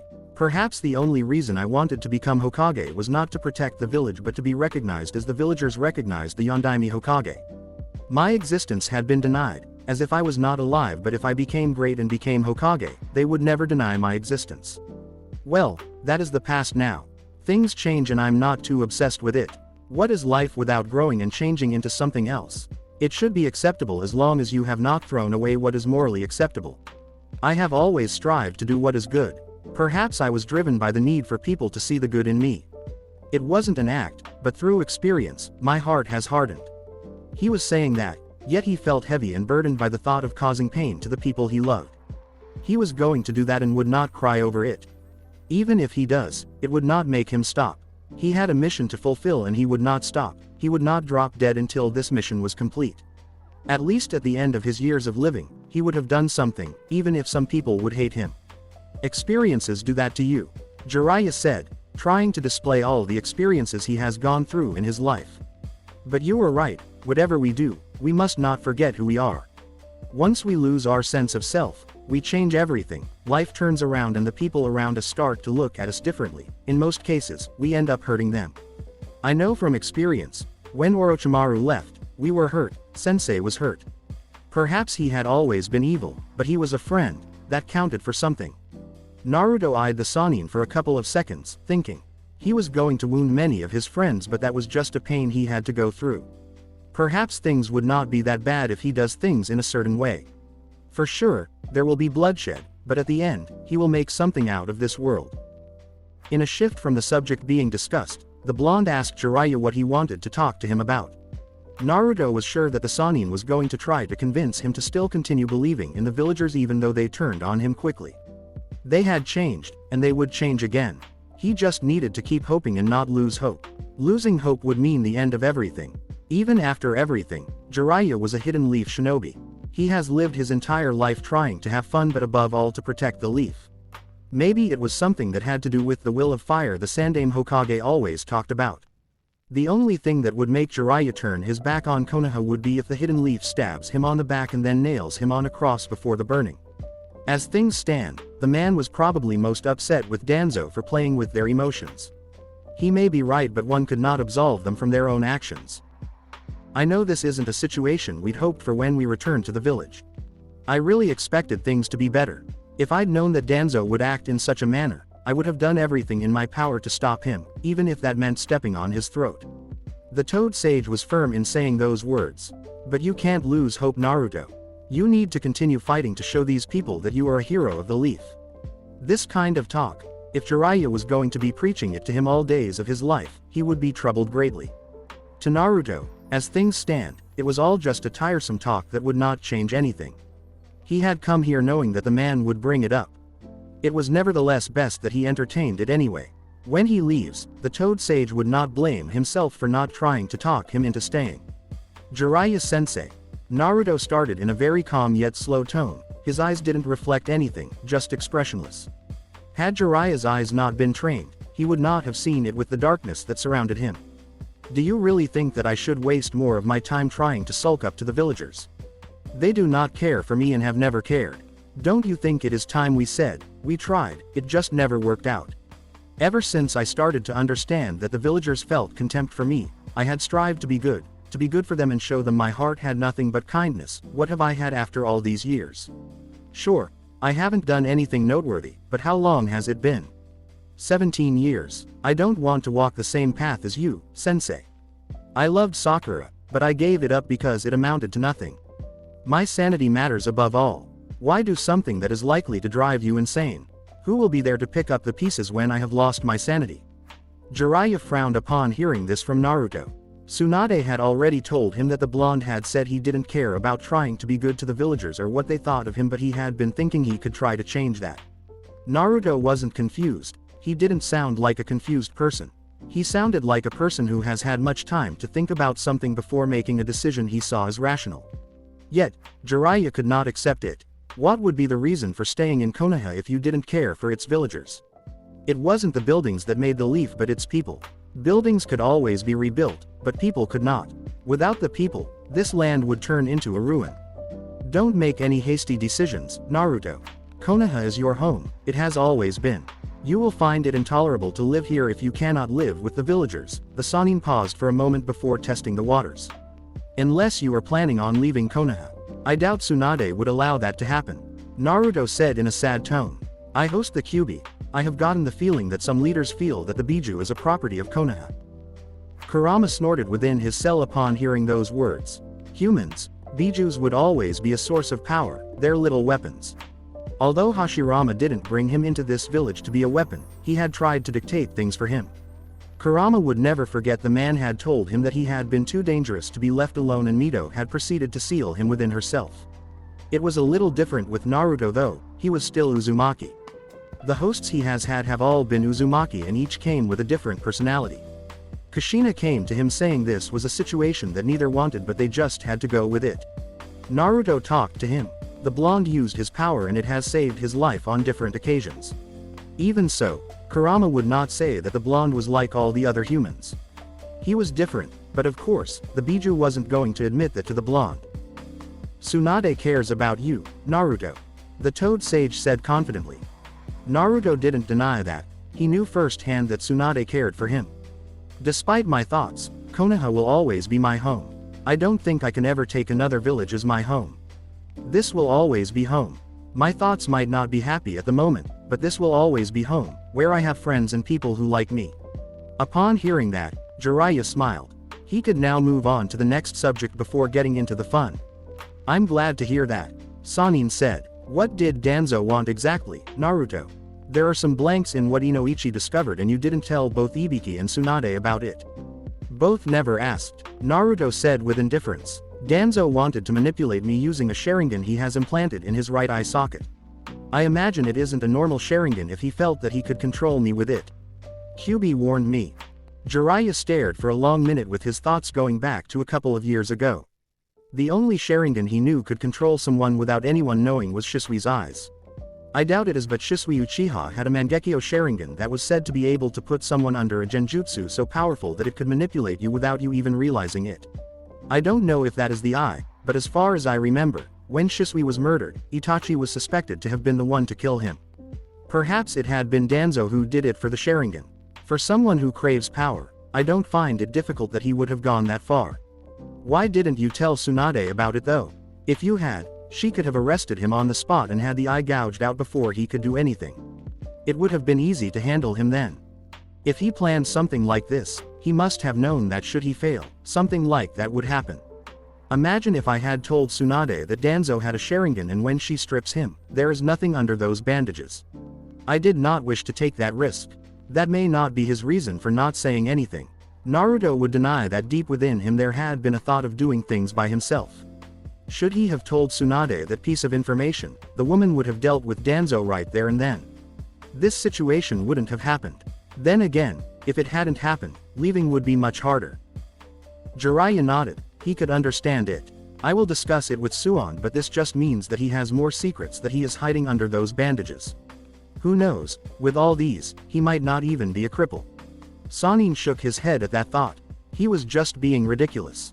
Well, more reasons to handle him. Ideally, we want to put him on a guillotine, but we know that he isn't going to allow that to happen. This is why it might get tricky. There will be traps and he will probably try to take us down in the process. My training should be enough to handle what Danzo has to throw. No doubt about that. You really did kill yourself in your training. We should spar soon, Sannin said. It will be bloody, but we should end up sorting the issue in secret. Tsunade has yet to even talk to the people she wants on the job. But she is reviewing profiles. If she talks to them, Danzo will likely catch wind of it and disappear. That would be unfortunate, Naruto said. But you can just hunt him down. They were talking about potentially killing people here and yet Naruto hasn't shown any discomfort about the thought. It was as if he was prepared to do the killing. Jiraiya could simply not wrap his head around the issue. Before they came back to this village, when they spoke of killing, Naruto would always reveal some emotions, but now there was nothing in his eyes, nothing in his face. It was as if he was indifferent to the whole thing. A worrying matter, but Jiraiya still shoved it at the back of his head just so he can enjoy the night. The Sannin stood up. I'm going to get more drinks and some company, the Sannin said with a grin. Naruto shook his head, raising an index finger. You always bring back an old woman, sensei. I want girls my age or at least late teens or early 20s. The blonde also stood up. I will get my own company. I have already found someone who pleases me anyway. You brat, when you were silent, you were busy zooming around. Jiraiya accused the blonde. Before I go, can I get a couple to help smooth out the conversation? I forgot my wallet. May have lost it earlier when I had to run away from a murderous mob. I'm not going to give you money. You've already drunk my sake, Naruto said with a shake of his head. A man must speak for himself. But then again, you seem to like it more when you peek or pay, isn't it, sensei? Is it because of your unrequited love for Tsunade? Like your love for Sakura-chan? Jiraiya said. Naruto smiled before raising both his hands. Fair enough, he said to the Sannin before getting up. Good luck, he said before walking away from the Sannin. The following morning. Ikaraku ramen stand. Ayame brought Naruto his 5th bowl of ramen, but she didn't give it to him. She stared at him for a long minute before asking. This is the first time you've had more than 1 bowl since you returned from your training trip. She said to the blonde. Something wrong. As soon as those words left her mouth, Ayame felt stupid. How could she ask if there was something wrong or not? Didn't she know what was happening within the streets of the Hidden Leaf? Even some villagers who sat here even talked about it, and yet, she was asking if everything was alright.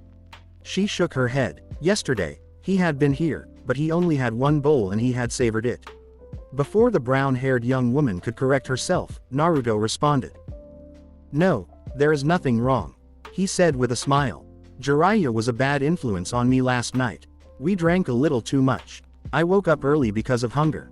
There is no such thing as a little too much, Ayame said. If you were drinking, I'm surprised you're up so early and don't look as if you were drunk last night. Well, assuming you got drunk. I'm a shinobi, Naruto said calmly, but he did not explain it to Ayame. He simply held out his right hand for his ramen. Ayame shook her head before handing the blonde his bowl. If you need anything else, just call me. She twisted away, heading back towards the kitchen. If I didn't know any better, I'd think you come here for the view. Jiraiya suddenly said to Naruto before settling down on the stool next to the blonde. Ramen, so early, Naruto shrugged. If it is open, then it means it is right to eat it.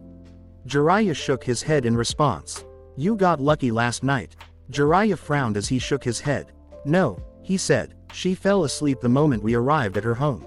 Disappointed, I went to the hot springs but it was empty. I missed your clones at that moment.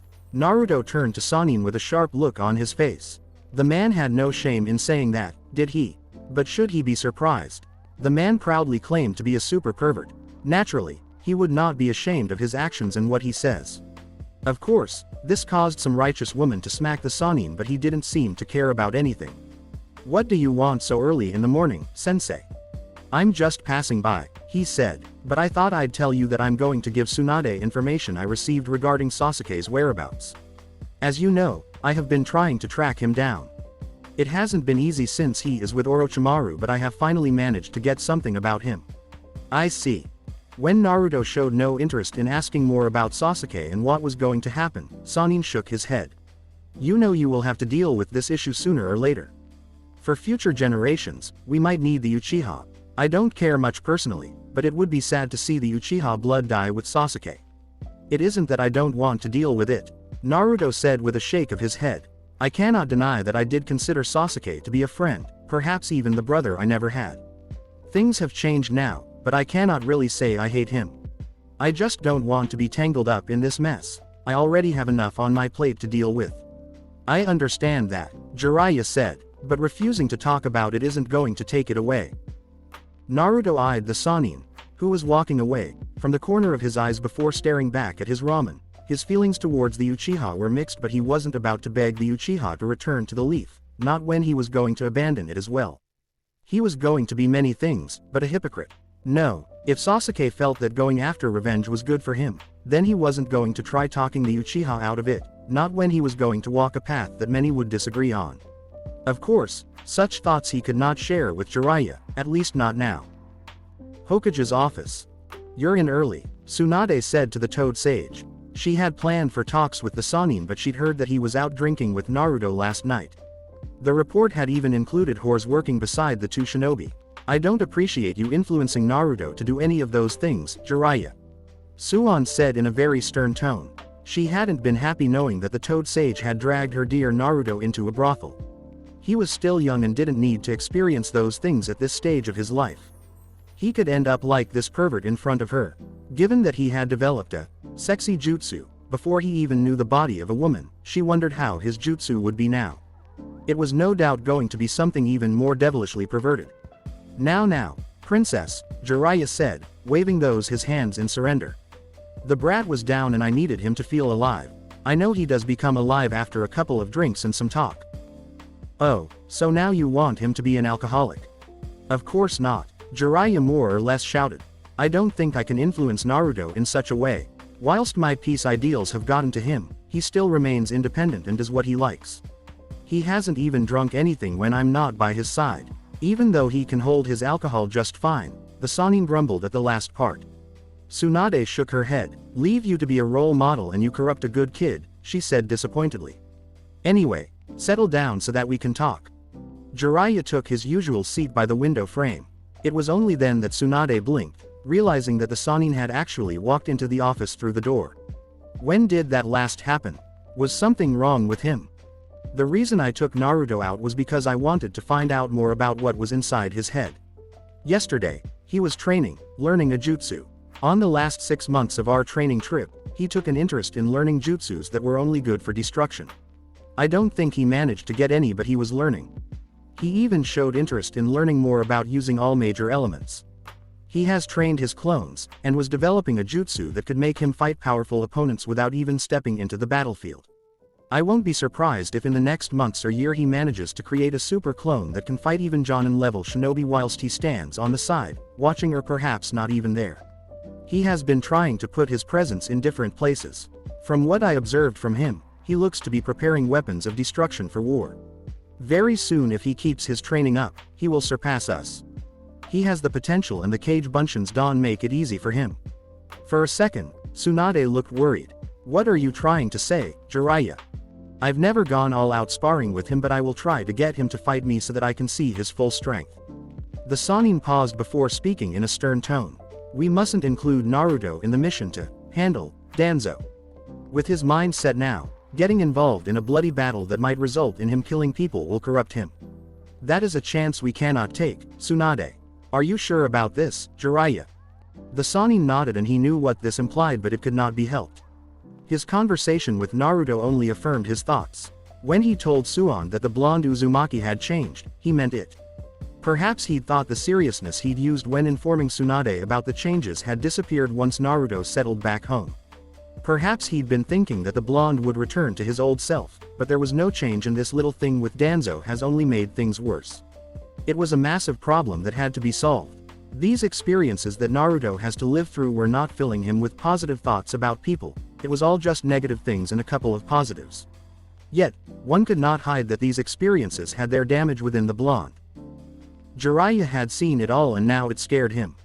Yes, I warned you when we returned that Naruto was no longer the innocent child you once knew. Sanin said. Of course, he will likely catch wind of it. We will try to handle it with him in the village. We need to get him to leave the village before handling it. But it would have to be an important mission. Naruto could not be allowed to take part in the mission unless he was done analyzing the blonde's mental state. It would be difficult because the blonde knew how to keep things hidden. Those eyes of his could shift from the warmth they displayed into a blue sea of emptiness. I have already told him about Sasuke, and I know it should get his mind thinking. The mission is important enough for him to leave the village. Once he is out, we can begin. Sanin stated. I cannot exactly say that the Akatsuki won't attack. But to balance things, you must send a squad of Anbu to tail them. Should anything happen, they can always intervene, and Naruto will be with his team. He also has the Toads to back him up should there be a problem. You've thought of this through, Tsunade said. Well, I can't disagree with that, but Kakashi cannot leave the village. He will be essential for the mission. Yamato will have to do it, but we will need a fourth head. Jiraiya shook his head. Naruto is not stupid, Haim. He will suspect something is up if Kakashi remains behind on a mission that could see Sasuke return to the Leaf. The only reason Yamato was placed in Team 7 was because their team leader had been busy. He isn't now, and this includes Sasuke. We cannot give Danzo too much respect and say we can't deal with him without our strongest shinobi present. I will be there, so will you. I can handle Danzo without a problem, and Anbu can handle his handful of Foundation agents. It isn't an army that we must deal with. The Toad paused before sighing. We cannot underestimate him nonetheless. Naruto even told me something that got me worried, but not that worried enough I'd have doubts about our success. We will crush him. Tsunade was silent for a while, trying to weigh the merits of Jiraiya's arguments. She had to think about things as well. If she could understand what the pervert was saying, and if she could agree to it, then she would allow things to go the way he wants. After a few moments, the Slug Princess finally spoke. Fine, when should he depart? Lunchtime. If they keep running they can camp by the Fire Country border by night and enter the Sound early morning. Training Ground 44. You will have to remove your headband to use your Sharingan in both your hands, Kakashi-sensei. This isn't like just after I left the academy, Naruto said to Kakashi. The Jonin had offered to spar with him, perhaps just to test his strength. Aside from the Jonin, Captain Yamato was sitting on the sidelines, observing. Jiraiya-sama says you have improved a lot but would not tell me if you could give me a run, Kakashi said, lifting his headband. He wasn't about to underestimate the blonde Uzumaki. That stage in his life had passed. Besides, this Naruto wasn't the brat of a couple of years ago. Naruto smiled seeing Jonin showing his Sharingan. Well, at least he was going to be serious. His last battle against the Sharingan hadn't been all too pleasant. He had lost it even when the Kyuubi offered its power. The situation was different now. These days he was a lot more experienced with the fighting stage and he thought more before he acted. He didn't just jump into the battleground without determining the situation and how dangerous it was. The self-proclaimed pervert doesn't know how much I have improved, but he knows a couple of things, Naruto stated. He focused more on imparting skills and knowledge. I gained battle experiences by doing some missions along the way. He was a little brutal about it at times, performing the great escape and leaving me surrounded by a group of shinobi who had every intention to do me harm. Of course, I'd pay it back by hurling him into a women's only hot spring. Kakashi blinked. He thought about the scenario Naruto just painted. For some reason, he felt sorry for the Toad Sage. There was no doubt that he would end up being beaten to a pulp. Well, he enjoyed the fruits of those beatings in the form of his precious books. Unconsciously, Jonin's hand shifted towards where his book was safely placed. The famed Jonin's instincts kicked in within seconds when they sensed Naruto close by.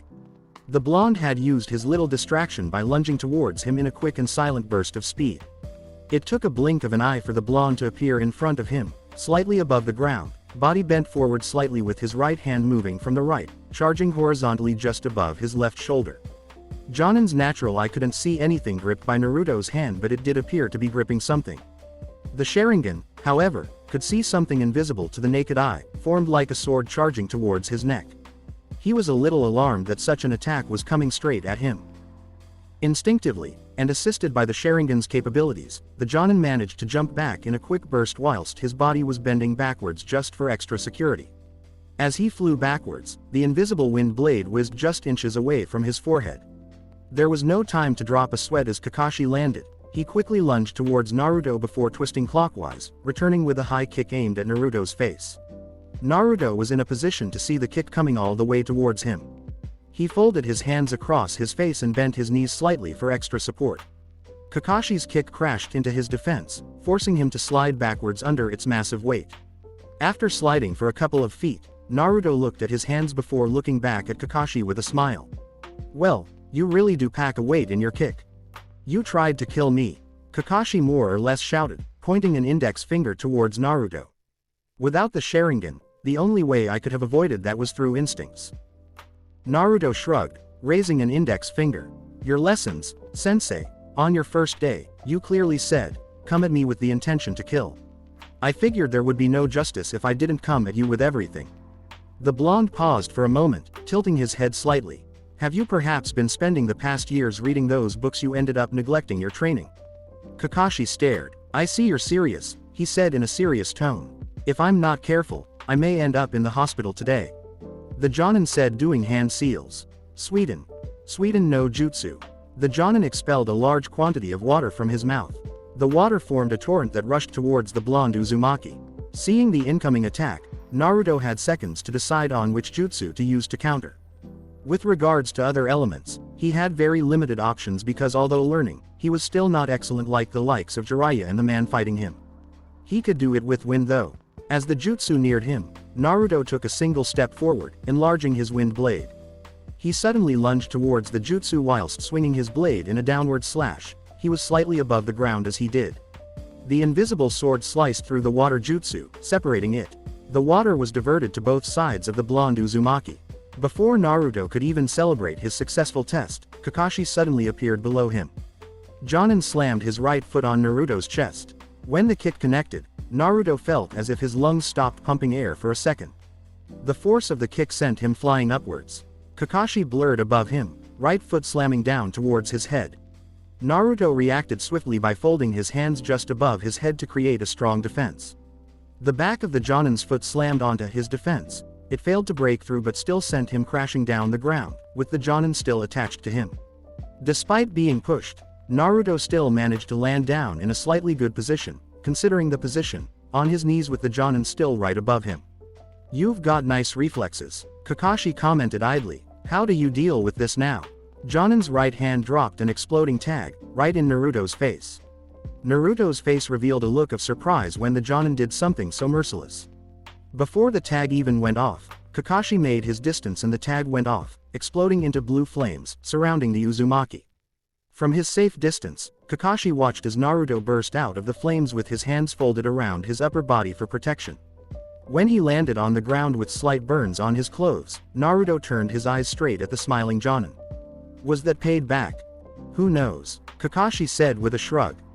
I think it wasn't as punishment, Naruto said, taking out a familiar orange book. I'm shredding this. Kakashi widened his eyes when the book in Naruto's hand was shredded into pieces. His hands moved speedily to his pockets to feel if it was his book. The moment alone was enough to close the distance between them. The blonde appeared inches away from the Jonin before grabbing him by the face. He used brute strength to lift the Jonin into the air before mercilessly slamming him into the ground. When the blonde attempted to slam his foot on Kakashi's chest, the Jonin flipped to the side, avoiding Naruto's foot. Kakashi's right foot swept through the ground, hitting Naruto head-on. There was enough power to sweep Naruto off the ground. The Uzumaki started falling backwards and slammed into the ground with his back. When he slammed down, he sensed movement beneath him and tried to jump up by using both his hands to force the movement.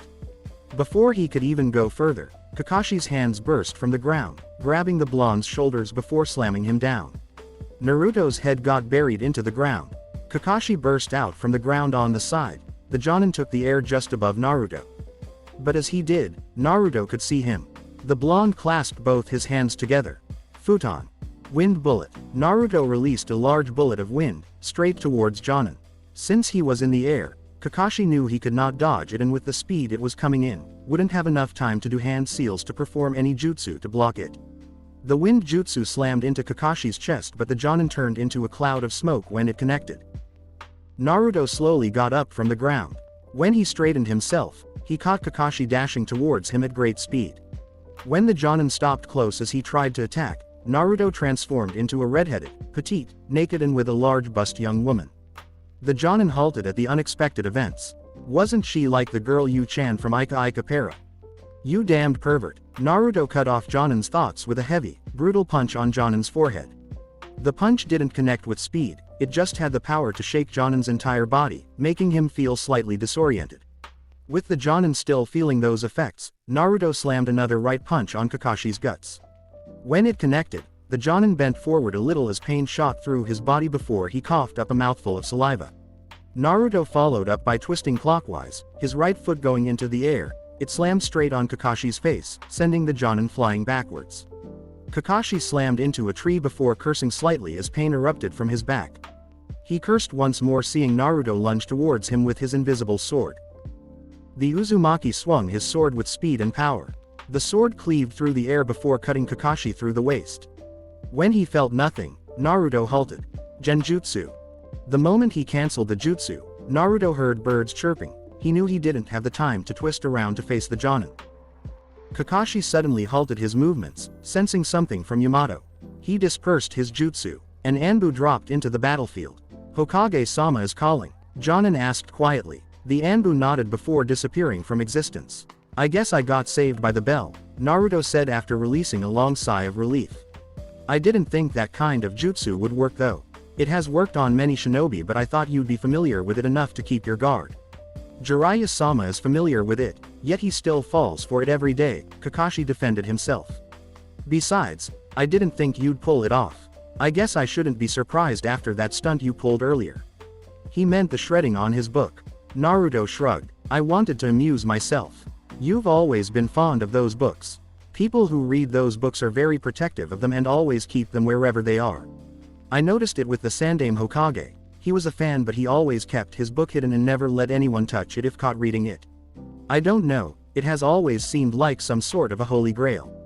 The blonde waved his hands. A nice touch, wouldn't you say? It's cruel, Kakashi said, massaging his book, as if to give it some comfort. You have really improved your techniques and movements. You are also showing the use of strategy in battle. Although they are cheap tricks, they do get the job done. how many shinobi have he seen falling for the jutsu repeatedly? It was especially bad when the blonde used the harem version. Raw power doesn't always win you a fight. Besides that, not every opponent you fight will be weaker than you. To be able to fight opponents stronger than you need to have the mind to be able to think ahead of them and think strategically. Naruto said, "What does GODLIKE want from us?" Kakashi shook his head. He really didn't know. He thought perhaps it had something to do with things of Danzo, otherwise, why would Tsunade summon them like this? Although the Anbu had simply disappeared after delivering the message, it could not be said that the woman wasn't serious about needing them in her office. Minutes later. Hokage Tower, Tsunade's office. Tsunade raised an eyebrow seeing the bruises around Kakashi and Naruto's bodies. She shook her head thinking that the two had been sparring. Well, she just hoped that they would be able to recover their energy soon because they had to set out in a couple of hours. Naruto also raised an eyebrow seeing Sakura and Neji already present within the office. He realized quickly that they were being brought here for a mission. If it was something else, Tsunade wouldn't have called them here like this. He sighed. He wasn't expecting to be out on a mission so soon after Jiraiya said that it would be dangerous for him to leave the village with the Akatsuki possibly looking for him. But for the moment, he was still a Konoha shinobi. He had to move when Tsunade said so. If she wanted him on a mission, he simply could not just say no. "I brought you here because I have an important mission for Team 7, Tsunade said. Sakura looked at her remaining teammate and then the sensei before looking at Neji. The Hyuga looked stoic, showed no emotion when Tsunade spoke.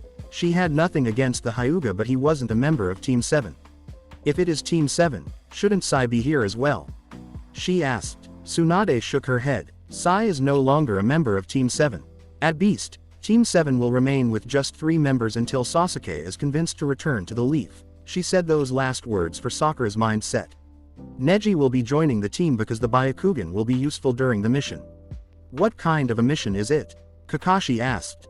Tsunade took out a scroll and handed it to the former Anbu captain. Jiraiya brought information about Sasuke's latest location.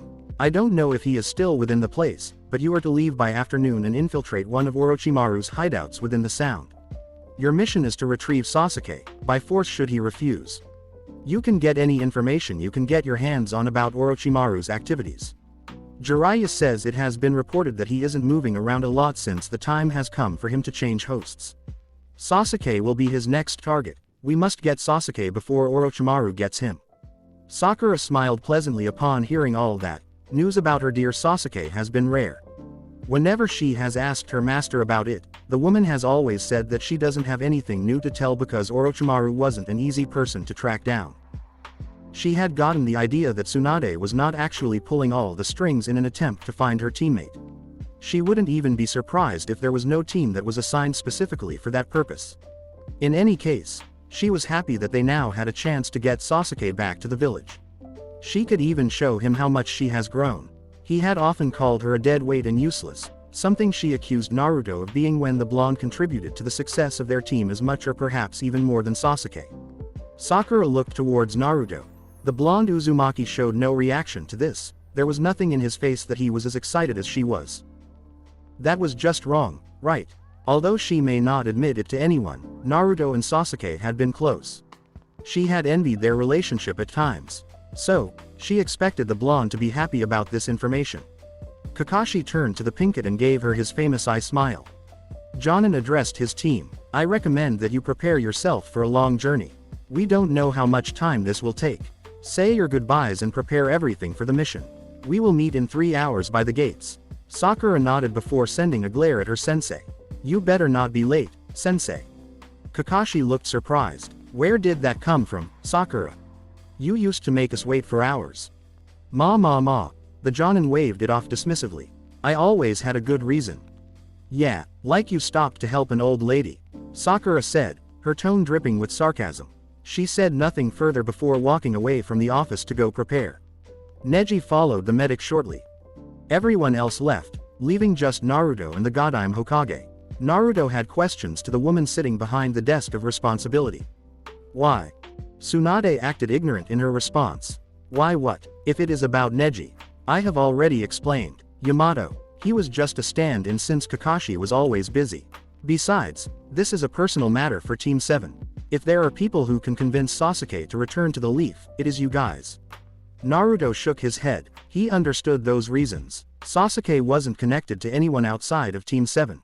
Hell, the Uchiha had been a lone wolf even though some members of the Konoha 11 can't call him a friend. Perhaps sometimes it was because he was an ass. Why am I being sent out when Jiraiya just told me that it would be dangerous for me to leave the village because there is a gang of criminals that is potentially targeting Jinchurikis? It made no sense to simply send him out after learning of this. Unless the Godime had plans in hand, this was a risky move. But he could understand the need for Team 7 to be the one to take the mission. It was nevertheless a surprise and curious why Tsunade would allow him out, especially when there was Danzo. I have taken precautionary measures in case they appear. You don't need to worry about it, your focus should be on Sasuke. Tsunade said before changing the subject. I know you were out drinking with your perverted sensei last night. And now this, she said pointing at the bruises around the blonde. Are you going to be fine? Naruto nodded. I didn't drink too much. Unlike sensei, I know my limits. Tsunade nodded. That is at least good. She paused, eyeing her fellow blonde carefully. So, you like women older than you, huh? That was awkward. Naruto shook his head, getting over his surprise over that statement from Godime. You were way too old for me, Grandma. Tsunade formed a tick mark on her forehead before throwing a stack of papers towards Naruto's face. Naruto laughed. Don't worry, Ba-chan. I won't be turning out like Jiraiya. Besides, girls my age don't hang out in such places. They probably go to fancy places on dates. I'm afraid I have never considered something like that. The blonde said before disappearing without another word. Kakashi's place. Jonin had already packed up his things. He was sitting by the window, looking at the old photo of Team 7. He was really happy that he could get the chance to try to convince Sasuke to return to the Hidden Leaf. The kids had tried last time out and had failed. But Kakashi knew that it was Naruto's growth that had scared Sasuke away.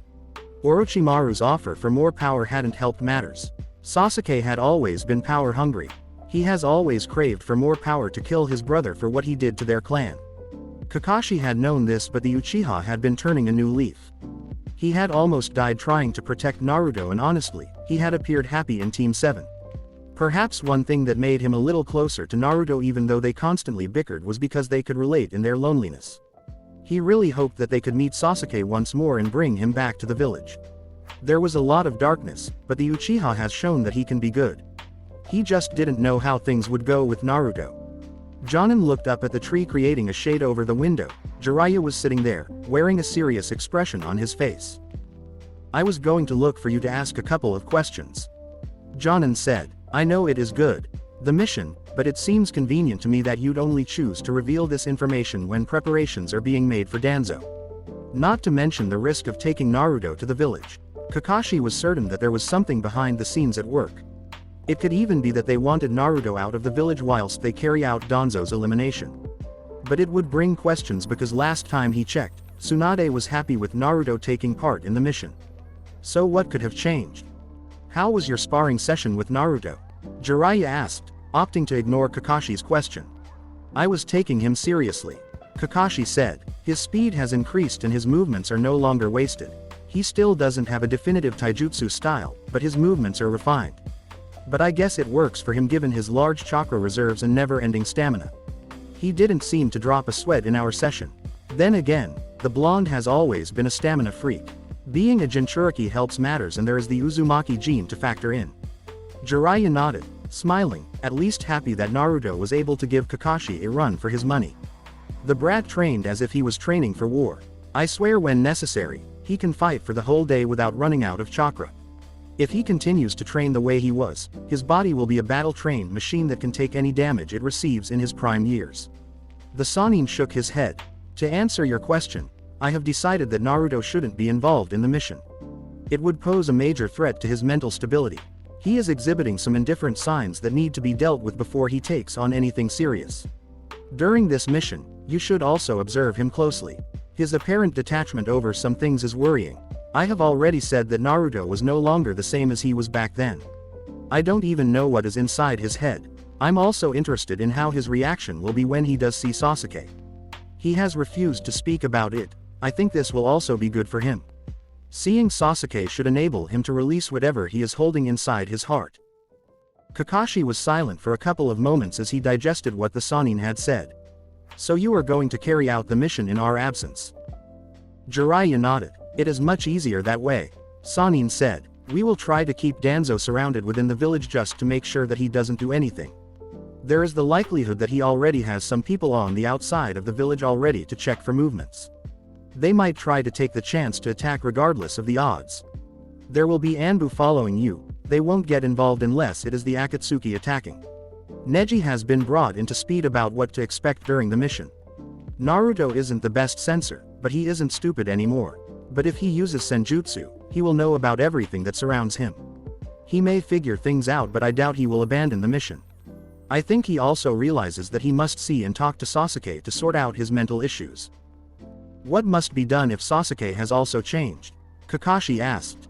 If Naruto was able to change even though he was with Jiraiya, then there was the possibility of Sasuke being corrupted by Orochimaru. The Uchiha has always looked as if anyone could manipulate his actions, as long as that person was powerful and gave him power. There was no doubt Orochimaru would improve Sasuke. The Uchiha was also highly skilled. If Naruto has improved this much, the Uchiha's improvement is bound to be frightening. In the case of the Uchiha becoming evil, what would he do? Kakashi wanted to save Sasuke, but he didn't miss the fact that the Uchiha could turn on the leaf and actually try to kill them in the process. If there is a chance of Sasuke becoming any enemy of the hidden leaf, they had to do something about it. Sasuke has to be brought back by force or willingly. Jiraiya was firm in saying that, if he does become an enemy of the hidden leaf, he will have to be treated as such. At the moment, even though he is in the bingo book, he hasn't done anything to warrant Hunter Nins after him. However, if he does threaten to attack the leaf, decisive measures have to be taken. We cannot offer him special treatment because he is the last Uchiha. The leaf is bigger than the revival of a single clan. Alright, that's it for this one. Hope you enjoyed the video, and if you did, be sure to like, subscribe, and leave a comment. Don't forget to share it with your friends as well. Also, check out my Patreon for early access, lemons, exclusive content, and that special picture-in-picture mode for all my mobile listeners. And be sure to support the story's original author too. Links to everything will be in the description below. Thanks for watching, and I'll see you all in part 2.